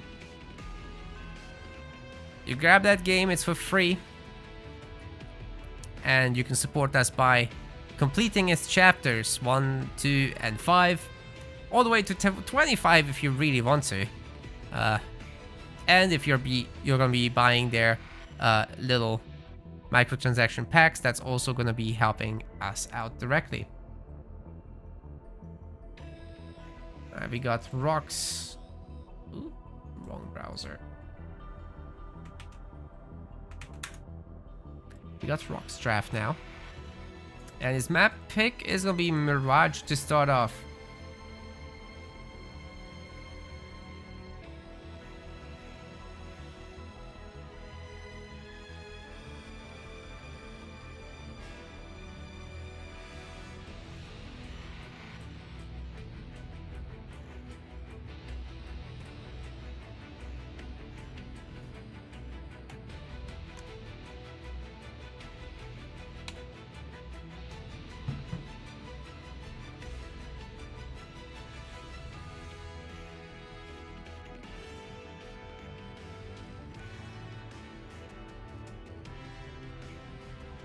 See if I can join the rock.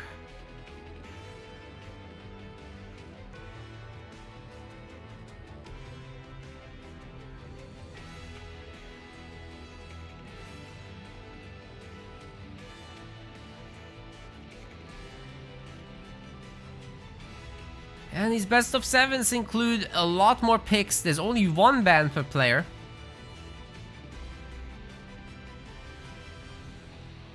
A notable difference.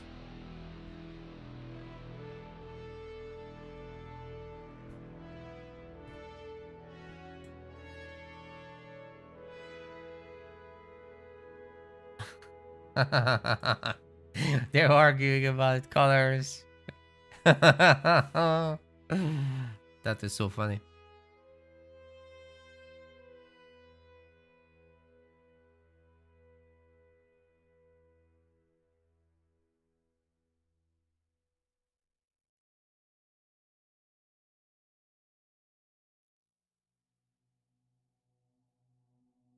Ah! I see a car.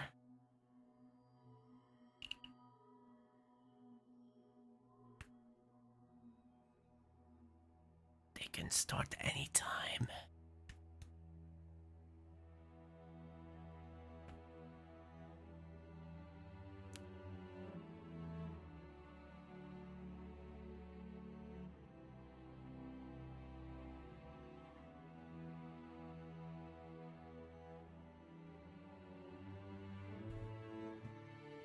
I'm sure they will at some point.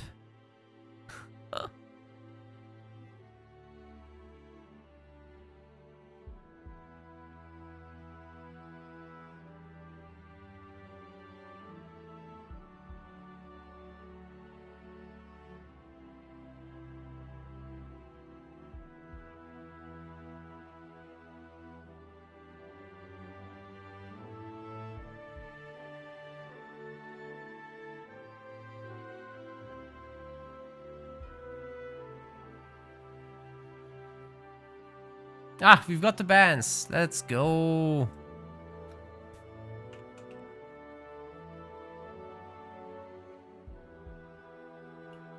Decimus banned. Forge banned. And we've got Atriox and Warriors getting picked for car. Sorry, for rock. Car is picking Shippy and Yap. Funny that both of these should make it. And that particularly Decimus gets back. Okay. I mean, these guys have got a plan. Is Forger at the top of anybody's tier list? It must be a very specific strat that they've got.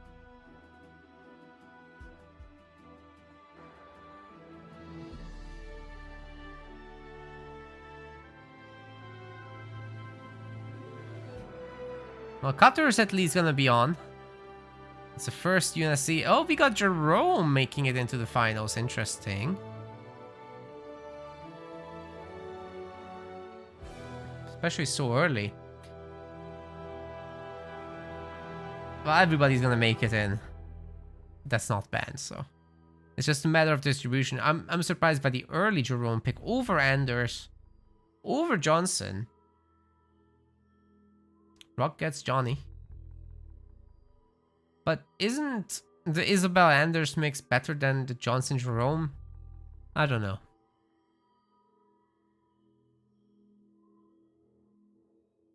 I guess it is situational.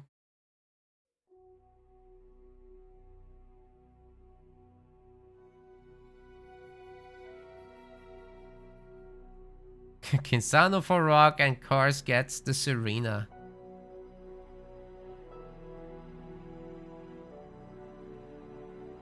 So with the first map being Mirage, I would say it's an ideal map for Colony.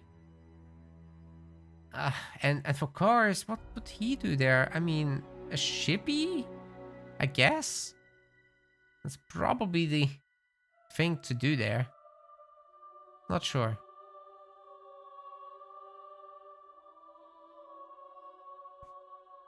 Wait, did Rock change his mind about the starting map? No, he said Mirage. Said Mirage. Right now, Vault is selected, so let's hope I don't get it wrong. I'm gonna press the map intro. Let's do this.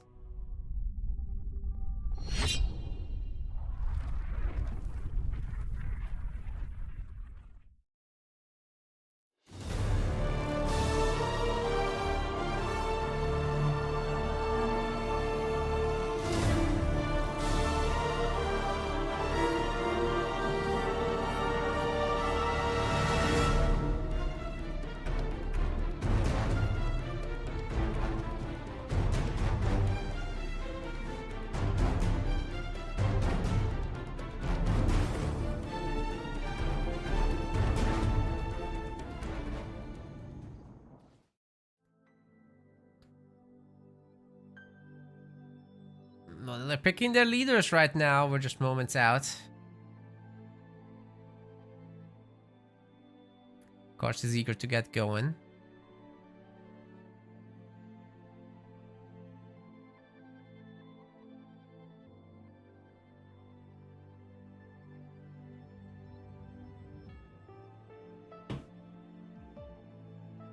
Shaq's in the chat.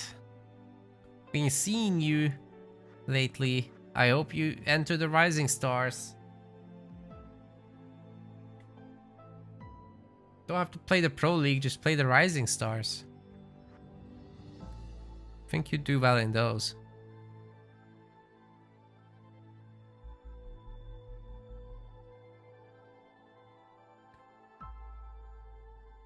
Okay, gamers, we've got our picks. Get ready for the finals. This is gonna be sick.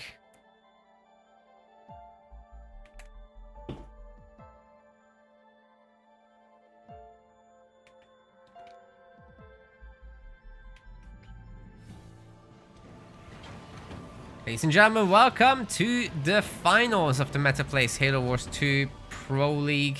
Second tournament here. Rock Generation in the blue color will be playing as Jerome. His opponent on the other side, Kars and Cameras, bringing in Pav Daddy of all things. It seems Pavium is really popular on Mirage. It really is all about that burnout, making sure that you don't rely overly too much on the minis.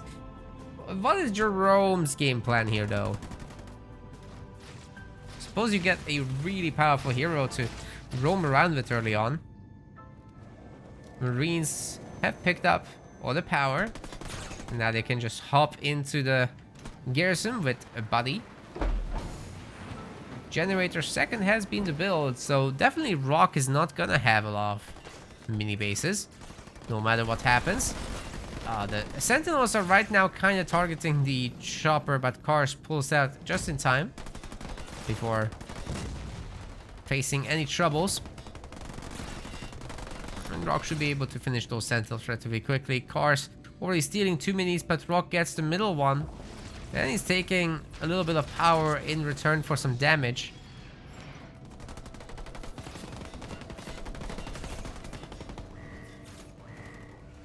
Build order wise, Kars is gonna be definitely playing out the tier 1 here. No second extractor inside, of course, with these extra minis is just not feasible. Chopper's doing the gathering.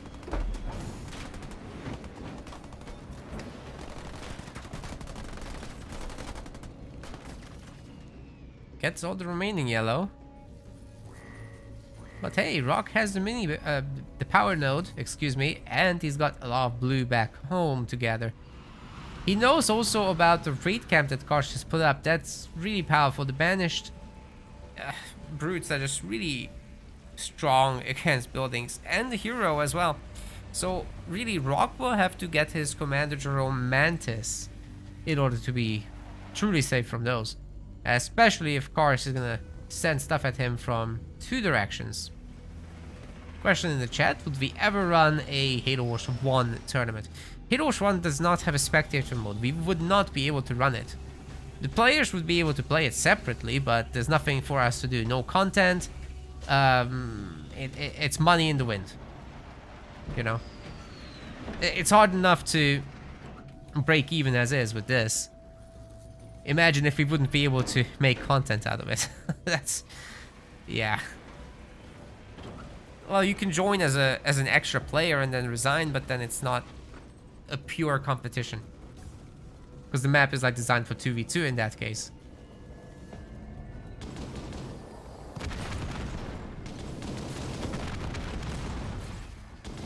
So I guess in that sense it would be possible, but I'm not sure there's much demand for it.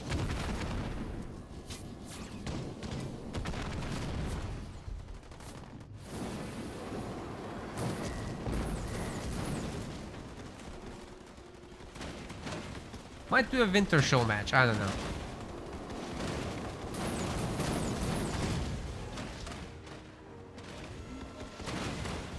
Well, this is exactly what I was worried about.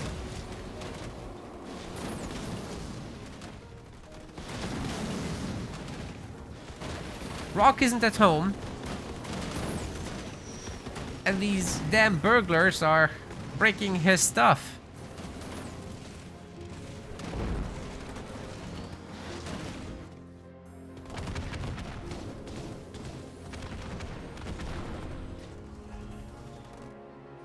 He has no hopes of doing the same to cars. The anti-infantry turret is, however, doing something, at least. A sniper in the high ground has been picking off some targets. Also, the Jackrabbit is quite helpful. Rock's doing whatever he can to micro this. Whew.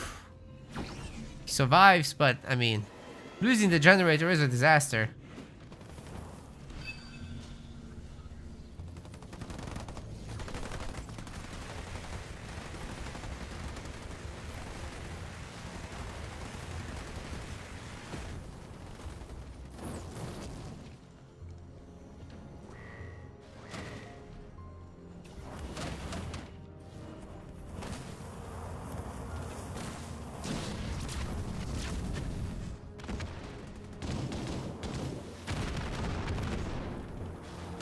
Alright, Jerome is actually not doing too bad here.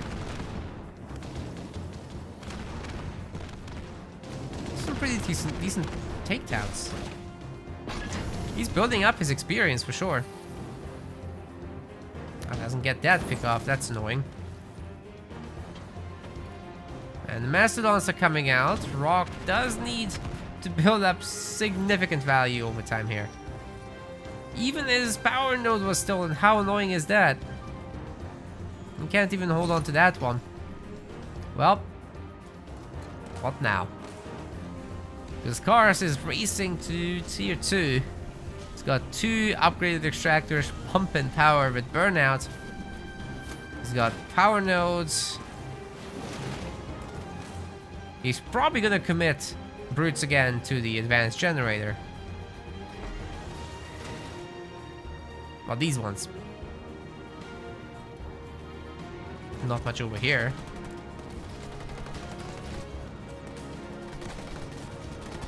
Okay, cool. Sniper can now hop into the Mastodon. Over time, gain a ton of veterancy. And the infantry turret is basically gone. And the basic one won't be able to stop whatever is going to happen to this generator. That's rough. Rock's making another watchtower so that he can see his base getting destroyed a little better.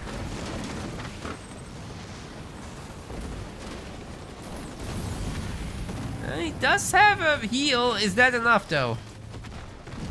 Ooh, it is enough, I think. Yikes. It is just about enough. But if there's more brutes, then it's not. Oh my goodness, the sniper didn't target the brutes, it targets the grunts. That's the problem with putting your boys in a mastodon. You can't control where they shoot. Definitely a pain point for Rock. Nope, he's got a 1 star on the Spartan. It's not an upgraded Spartan. Gar should be able to handle himself. He's on the way to tier 2, by the way. And we'll be able to pump out a bunch of rangers. Maybe not from this base, but there's others.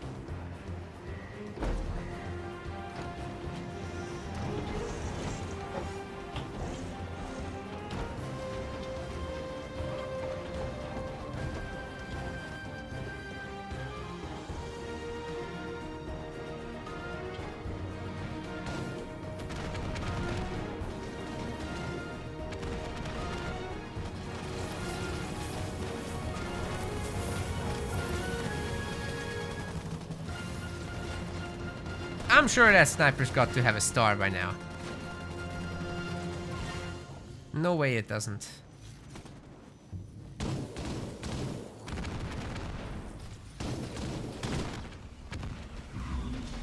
Car's just gonna go all brutes. Oh god. Don't need any other units, just Dark Skies brutes. Period. Full stop.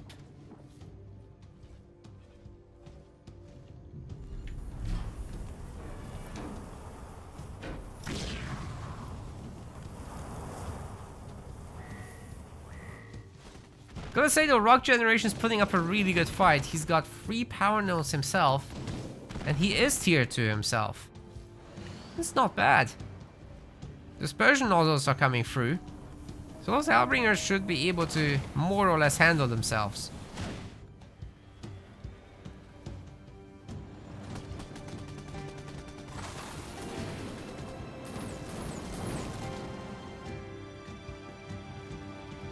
Yeah, you'll have to bring the hero home.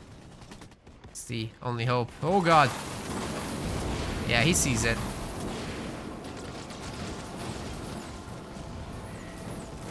Mines did kill some grunts, but it's nothing too serious. Meanwhile, the rain of fire is... Well, it's raining fire on the base, guys. This is a lot of damage. 1 generator down. 2 generators down. I don't care about the heal. It's going down. Neither cares cars.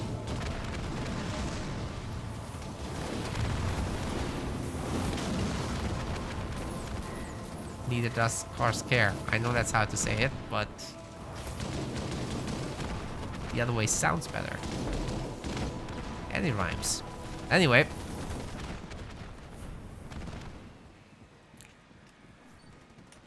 Mantis time. And time to rebuild. Oh. The Hellbringer's coming from even this one. Can Rock actually... He's not winning on any of the mini bases. This is bad, actually.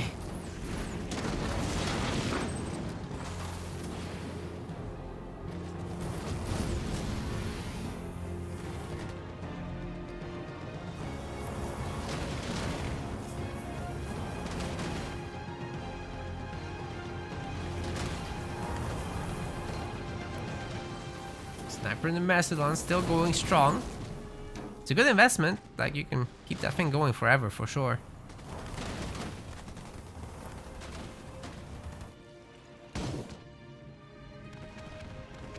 More brutes? Who would have guessed? Oh, they are gonna leave. Neat. Do remember Carr still has the Lich coming up at some point once he stops pumping brutes for a moment. And I'm not sure what Rock can do about it. He's broke. He's really broke.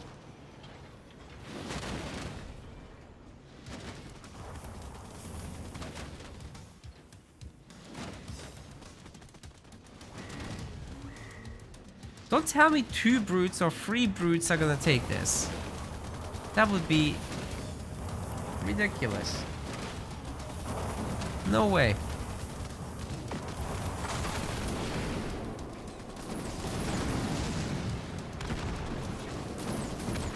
I gotta say, these brutes are doing a lot of damage.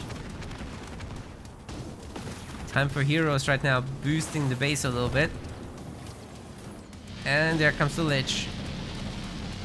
As predicted, the Watchtower will be taking some of the heat off of the base, but now the generator is getting hurt, and Rock can't afford to upgrade the other one even. Supply pad's next. And what supply pad? Oh, dude. Another dead. Locust is getting added in. The brutes are still bullying this one as well. Ugh, if that one starts attacking, the heal's over. There's no other healing. Base is down. Cars can just suicide the brutes all day long, it seems.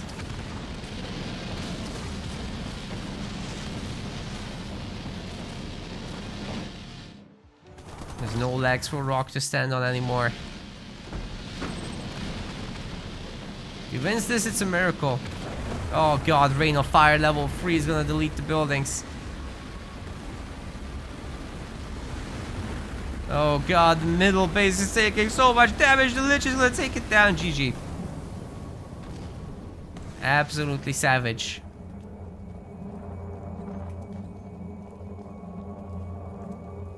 Honestly guys, Rock never had a strong foothold here to begin with. I'm not even sure he had a chance. That was tough. Cars is in really good shape lately, but this is going beyond being in good shape. I think he might just be our top guy at the moment. I suspected this before, but I don't know. It might be the case. Rock is gonna have to move on to his stronger leaders. Not that his Jerome is weak, but I do think he has better ones than that. Then again, Pavium isn't exactly Car's best leader. Well, the next map pick will belong to Rock.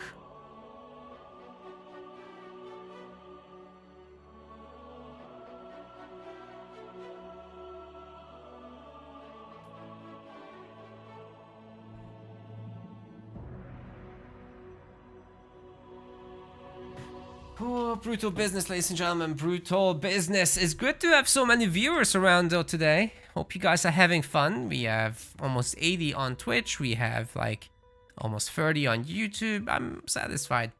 That's good. Pretty good stuff.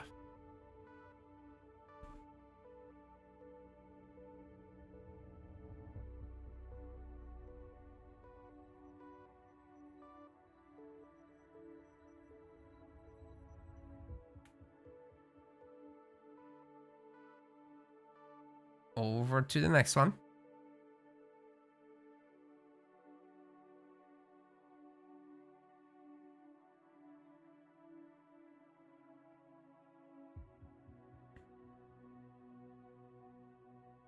And that's gonna be Bedrock. Let's hit it.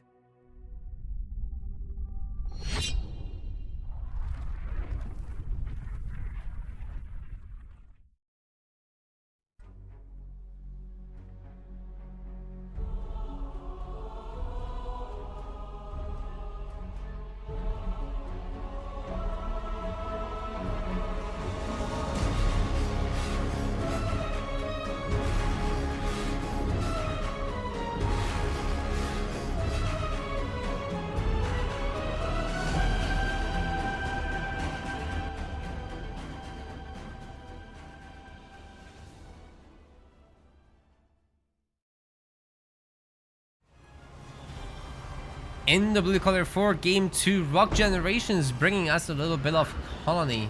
And from Cars and Cameras, it's Yap Yap. There's so much Yap Yap today. It's actually in every single series.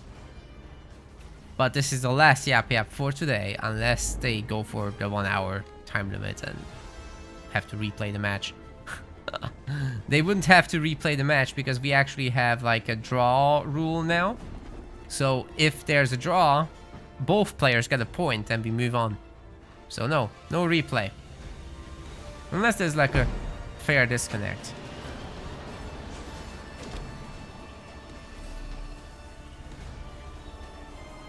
That would change things. Okay, Rockgen gets one of his... Oh, what is this? What is the plan, Rock? He didn't go triple harvester.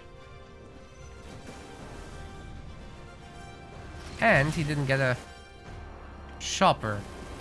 And his guys aren't picking up blue. He's fighting the other chopper with the skit. He's trying to win it. He's getting on the grunt. Oh my god. He's not gonna be able to chase that thing. It's too fast. It's leaving. Goodbye. Carson Cameras now with the double mini steal is gonna have to fight off Rock, but a guy who can make skits and Goliaths, that's gonna be difficult to proxy mini base. Cars is gonna try nonetheless. This raid camp got completed before Cars even started his, so do expect the big monkey going his way.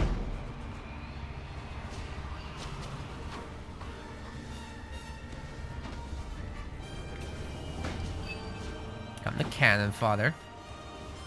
No other minis for Cars just yet. I was curious if he's gonna get a second extractor, but doesn't look like it. He's gonna pump units and get some minis. Lives here. Do remember, it will be supported by skids. So even if you do make choppers, it's not that easy to make this work. It's not making choppers. It's making grunt riders.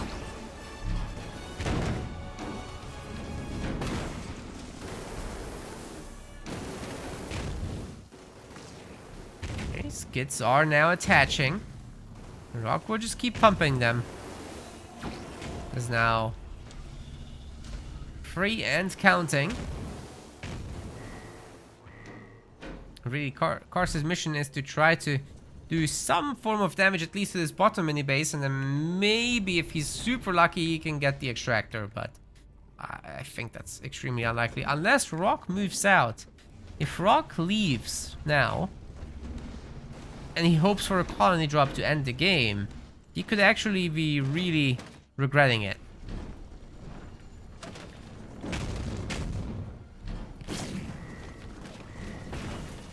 Grunt Rider is not doing that hot here.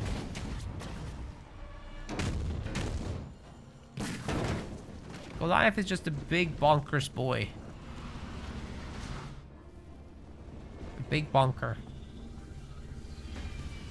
Cars went for the second extractor too soon. He doesn't have defenses. He does have this brute, but it's far. And this guy is here now. Rock might be able to actually put on some counter pressure here. Well, he's also gonna be taking one on the chin himself, though. Well, watch out for that. The extractor's not in good shape on either side. The riders doing their best. We've got a turret up for Carson Cameras. Will it be enough? It's the big Q. I think Rock Generation will soon have... Yeah, that's what I was gonna say. His heal is in. He's trying to get his hero out. And he'll have the colony drop once that's done. So as long as he conserves enough power, he will be able to do all those things. He gets one of the extractors, the other one's still going. But all he needs to do is just survive with this bad boy. Skids take it down. Good kill on that chopper, and meanwhile his own extractor is perfectly healthy.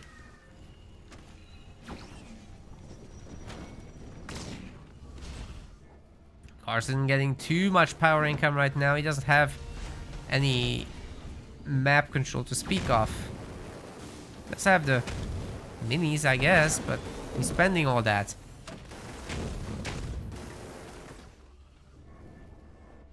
Not a single power node. You can definitely feel that right now. Minis are getting taken down now. Cars will be booted out of here. But eventually the Goliath goes down and Rock isn't here with any vision. Then again, he doesn't have any resources, so there's that. You'll definitely have to take over some power nodes.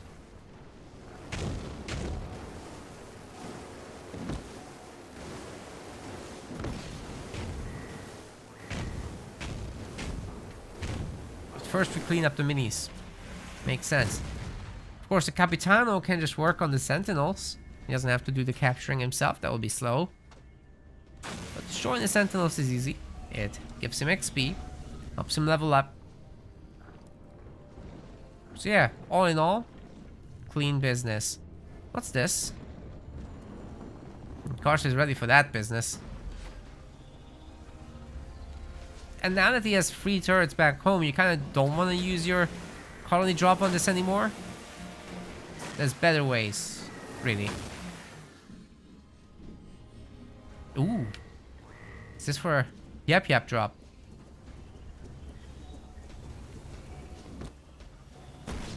Quiet back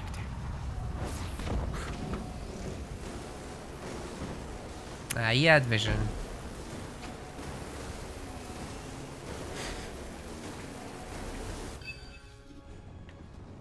One of the mines detonated.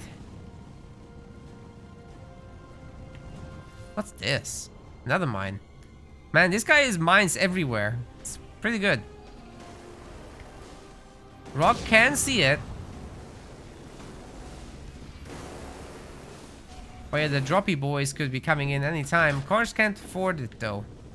He's got a pretty good army put together. He's not looking for tier 2, he just wants a base in the end. Right when I look away. Rock loses the generator. He could be losing both. And he used his heal. Not great. He did destroy the base on the other side of the map meanwhile. So Rock is doing some counter damage. Yeah, Capitano comes home. He's already got 1 star on him. Yeah, if he can get these kills, that's another story entirely.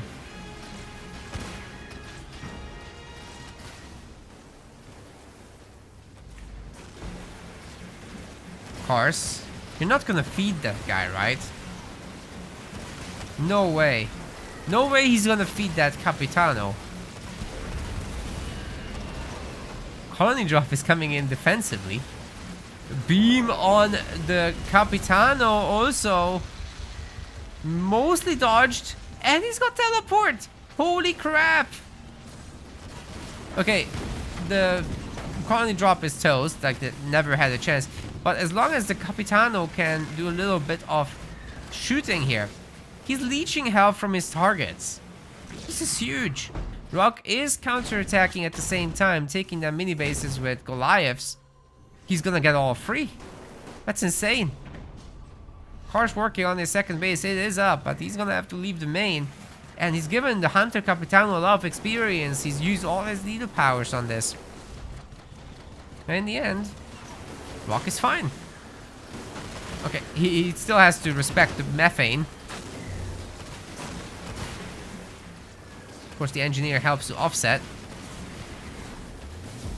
Ooh, great taunt there.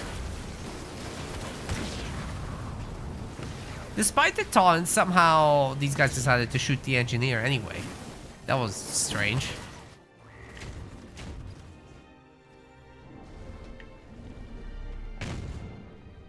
Rock has all the minis now, guys. This will translate into a huge economic lead long term.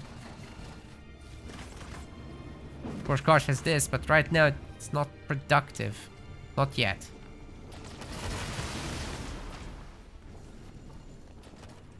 Of course, it would help if Rock had buildings. I'm sure we'll get there. This game's absolute chaos. Right, like nobody's doing this perfectly because they're all over the map. Really just trying to destroy each other.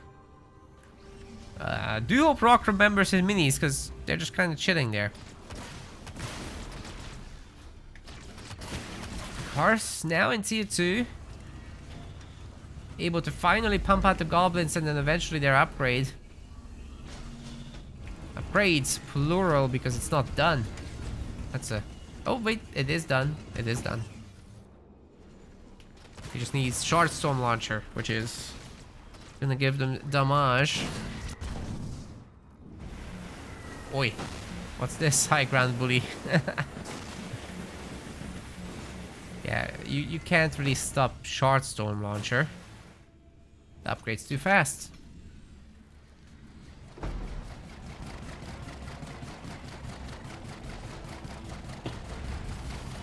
Another drop comes in, ladies and gentlemen. No, it's rocks. Why?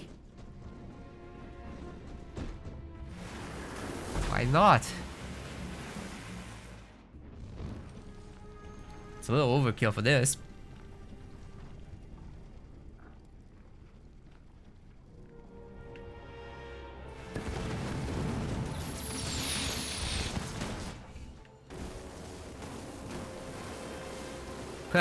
All these kitters actually taking down elites. It's not bad. And with Rock not being rich, naturally we're going for combat repair to get all the units regenerating, making maximum value from them. And all these buildings get to regen too. Don't have to waste your heals on this stuff. Wait, you guys are leaving without buying the mini? Okay, Rock remembered his buildings. I think everywhere. That's good. Suddenly he has a lot more money.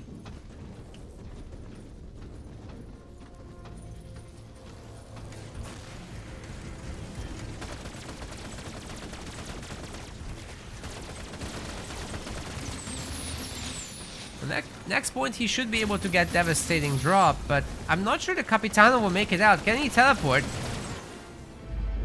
The shards are still gonna catch him, but they're not the strongest.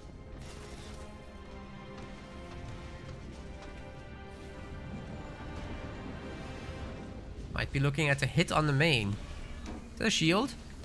Ooh, if Rock can cancel that, that's some pretty good resource damage. Already pays for the 2. Monkey here. He's gotta go for it.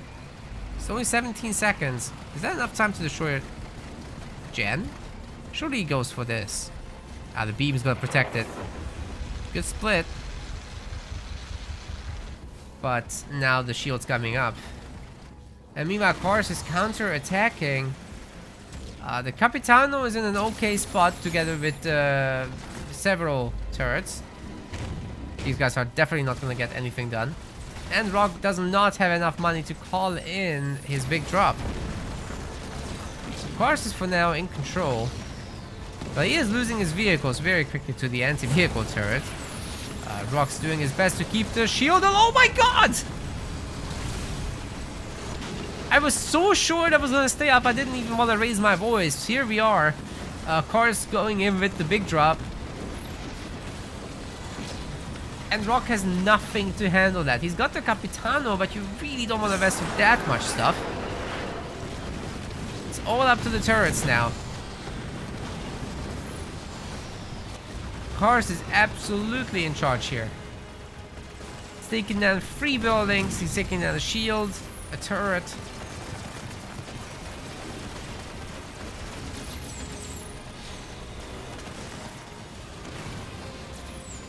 And now the Capitano... Okay, nearly ran over the mine. That was fine. But Cars chasing the Capitano is gonna get the kill. I think Rock's toast, guys.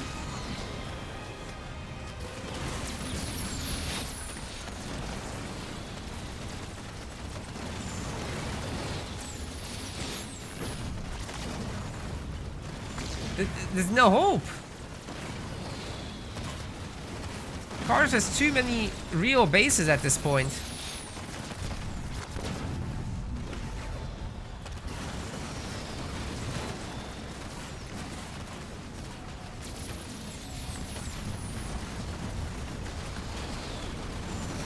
Okay, I don't think Cars you can target the main. That's a little ambitious. But I'm pretty sure he can beat the Marauders. Not if he shoots at the base.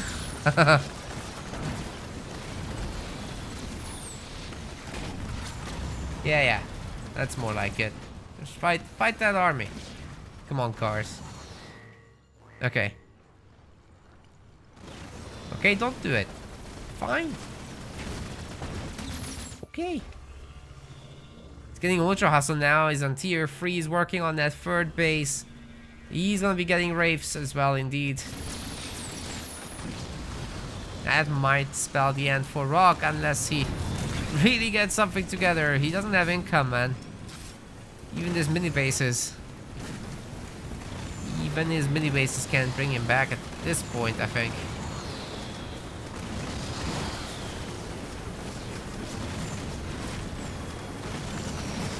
Cars could lose this whole crew and he'd be fine.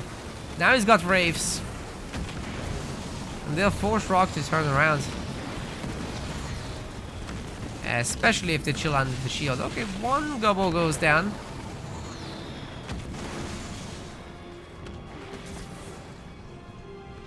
Capitano is out for Rock. He might be grouping that up with the crew.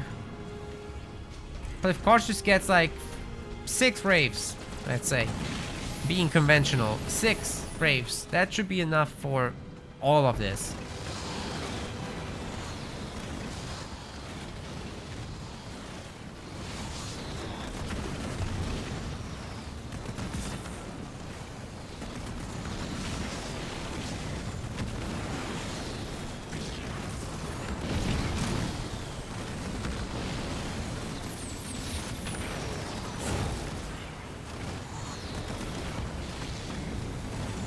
Mines don't really play a role there. Cars has to be a little bit careful not to trade away his wraiths and not to get caught by the Capitano especially. But he is. He did. Can he afford a drop? Ooh, the beam is gonna be hitting everything at once. Rock has to teleport out. It's still gonna get good value. The beam, I mean. That wasn't bad. Bought Cars a lot of time. He doesn't have a shield coming up though. That could be problematic, but he's got this big... It's not his drop, it's Rock's drop. Is he turning this around? No freaking way. How? There's no way he can turn this around. No, the power nose. No, the minis. It might be enough. That's crazy. I really thought Cars would save up the wraiths and just sacrifice this. But I guess not. Capitano does get the taunt off. It will last long enough to protect those guys. But now there's wraiths again.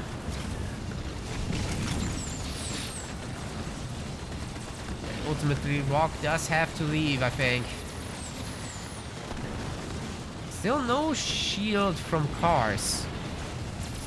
But he is wrecking this army in the end. The base is getting healed up. And now there's methane as well, so Capitano without skits won't last long.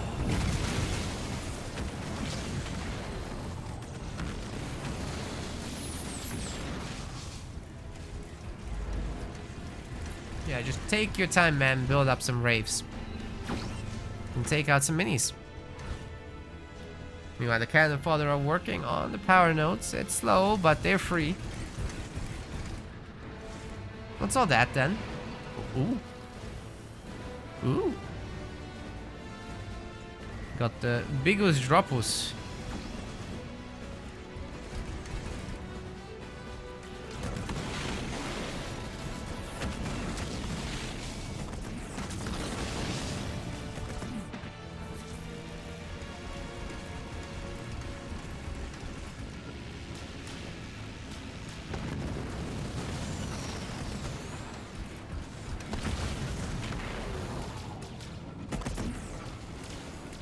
Tell you what, these wraiths are actually a little bit spooky. They get more range than the others. They're 1 star. So unless Cars gets himself a whole lot more, he might be taking a beating here. He really can't afford to lose bases. And now finally reclaiming a mini, that's a good first step.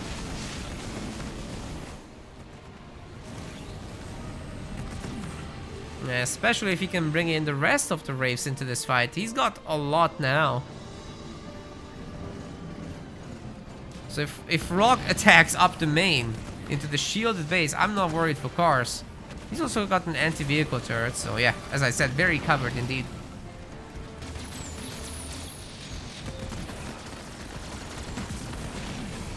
Oh, Kimber, thank you for the gift sub. Appreciate it.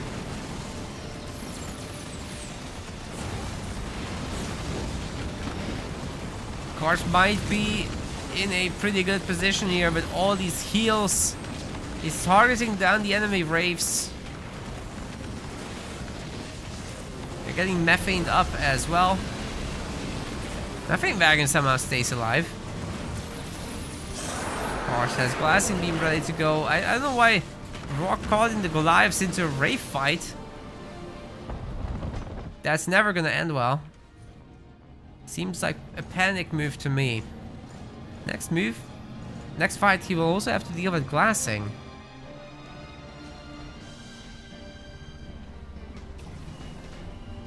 Ah, Lemonland has subscribed as well. Thank you. About to smash through our goal.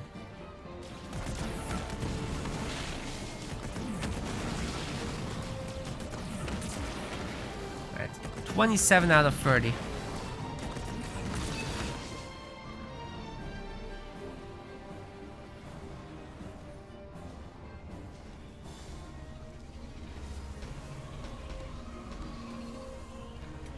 Capitano's coming back. Rock can barely afford it. It's not good. But he's holding on to dear life somehow. At 67 population, he's working on those power nodes when he can. Right now he doesn't have a grunt. Still tier 2, mind you, not tier 3. So Cars is still significantly ahead.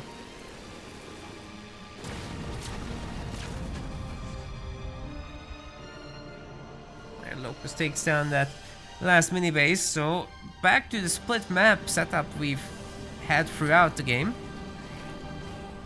In every other game, not this one. Of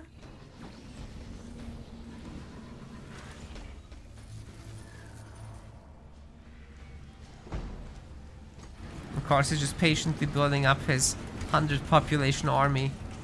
120 is a ways out, so they'll definitely take a fight before that. At least I think so. Alright, Wombat Combat also gifted a sub, thank you.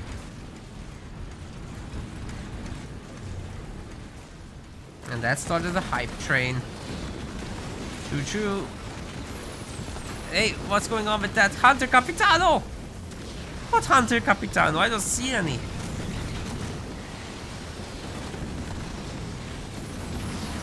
Oh god, double grunt dome. Cars is here for the kill. He's not here to mess around. There might be a handful of engineers, but so what? Says Cars. He's taking down every single unit of rocks. And next he can take the base. That other one is not developed, so Rock's in serious trouble now. 70 pop versus 95, and a lot of his stuff is getting beamed. Oh god, he's moving them, but still the engineers will be going down. Oh, not that one actually. Lucky. Garsh just needs to hit the main now, or whatever he wants to hit. Just hit something. Can do this, I guess. Now he's feeling confident.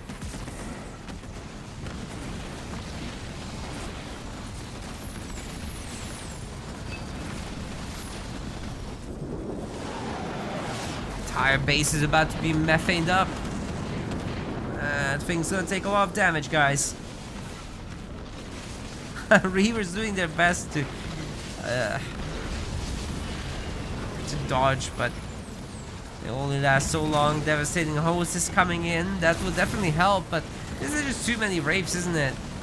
Even with the 2-star veteran hunters, it's just a little too hard to hold on to dear life. Especially without the hunter captain.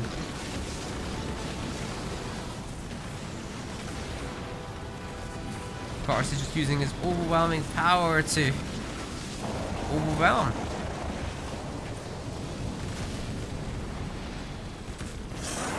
And Rock's gonna have to tap out. That's a 2-0 already for Cars. It's a best of 7, so he'll need 2 more of that. Hopefully it won't be back-to-back because the prophecy has foretold we're going to 7 games.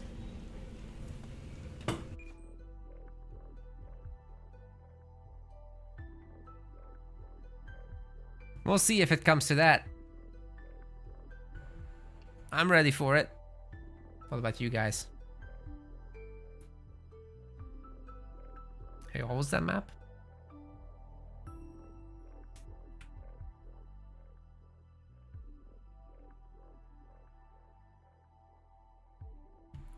This is where we're at the moment, and we're gonna go to Vault.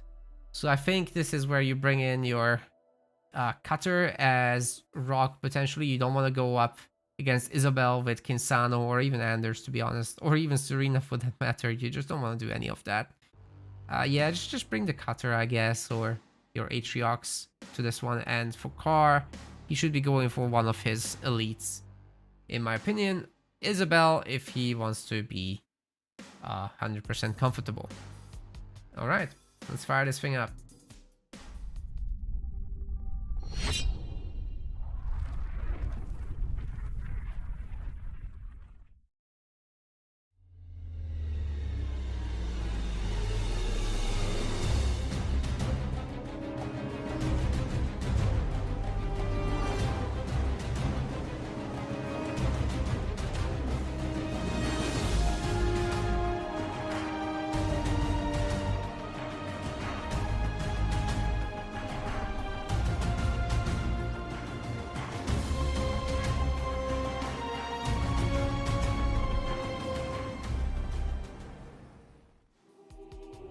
Okay, you gamers. The guys are currently picking their leaders. We'll be heading into this in no time, I'm sure. But we are going to game 7, right?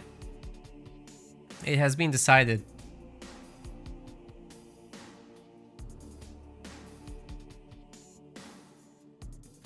Picks are coming in.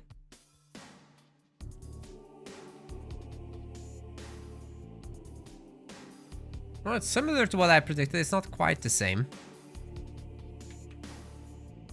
But this should be a good one. Ladies and gentlemen, welcome to Game 3 here on Vault. Rock Generation will be going in with the Cooter. Then on the other side, we've got Carson Cameras bringing Anders. Look, this is a very open map. It's usually decided by some kind of Warthog war. It doesn't necessarily have to happen between these two. And, you know, probably you don't want to do it with Cutter. You just go and do your fast infantry business and drop in your Diegos, the Veteran 2 Cyclopses. That should do the trick. It's just a little bit tough then to handle the Super Sentinel from Carson Cameras that will be hopping in around 11-12 minutes. So how do you deal with that as Cutter? It can be really tough. You do need Wolverines for it, and if you can delay it to the later game by having a very back and forth and crazy mid game, that's even better. But can you actually get that done? Because, you know, you don't control the other guy's spending. If they want a Sentinel, they'll get one. The ideal counter to the Super Sentinel, of course, is Vultures.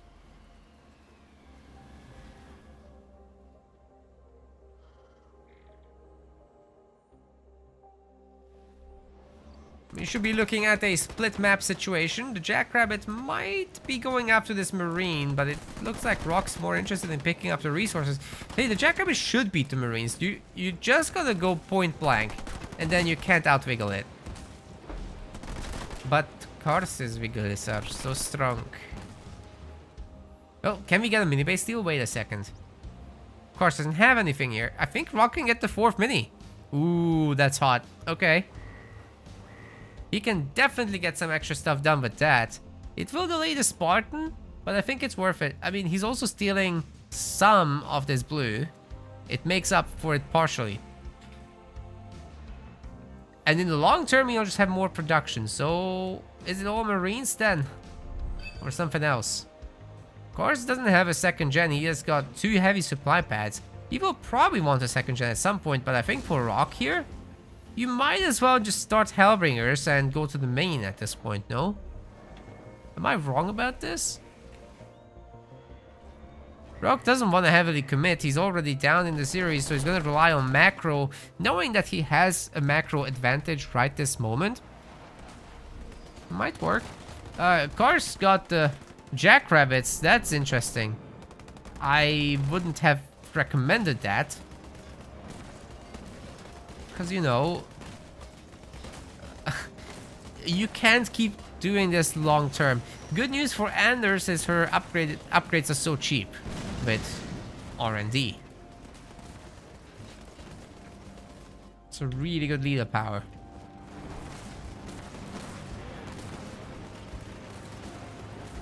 Rock doesn't get his turret. And his generator is feeling hurt as well. Can the Spartan save this?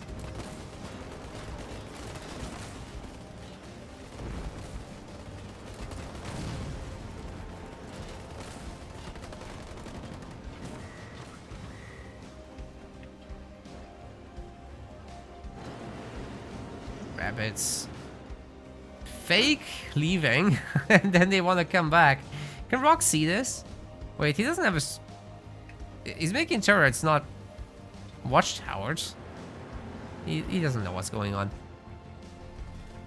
But he's got really good instincts, keeping the Spartan home there for an extra moment. In case the rabbits come back. They didn't. And you know, now that Kars has put together a larger fleet of Jackrabbits, it might be possible to actually break Rock's minis. He's so far out with the Spartan. That's the scary thing for these rabbits. It would be the Spartan, but hey, Kars is upgrading his second power extractor. He's getting his turrets back home. He's making it anti-infantry, I'm pretty sure. That might be a little excessive to get that upgrade.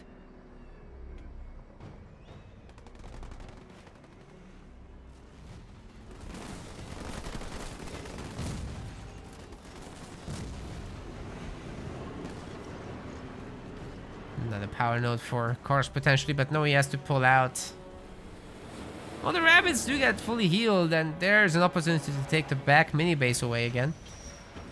Kars does know about it. I'm not sure why he's not looking to deal with that. But hey, as long as you don't get caught by the Spartan and ODSTs, you should be golden.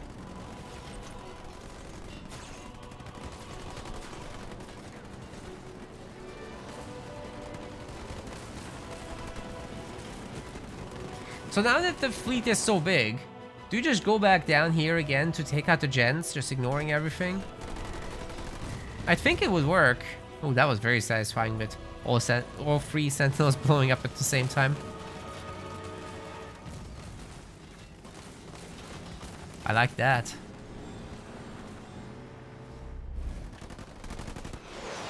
Alright, there comes ODST. Rock wants to get rid of the mini for Kars. He's very helpful.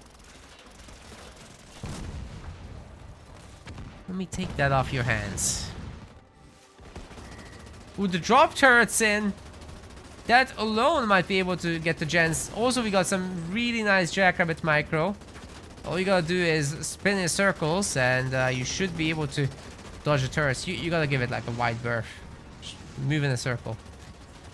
Hey, that's a dead generator. Good stuff. Kars has a proxy base. We wouldn't have expected that. If Rock sees it, he can do something about it, but he can't. Can't see. Kars is going back in the main probably with all these rabbits. That's rough, man. He's going tier 2 himself. And might just be able to stop Rock's base coming up.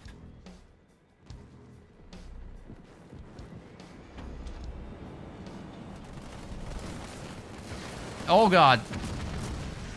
That's what I was worried about. That we'd get a Spartan Slam and Stun Mine combo. And now the rabbits are gone. What rabbit fleet? There isn't one anymore. Now Rock's the boss. He's got a 2-star Cyclops. You cannot make any more rabbits. And even making Warthogs will be difficult. You will need snipers to back this up.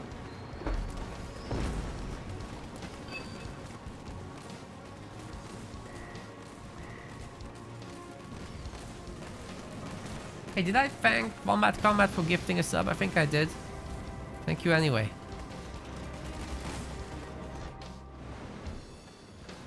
Ooh, a Hellbringer swap. From the proxy base. Cars is very tricksy.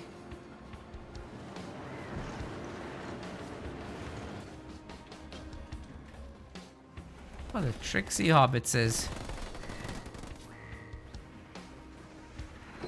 Even getting another one at home just in case. You never know when you need that.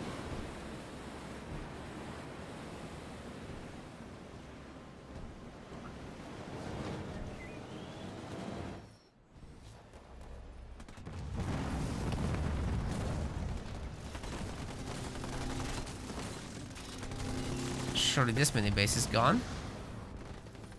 And then that. So Rock has a really good map control situation for him right now. Look at this.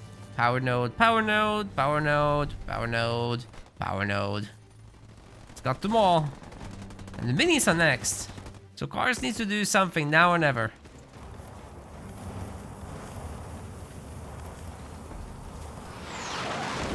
Another drop turret comes in for the man.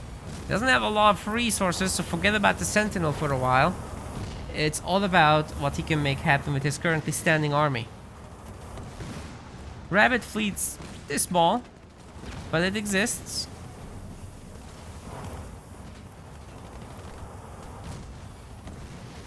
And Rock will probably be able to save up an ODST, but you don't want to run ODSTs into Hellbringers, let me tell you that.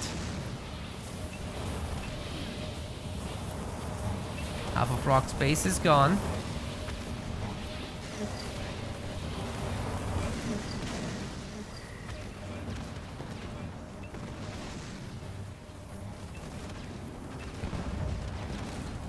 Spartan Slam and Satchel is doing a little bit of work cleaning up some of these Hellbringers at least. Fire's doing some real damage. Oh, I might get that supply pad over there. Oh my god.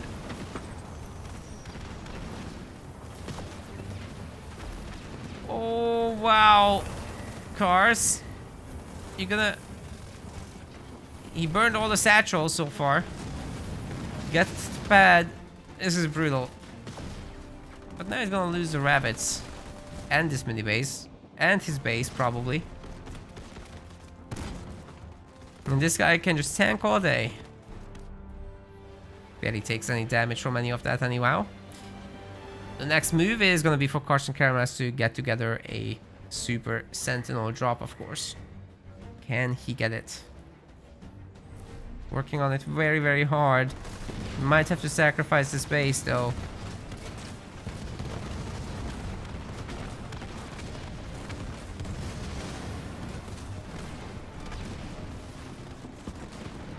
All these Marines are not going to fare very well against the Super Sentinel, nor are they going to do too well against the Hellbringers. It's also a problem for ODSTs, to be honest. Cars is just pumping, man. He's pumping. There's no turrets here to defend. Oh my god. Rock's definitely low on resources. He's going to have to... I don't know, start recapturing the power nodes, because somehow Cars took them all over with the Jackrabbits. Very well done. Well, he decaptured most. Can't actually capture. But he does lose the base.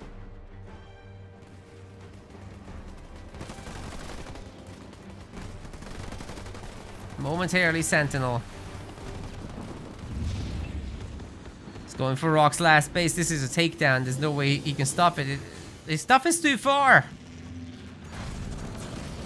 Cars immediately punishes the generator because he sees it's not upgraded. What does that mean? He doesn't have power. One turret gets blasted and now there's nothing in the way of just destroying the central building. Cars might just go for it. But it seems to be he's randomly targeting all the buildings he can. Wow. It's doing so much damage. And he just leveled up his skill points again? Are you kidding me? Well, Rock's about to lose a whole lot of infantry to those heavy shots. Oh, God. Looks to me, guys, the Sentinel can do this all day.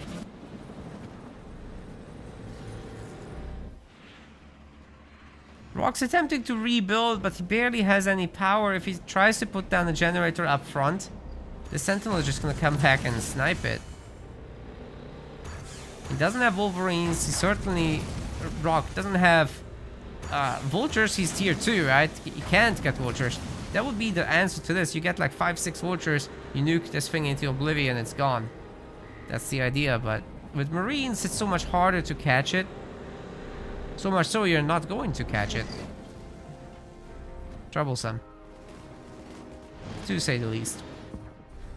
Well, it's looping around now, gonna hit some other bases. So long as Kars has upgraded turrets back home, we should be fine.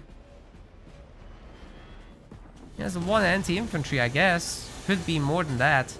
But yeah, Rock's gonna have to somehow find a way to defend himself, because smoke's the only hope, really, guys. Smoke's the only hope. This base is gone, though. It's too late. No marine healing, no other healing. 2 by time. And Rock's getting punished. No viability, interestingly, from the Sentinel. That could have been good.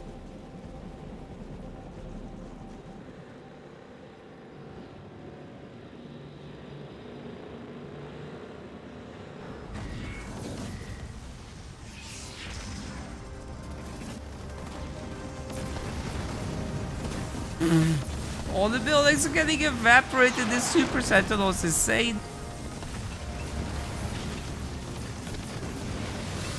This is what I meant earlier. When the Sentinel gets to rule the skies and you just don't have anything other than infantry, you're in a bad spot. And Rock just lost so much. He's got a little bit on the other side of the map, but he needs stuff back home to defend. His base is getting blasted. It's at very low health right now.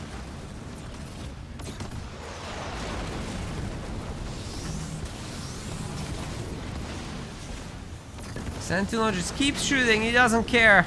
Oh god, Rock's losing the base to the Hellbringers, even if the Sentinel leaves. And it's at full health. Rock has no bases left and he taps out. This is gonna be a 3-0 already. One more life for Rock is all he has.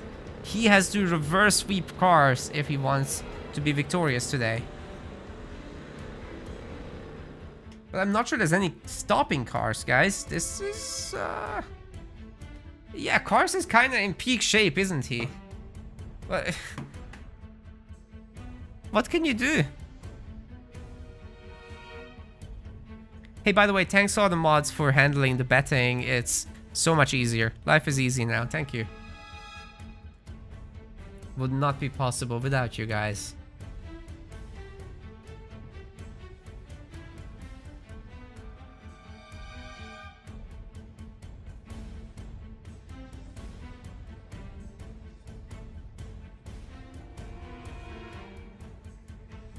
Okay, last map pick, potentially. Maybe not the real last map pick, but it's Rock's last life. He's gonna have to use it wisely. He's picking the map. What matchups could they be? Well, it really depends on the map, right? We're about to find out what that is. I think he wants Frontier. Yeah, he selected it. Frontier, I would say, is between... It's probably not Kinsano. I think it's the other three. Johnson can be good with the bunker crawl. Atriox can be good because Chosen plus Brutes control the middle. Vordus can be great because you rush and then you siphon resources. But Shipmaster and Arbiter both can control a rush, so I'm not sure Vordus is the best idea there. So for Car, I would say Shipmaster is the way to go, and knowing that that's probably gonna happen, what do you do as Rock? For me, the pick would be Johnny. I would try to make that happen. See what's possible. Bunker it up.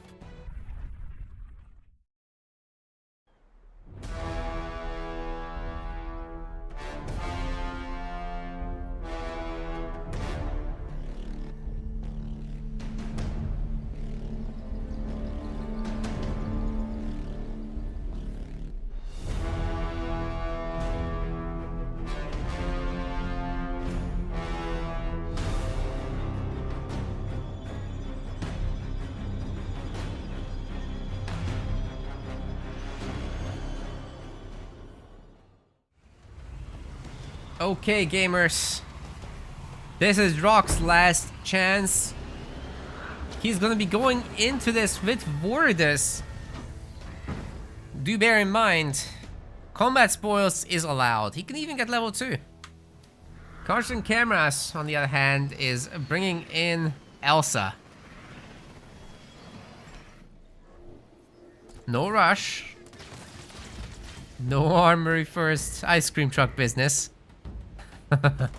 But just good old Cars macro, I suppose. We'll see where that gets us. Is Rock gonna steal the mini? Just about no. Cars does get the first click.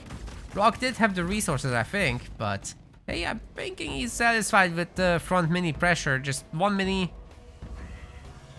Brutes trying to get as much value as he can from these buildings. If Cars just has a turret, if he just has a handful of jackrabbits, or actually snipers for that matter, he should be able to defend, but he's got to be careful with brutes. Sorry, brute chopper, because choppers can ram those snipers down while the brutes are working on the buildings. That is dangerous stuff. And it very well might be what we see, because Rock isn't getting himself any other mini. Oh, as I say that, he gets himself another mini. Never mind.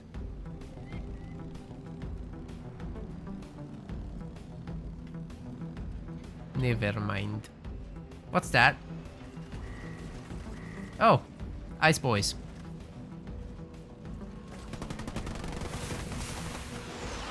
We try to run down the chopper. Easier said than done, though. It's getting some support from the Explodey Boys. Yeah, Grenadiers are decent enough against infantry. If you skirt at the edge of their range, though, they will miss. Cars sticking close to them may not be the best thing, but hey, if he gets the chopper kill, if he then focuses on this, it should be fine. Anyway, what's going on in the middle here? The Grunt will be mowed down by the Marines, no doubt. Rock on 3 minis, getting shrapnel mines now, getting raid camp, and also raid camp. He's so all in. Car, meanwhile, is getting himself his favorite car with the ice cream. Holy crap, I want an ice cream. That's what I want. I'm gonna put it in my shopping basket later. It's gonna be nice. I've been warm all day. Wondering what to do about it. Well, Cars has the answer for everything, even my personal problems. Anyway. A watchtower will help him get these units to chill out. Will he go to the other side of the map with the ice cream truck, though? It doesn't look like it.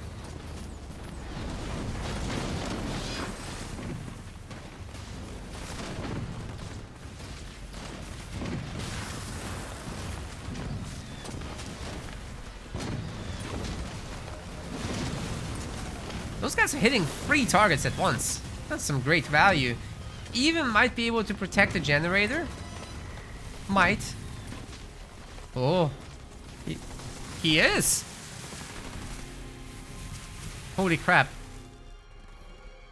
Of course, remember, there's more. There's much more. Those brutes get that gen. It's definitely a pain point for Cars. And it looks like they will get the... Surely the grunts. Yeah, there we go.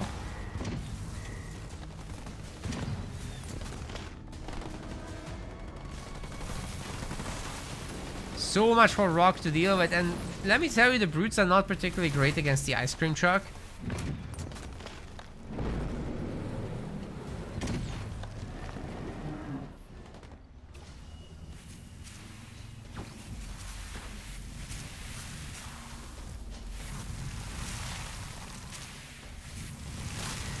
The chill boys are nicely hanging out back here, making the choppers train for a longer time. Unfortunately, their aura just doesn't hit any of the buildings. They could be chilled as well, reducing the income significantly. Not the case right now. I'm sure we'll get around to it later. Let's see what happens with that.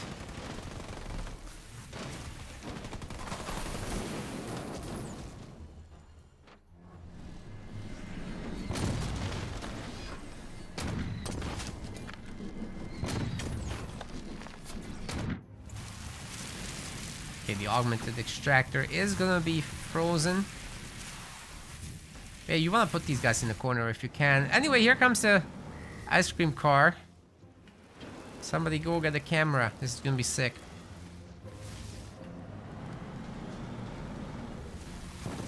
Yeah, he's gonna veg himself next to the base, deploy. And what's Rock gonna do?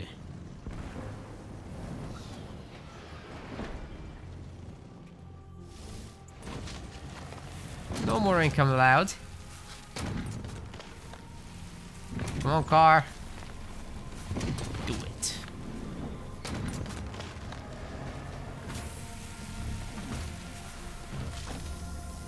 Okay, there we go. Look at Rock's income now. Well, it's still moving. Barely. And as the buildings freeze, it will just basically stop. All his minis are raid camps, aren't they? Oh my god, he's not generating anything outside of the home base. Oh, that's a disaster. Oh no. It's all freezing over. Oh god. Cars is hitting Rock so hard right now.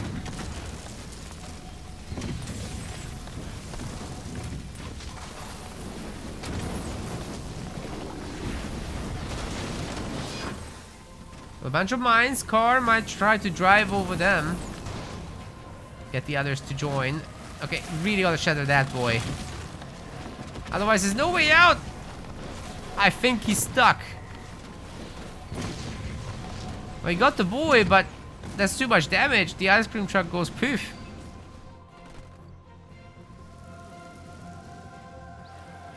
Still, car slowed down Rock significantly. Trouble is, he's never had a generator himself, so Rock's still not in a terrible position right now. He can just get himself a second gen.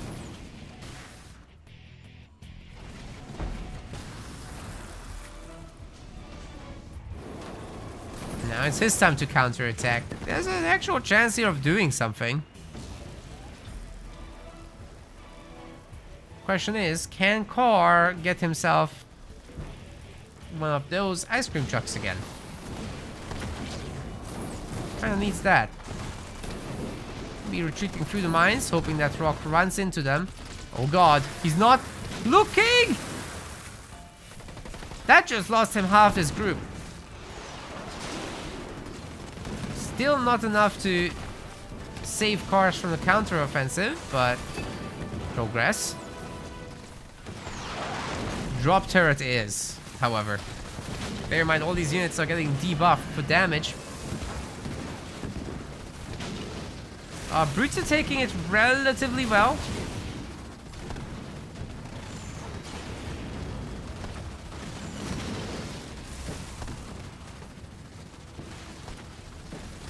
And we've got some mines ready. Cars might get to use them. Bison's coming out again. This time on the defensive, it will be supposedly quite effective. I don't know about those grunts being worth it for the mines. It didn't even die, that second one.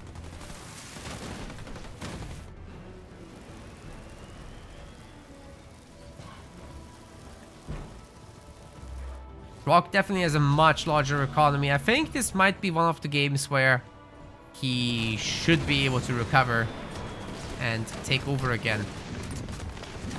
Then again, there's not enough stuff against the Bison here, particularly. The engineer is getting taken down. All these slams are doing a lot of work though.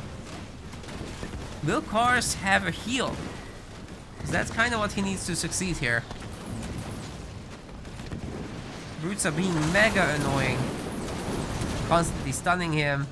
Good micro by Rock, and it will get it down. Cars actually loses this one, and Rock is making a series out of it. 3-1 is now our score, ladies and gentlemen. Very nice. Rock showing the power of Ori. That's great. That's great. We got ourselves a real series, ladies and gentlemen. We're going to game 7 now. Rock has broken through.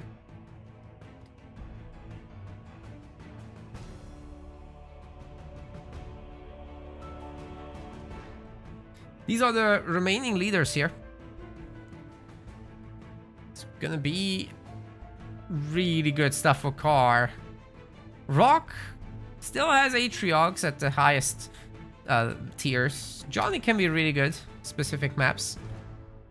We'll see what they pick. I mean, we've got like Ashes left, right?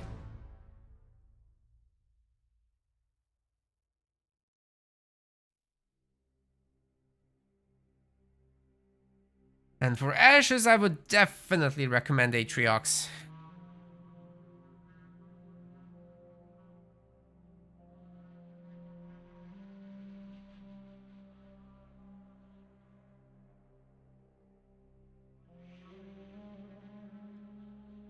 And the map choice is going to be Rift, so that should be one of the elites, in my opinion, for Car. It doesn't really matter which. I mean, Arbiter probably. But I wouldn't be surprised if it ends up being Ship. And for Rock, trying to go Kinsano into that could be a big brain play, but it's also high risk. What if Cars just picks Isabel expecting it? Then you're gonna get Warthog to death. It's not...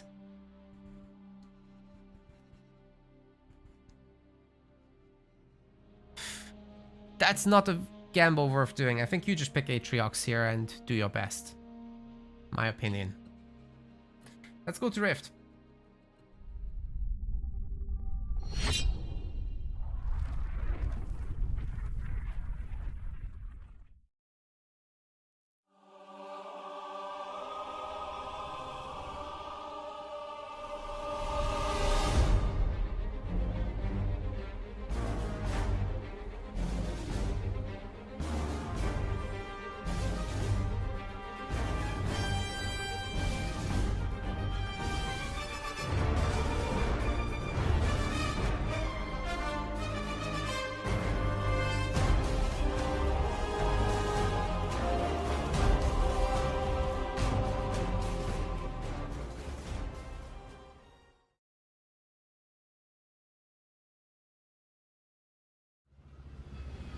Okay, ladies and gentlemen, we've got ourselves Rift here, and Rock Generation still his life on the line, his tournament life on the line.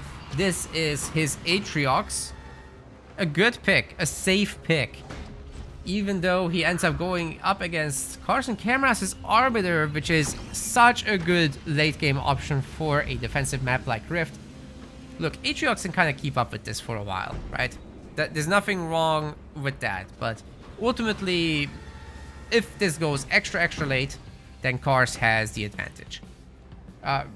Rock could have picked Kinsano into this to burn down the elites.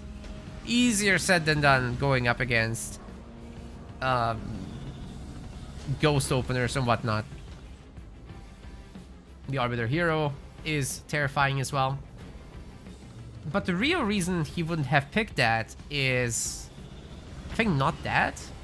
That stuff is manageable. What you are afraid of is Cars going Isabel, which was one of his available leaders still. And you really don't want to go Kinsano into Isabel. The Warthogs are just unmanageable. Certainly at this level. Alright, so the grunts are gonna go down. Rock gets the mini base steal. And he might be able to put on a little bit of pressure. there's gonna be enforcers to greet him, and they're gonna be out first. So yeah, Rock still needs to come up with something here. The chopper count would need to go up to 2, and then I think he can deal with things. Or it's a pad and he doesn't do anything with it. But no, he's wanting this hero to come out at the same time as he does that pressure.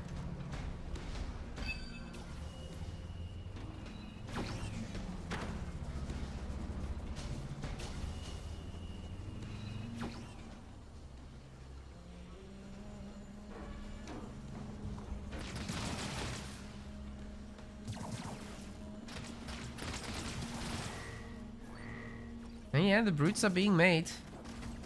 But then enforcers, I don't know, dude. This is hard. Ooh. Stasis. Plasma mines, interesting. That's a good way to protect the chopper. Unfortunately, he just lost 2 of them to the grunt. And another one. And guess what, guys? The enforcers are actually pretty decent against choppers, as it turns out.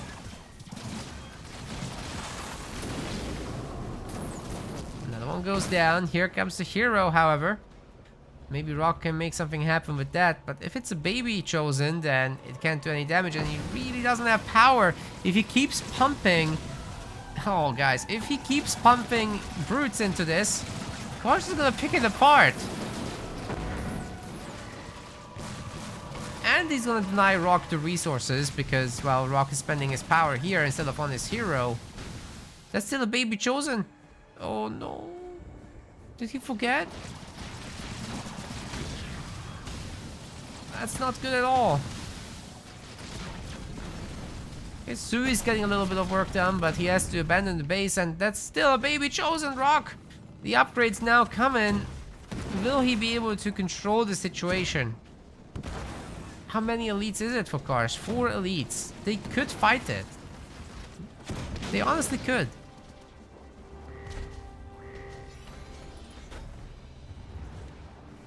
But it does look like Rock will get his upgrade. Oh my god, Karsh.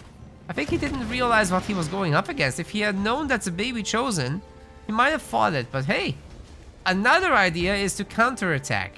Go to Rock's main right now with all these enforcers. Rock can teleport back home. You can boost them with your mines. You can boost them with your plasma bolt. Help them take down the base with that. But Karsh stopped producing the elite enforcers. He's just taking power nodes? No, he's got to go to the main, surely.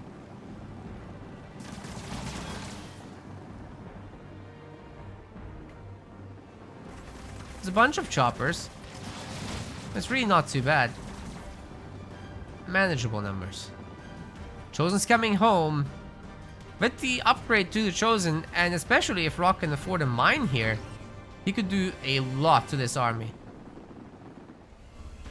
Karsh is really hoping to get some kind of surprise factor in. No, he's not heading to the main.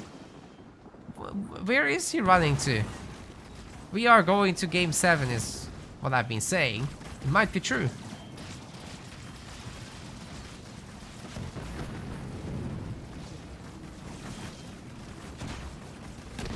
Like those grunts in the garrison for sure. Buys a lot of time. Karsh is putting them in all the garrisons, in fact. Trying to aggro the suicide grunt is not gonna happen. Nice try though. Hey, a random base over there. Not bad. And he's got the hidden grunt, which he can use to work on the 4-point drop, which is also not too far out. Karsh has at least 2 turrets. Also not bad. Catches the Chosen with stasis grenades. Keeps holding on to the garrison for now. But the suicide grunt takes care of that. Well, the 2 turrets will be fine. Karsh doesn't need to expose his units because it's just feeding the Chosen, right? Stasis mines do go down here. But it damages the Chosen so much. Meanwhile, all of Karsh's units are back to high health. Oh, Rock's gonna do his best to micro, but Karsh is just gonna take over the garrison then. Might have been better to stay. Wait, can actually the Chosen run away? It's so close. Oh, never mind. The Rangers shut it down. So in the end, Karsh is not in a bad spot, have to say. Some brutes heading his way. Might lose that front base. But he's had the power node on Rock this whole time. Even though he's down like a mini in the back. That's unfortunate, but manageable. This is gonna be quite back and forth, and I think we're stabilizing.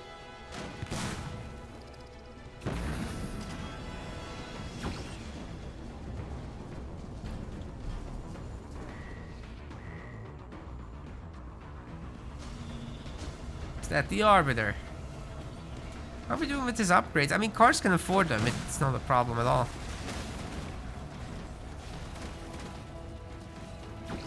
If the engineer pops out, this base should be safe. Just a little bit longer. Okay, there's the RB. Is this for a counterattack?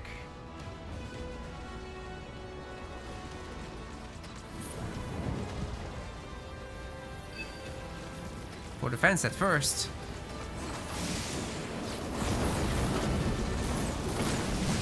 Wow, Rock really hates that Ranger.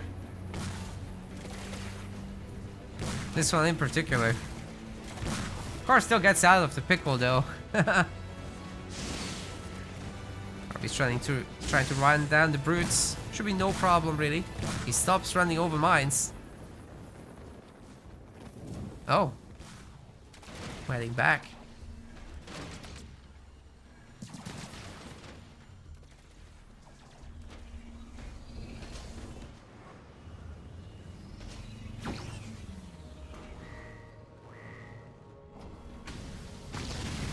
Oh man, this is exactly what I was talking about earlier. We've got the 4-point drop, the elite assault group, and it is taking down one extractor for sure.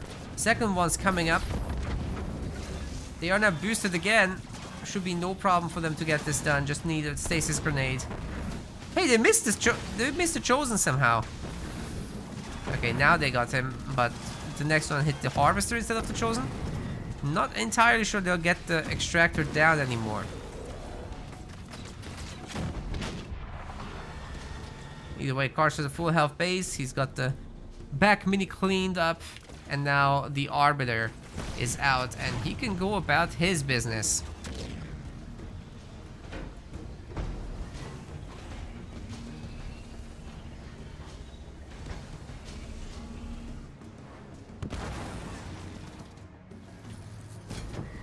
Good job by Rock stealing that mini, but now Karsh is taking it back. A Banshee.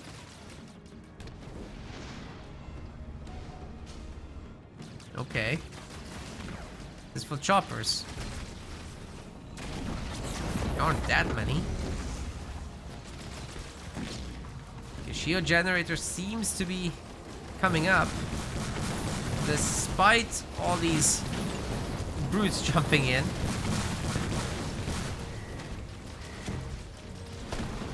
Then again, it won't last terribly long. Long enough for the Arbiter to get there.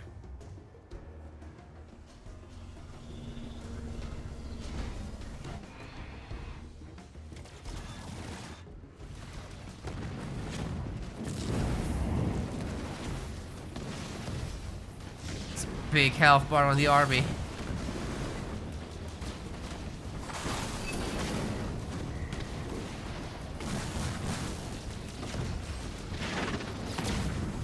Ooh, another shield gen's coming up. Just a moment from now. Oh, it's so close. Oh my god. Yeah, it's gonna be fine. The Chosen does slow down the production speed on that, so hence the tension.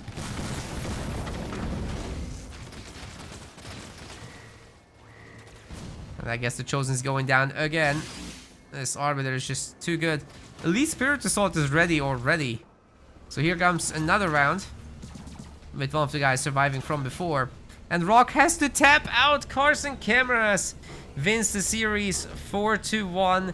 At least Rock put a dent in him, but this cars and cameras guy is just a little bit too strong. That elite assault group in the end, just way too much. GG's and well played. Congrats to Cars. Wow, man's insanely powerful. That was sick. Super cool series. Alright, you gamers.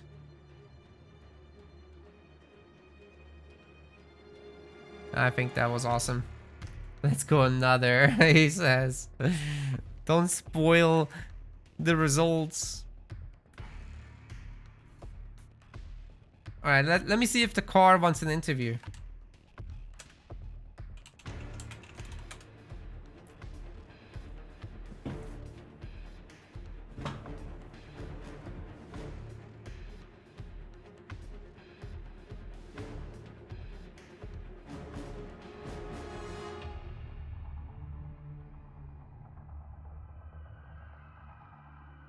Let's see what he says. Yeah, car is powerful. You are correct, chat.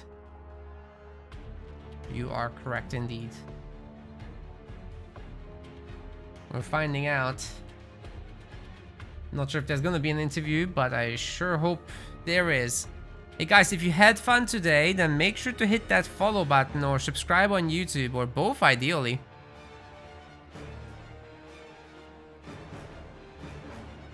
Cars may indeed very well be #1 right now. It's true.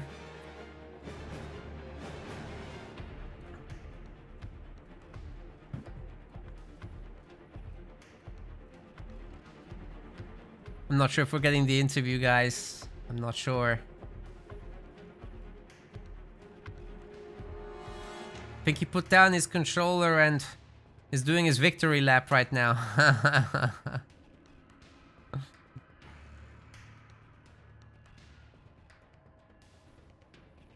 Give him another minute.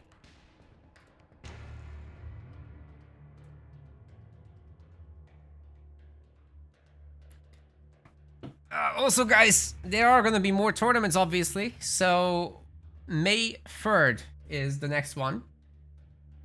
You're very welcome to join that, of course. It's a 2v2 Rising Star event. So the guys from today are not playing. Well, some of them are, actually. And you form 2v2 teams, invite people. Right now there's nobody. How is this even a thing? You guys, go get in the tournament. I'm linking it in the chat, right, meow. Go get in there. You'll do a winner's interview, fantastic.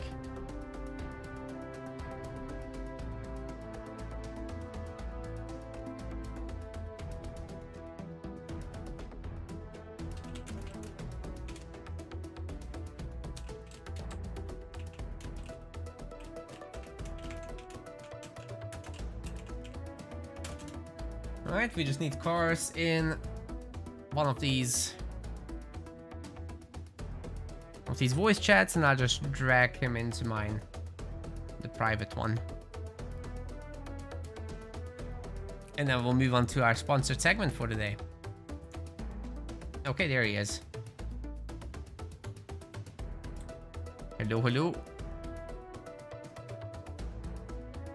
We're doing a quick voice check here, 1 second. Say again. Hello, hello, testing, 1, 2, 3. Okay, I'll give you more volume so everyone can hear you. And last test, please. Testing, 1, 2, 3, testing. Alright, you're golden. Thanks so much. Alright, Cars, congratulations. How are you feeling after this day? Pretty good. I didn't expect to win. I thought, like, I haven't really played this week, so I didn't go in with high hopes. Oh, when you don't play like every day or every second day or something like that, do you feel much weaker? I think I do generally, yeah.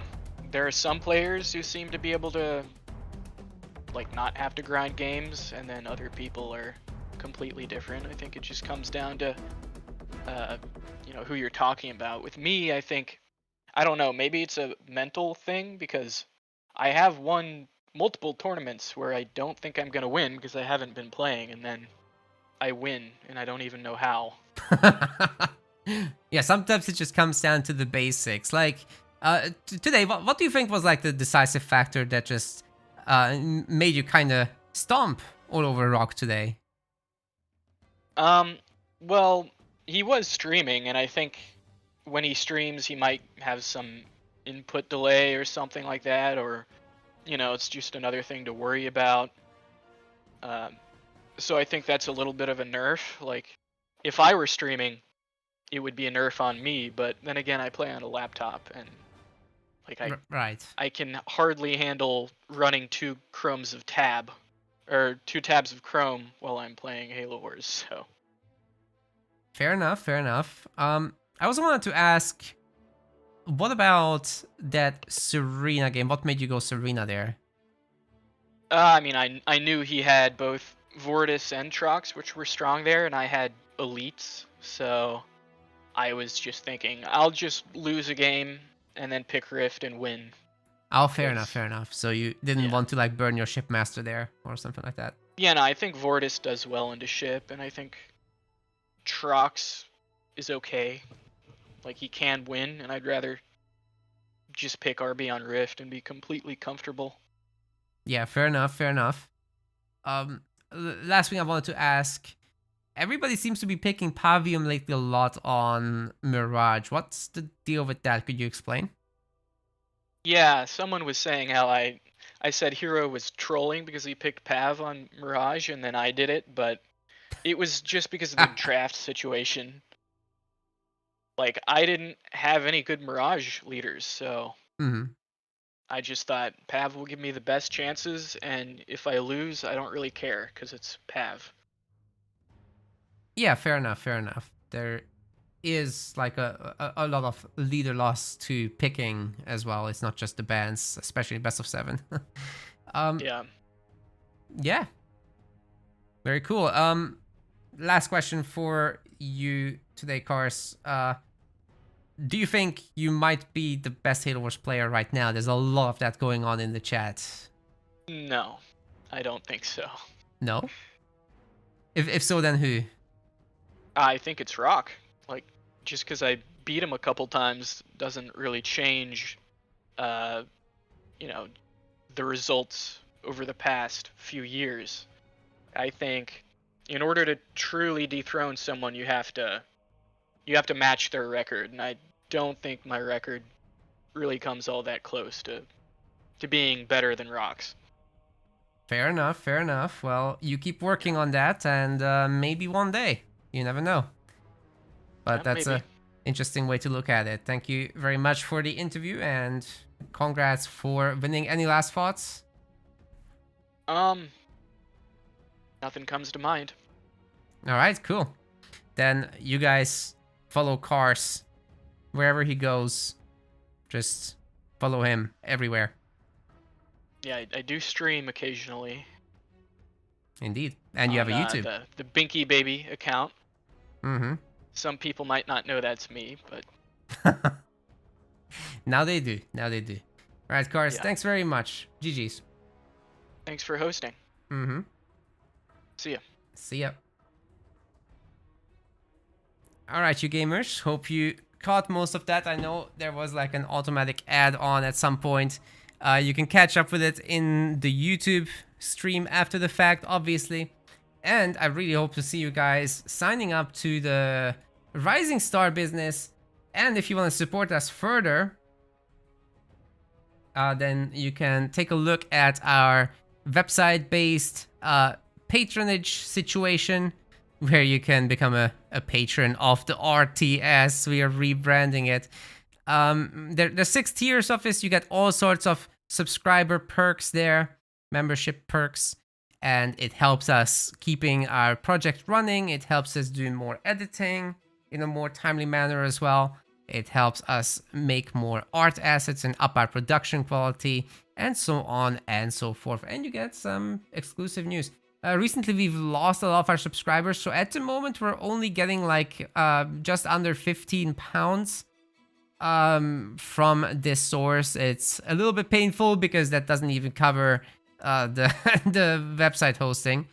That's tough, let alone the software and the actual coding required to maintain it. Anyhow, very much appreciated here, guys. I'll be linking stuff below. We've also got a bunch of donation goals for Halo Wars for all the different leagues that we're running. You guys can increase the prize pools, of course, for the players. Our goal would be to go 50-50 with the community on that. So we're providing 50%, the players provide another 50% of that. That would be ideal. That's what the goals are set to. And you can tip our staff as well if you feel like it separately. And like I said, please sign up to the Rising Star 2v2 tournament. It's next month. Find yourself some friends and bring them to that. Alright, you gamers. With that, I think it's time to swap over to the sponsored segment. You can also support us through our sponsor, of course. I've mentioned that many times today. First off, here's all our links. The sponsor business is pinned. It is Domino Dreams that we're gonna be swapping to. And I'm just making sure I'm doing everything right. I think I gotta do 1 hour today, and then we'll do... Yeah, that's probably what we'll do. It's a cute little domino game. There's nothing too crazy about it. Okay.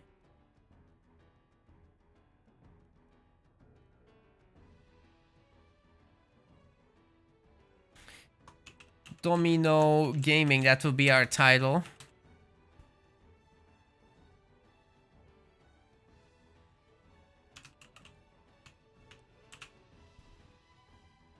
And for obvious reasons, I'll have to stop the Halo Wars music. Check out our link in the in the chat. We've got our link pinned. So if you guys head into download that Domino Dreams, then you'll be supporting our channel. I really hope my PC isn't crashing right now. Oh god. No, we're fine, we're fine. We're in one piece, sort of. That's good. That is good. Okay. We figured it out. We figured it out. It should be this. And we'll be hanging out for an hour in Domino Dreams. If you've got kids, this might be something they can play as well. Helps a little bit with your pattern recognition skills, really. And it's very cute.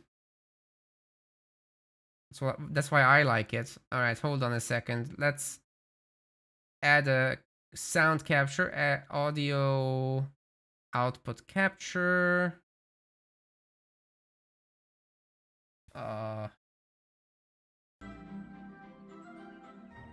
Just my entire sound output. There we go. Okay. Now we can get started. So basically, you got these coins to collect, which you then spend on playing the levels. The chapters, which are the completion criteria for this sponsorship. You need stars. Stars you get from beating levels. That's it. That's how simple this is. So let's get going. Let's get going with that. And just try to optimally pick our dominoes. That's really the game. So this will require a 2 or a 6. We don't have that. We get the next one. 4 for 5. We can get some 1s in a chain with this. And I'll get the blank one. Let's call them 0s. And swap over to 6. 3, 1, double 1, 1, 2. We don't have blanks. And we don't have a 4. So we did get a streak bonus, however, with an extra card over there. Golden domino means you can put anything on it, as I recall, and you just keep going. I really like these doubles when they allow you to chain stuff together. It's very convenient. And yeah, guys, game is free to play. You can hop in anytime you like. And that's a completed level. Of course, it gets a lot harder later on, where you won't necessarily be given the appropriate pieces that you need, right? So you will have to manage your gold over time. And these are the steps you basically take for progressing through the chapter. It takes 9 full steps. Some of these will be costing more than 1 star, obviously, so it gets way harder to do over time as you progress.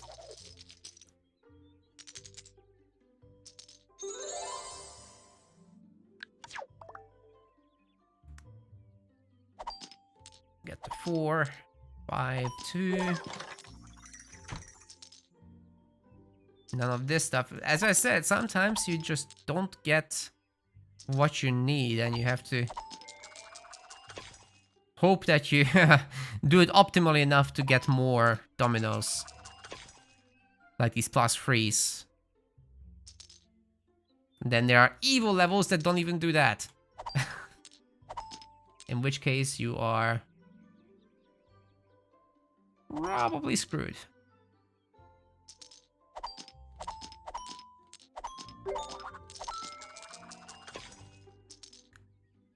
I don't know about you guys, but I find it very satisfying when I can get the chains done.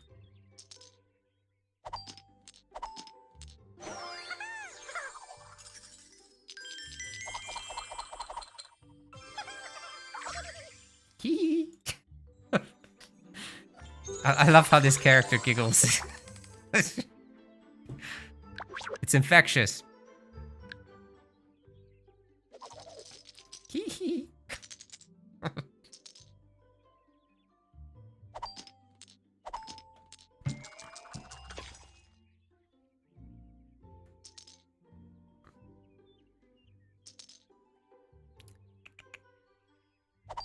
Go for the blank. 3, 3 and 4. Yep.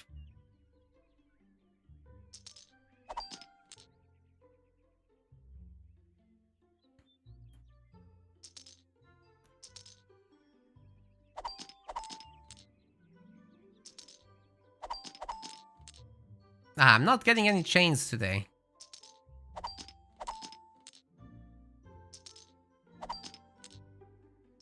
That might have been a mistake.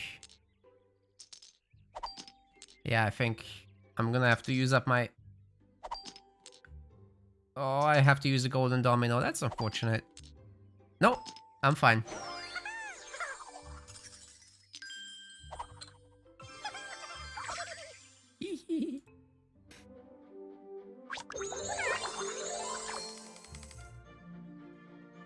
We're not gonna sign in with Facebook. I'm gonna pick the... Oh my god, there's a kitty cat. Yep, I'm going kitty cat.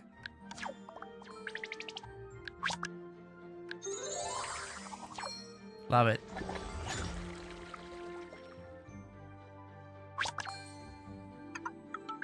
Alright. This is gonna be quite a bit of effort here to put everything together. So completing, like, this is the second chapter we're in. If you guys complete that, we'll be you'll be helping us power our tournaments, of course. Very much appreciated if you take your time. No worries if not, but the option's there. Either way, I appreciate everyone hanging out today, whether you stick around for the sponsored part or not. Although I have to say it does help when you do. Because if we have more viewers during these segments, we can do more sponsorships, therefore make sure that we can keep MetaPlays running.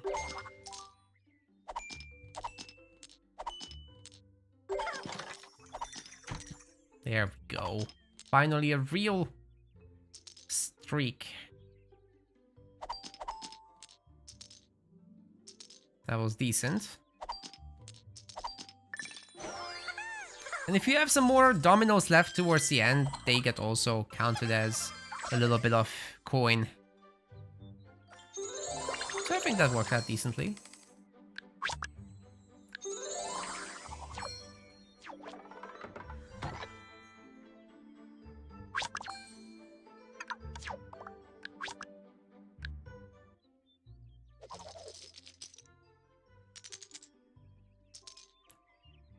Okay, it's all blank.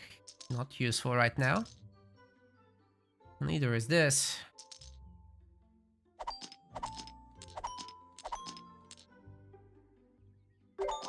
This one, on the other hand. Still no blanks.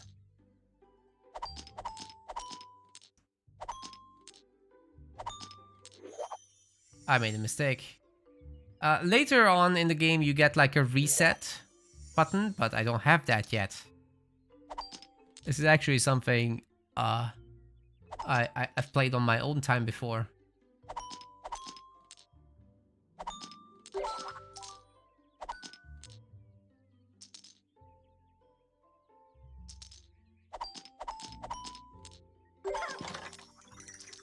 And there we go.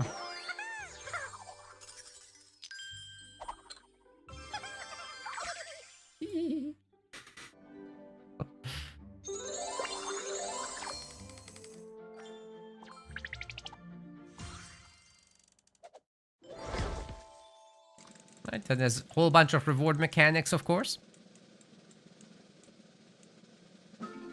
Everybody gets something.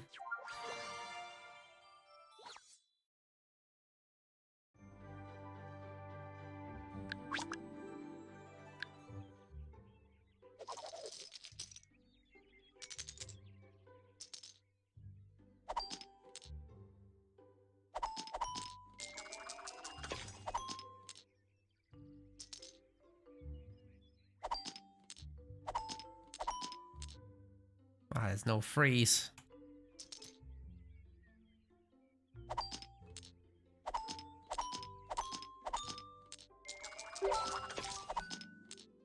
That was also a mistake. But it's okay, we can pivot.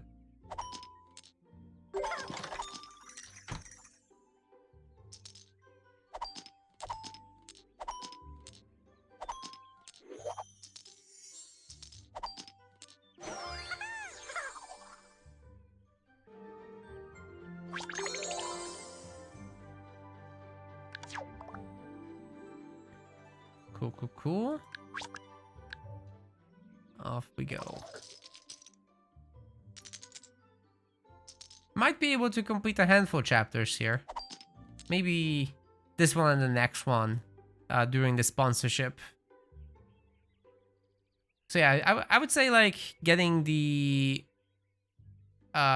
second chapter completed is a very easy goal to have. Although I don't think I'll do it in the one stream.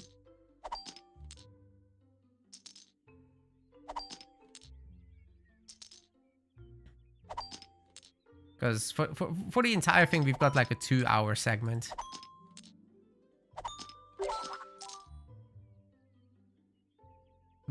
Definitely don't have the energy to do all of that at once.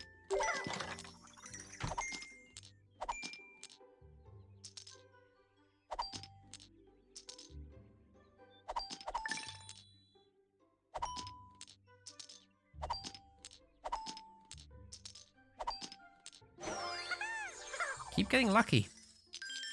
I'm really surprised the game isn't forcing me to use my golden dominoes.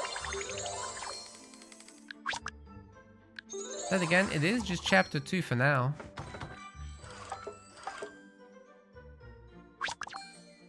Okay, market's up.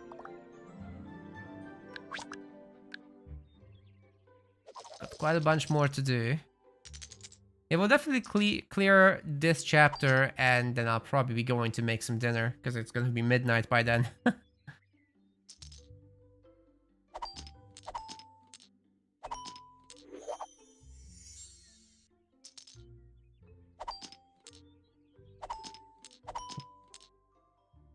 Oh, you guys know how it is. The hustle is real.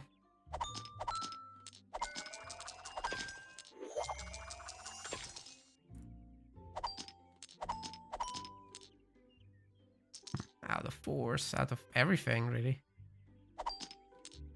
No blank. Doesn't really matter what I pick. Whoa, what? Oh, there was a 2. I'm blind. It doesn't matter what I pick.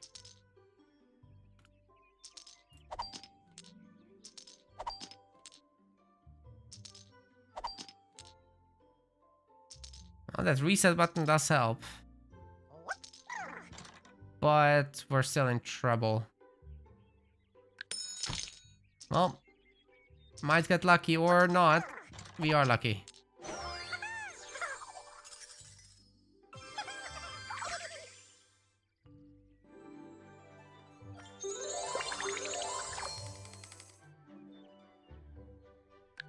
Was these are 3 and 4 respectively. Okay, that's pretty expensive. This will take a moment.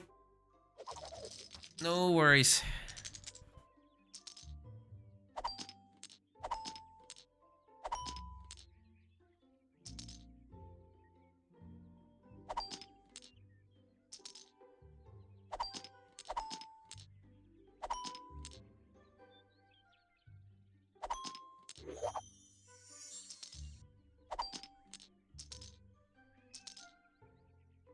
Okay, I think we might be toast in this one. Doesn't matter what we do though.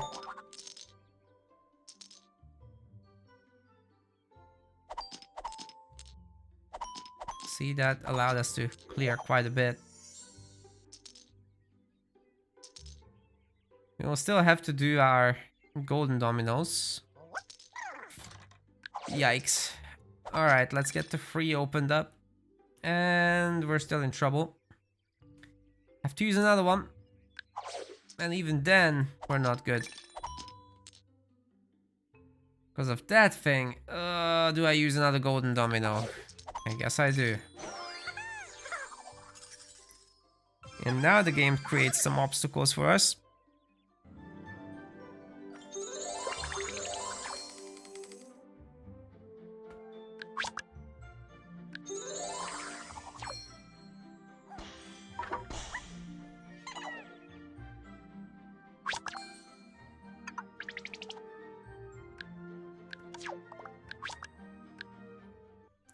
Four more things to build.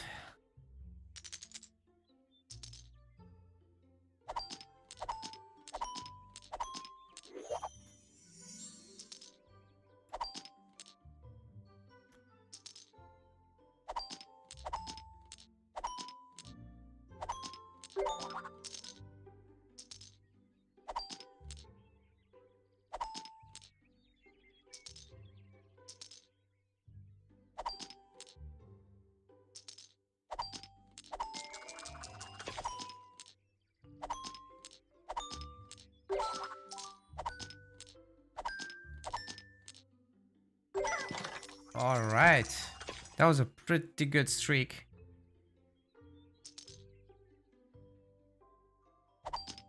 And we're still not done.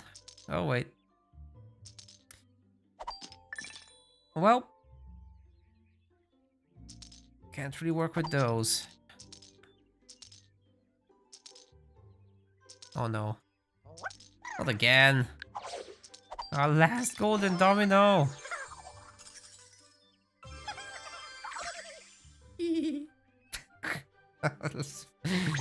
So funny.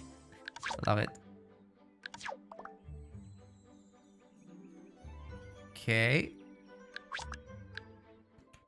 I'm a little worried about running low on them resources.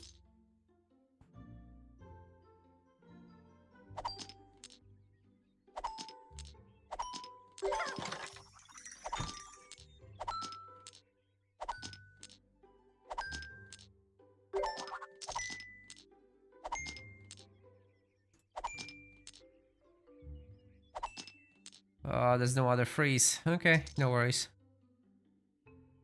It's as far as streak allowed us to go.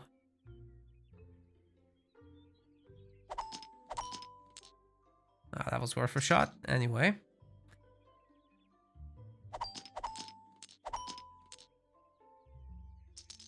Unlucky, man.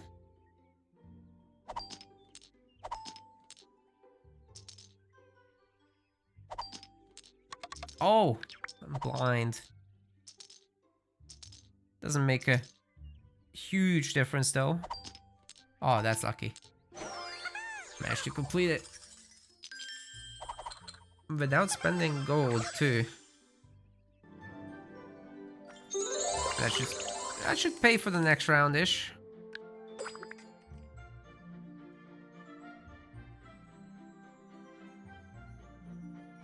There's all the packs you can get.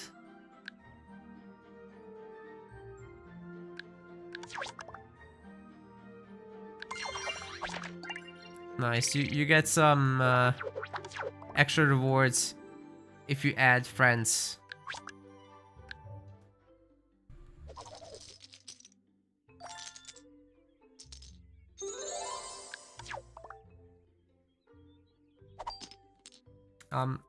These ones are different. So you break off half of them. These biscuit dominoes are like that.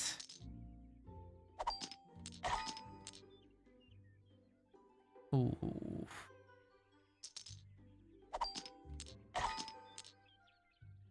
Not getting the luckiest sets here.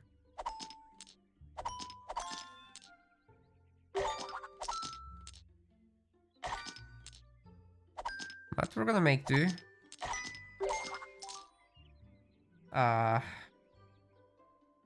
2 into 1 or 3? Go with the 1. What? Anyway, moving on.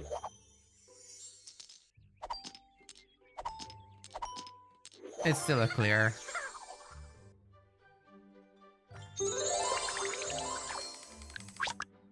Cool, get the in.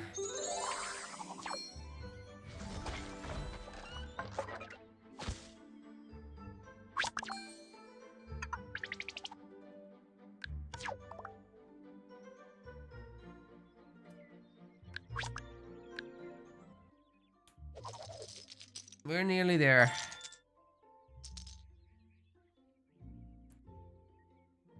Nearly there with the next chapter.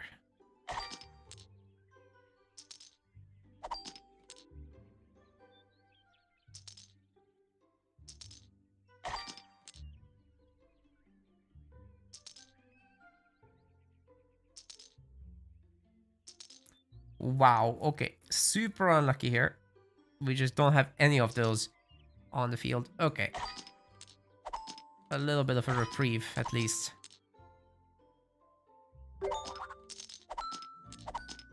Ooh, okay. So much better. Do I use this? Yeah. Oh, that's a streak. Oh, yeah. Oh, no, it's over. Oh, no. I was hoping it would continue. I'm curious what happens if you, like, fill up 3 sets of that. Never had that before. I'm sure we'll get there, though.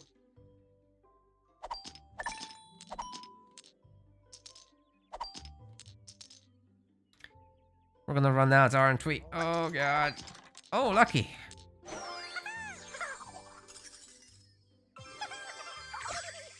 No worries even if not, though.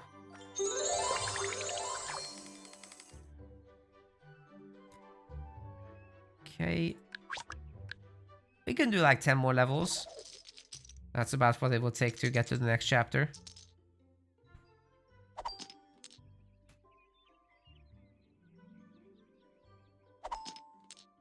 But I think that's my limit for today. It's been 2. I've been lightheaded ever since I started the stream, so I'm gonna need some food.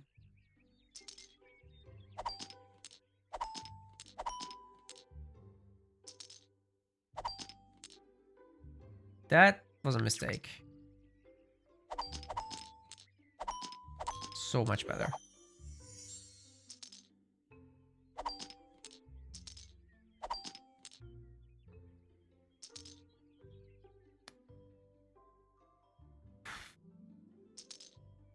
Body.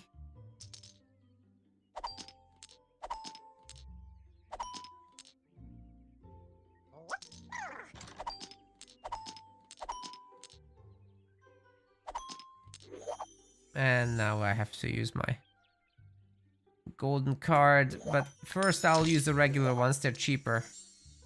If they work just as well, then why not? Although they don't work.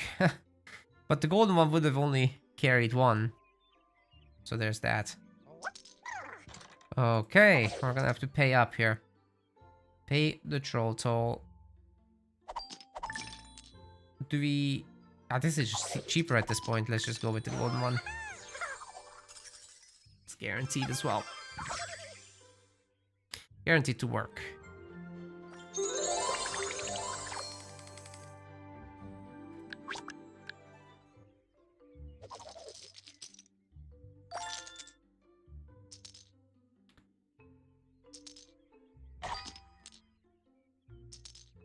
Okay.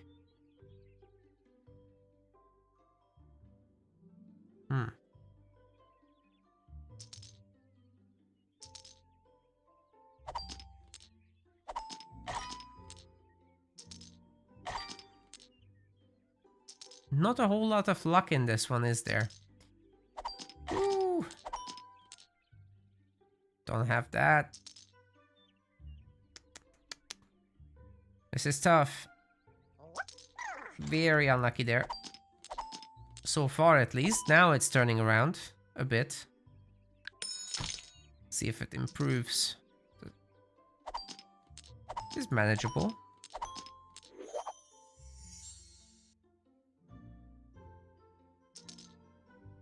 Oh god. Well, we definitely go this way, because that will open up another. And that.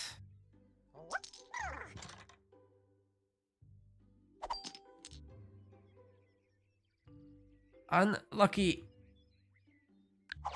If we go with this, we could chain over these two or do this and then open up another. I'll gamble. Ah, not a good enough gamble, is it?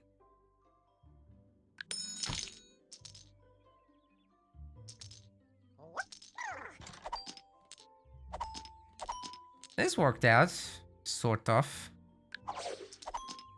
Oh no. Might be at the end of my rope soon here. There's not many. There's not much gold left in this. Okay, third star. This needs 4, and then there's 2 more items. So we might just run out of gold, honestly, before I get too hungry.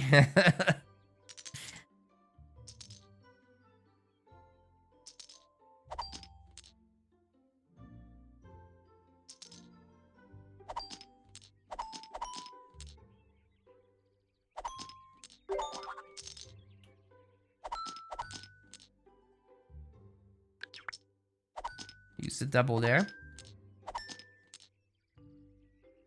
4, 3, 1, 5, 2. Apple. And there's no free. Damn it. Our streak's over.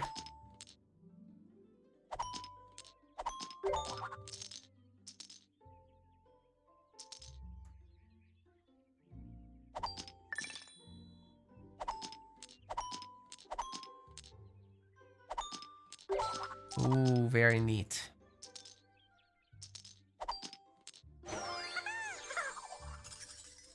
Needed that to replenish our coffers.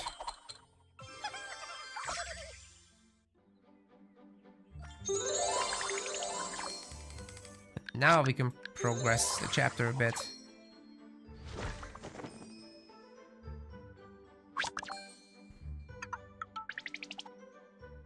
Two more items, at least 8 levels. Bear in mind, we might lose levels. It is possible to lose in this. It's just the game is being gentle for now. It doesn't ramp up the costs too high just yet.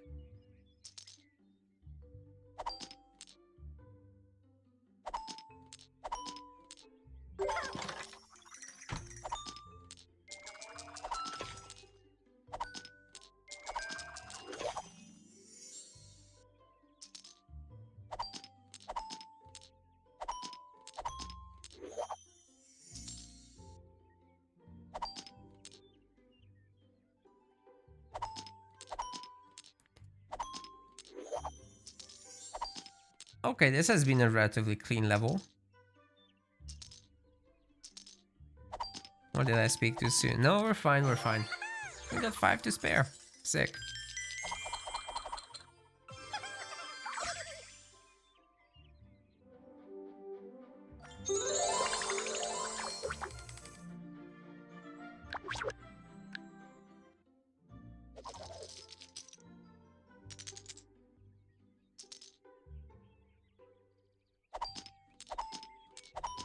Okay, there we go.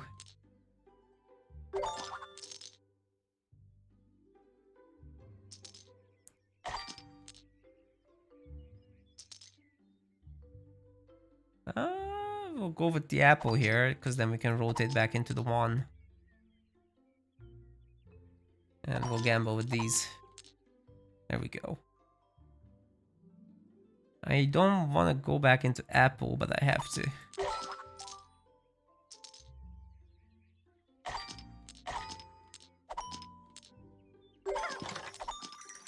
Hey, this worked out. It's a relatively clean streak.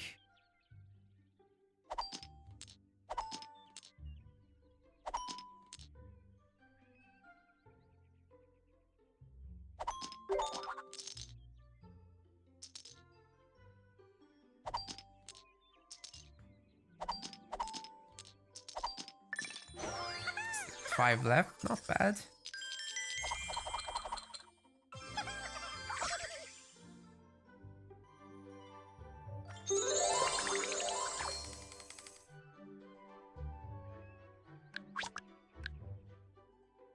Gonna have another spin available, so that will hopefully give us enough gold that we can keep going.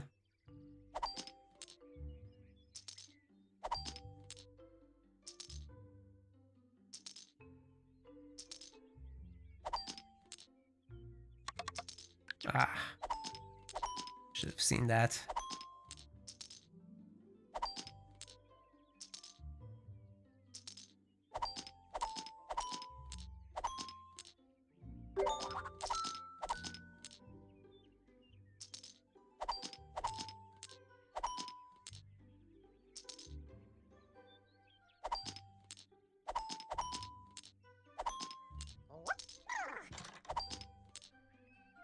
I'll just go for the guaranteed win here.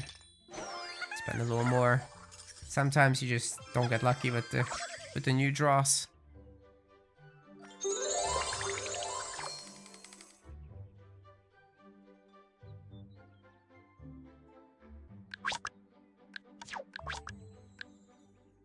One more to unlock the next item.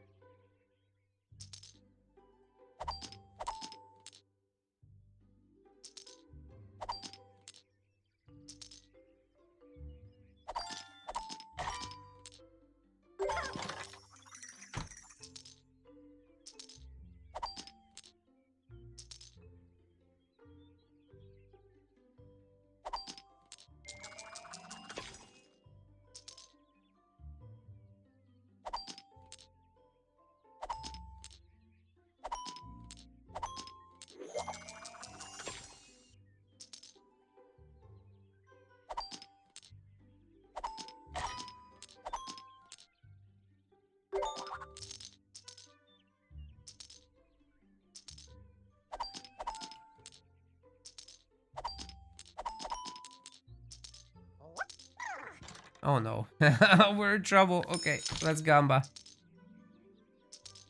It's not working. Ouch. That hurt. That I'll never financially recover from this.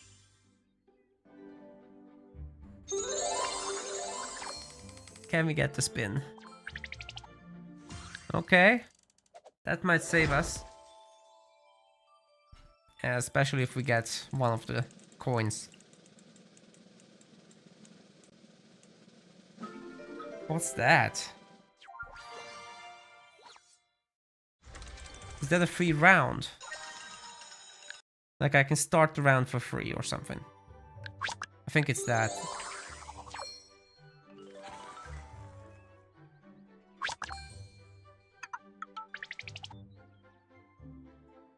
5 more to do the statue.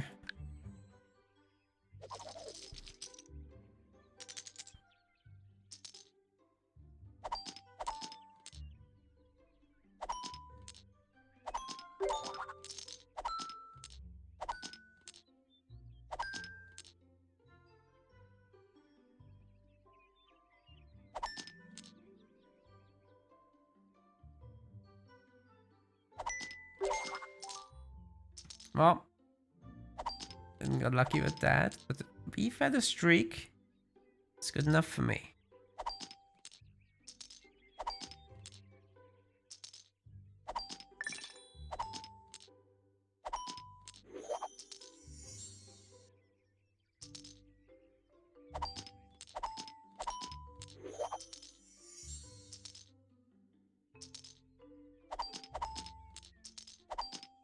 And that's another clear. Okay, you gamers, 4 more stars, then we're heading into chapter 3.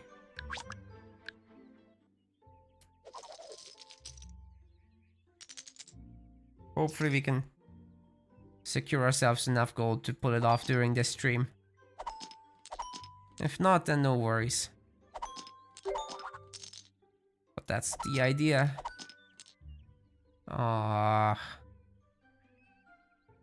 Yeah, I'll spend on that. There we go. Swap over into 2s and then the 5. I do have a blank, but I don't know about the 4. Higher chance of success with these. Oh, that was sick.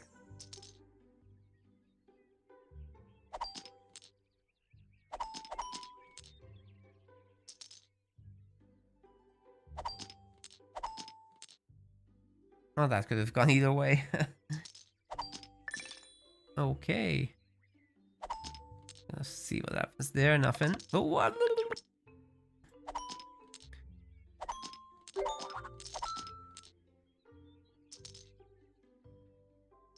Another decent setup for us.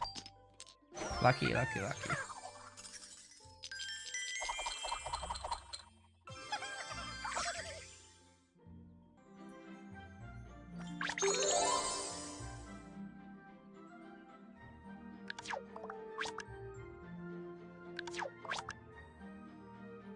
Ooh, fake coin. Nice one.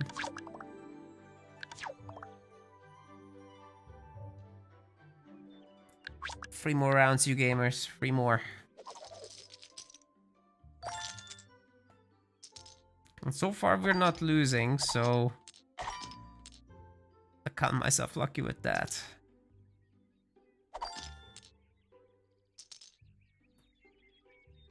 If you get a bad streak of luck, it's very easy to just completely burn all your gold.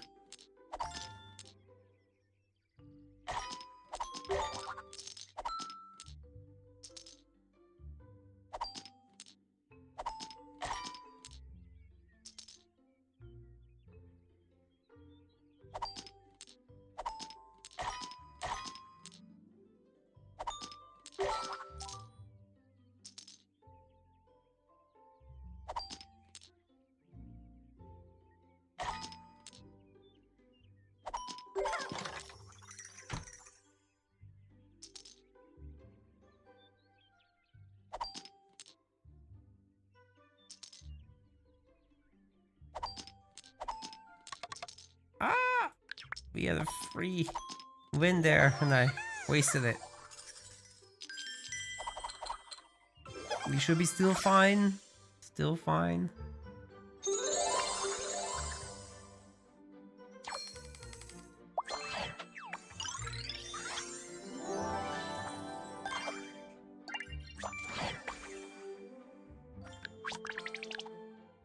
Two more.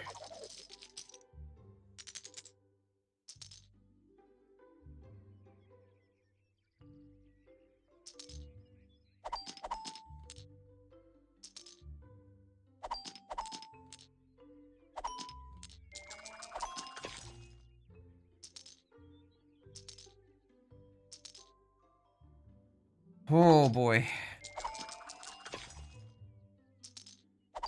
This might be one of those where you're just not lucky enough to get it done. Or is it? This isn't so bad so far.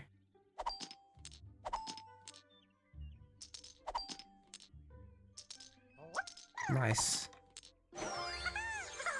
We definitely have enough gold to clear a level even with the worst luck. We can do this.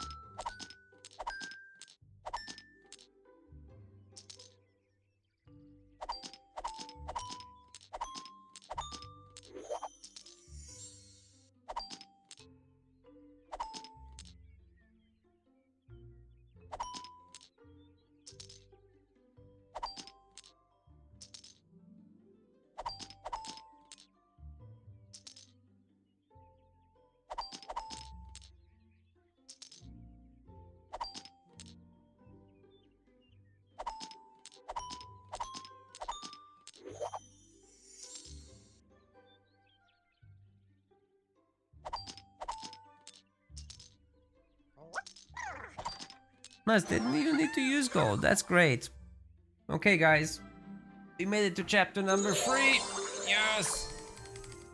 Just gotta click the button.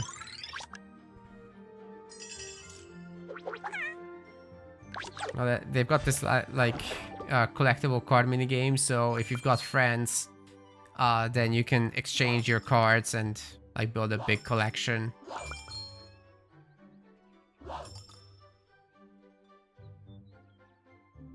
Yep. Starting off with a gift of cards, of course.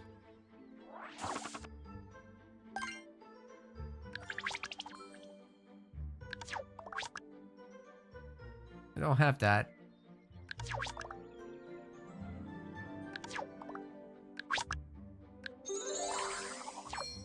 I don't have that. But anyway, statue's done. Oh my god, it's cars and cameras from the tournament.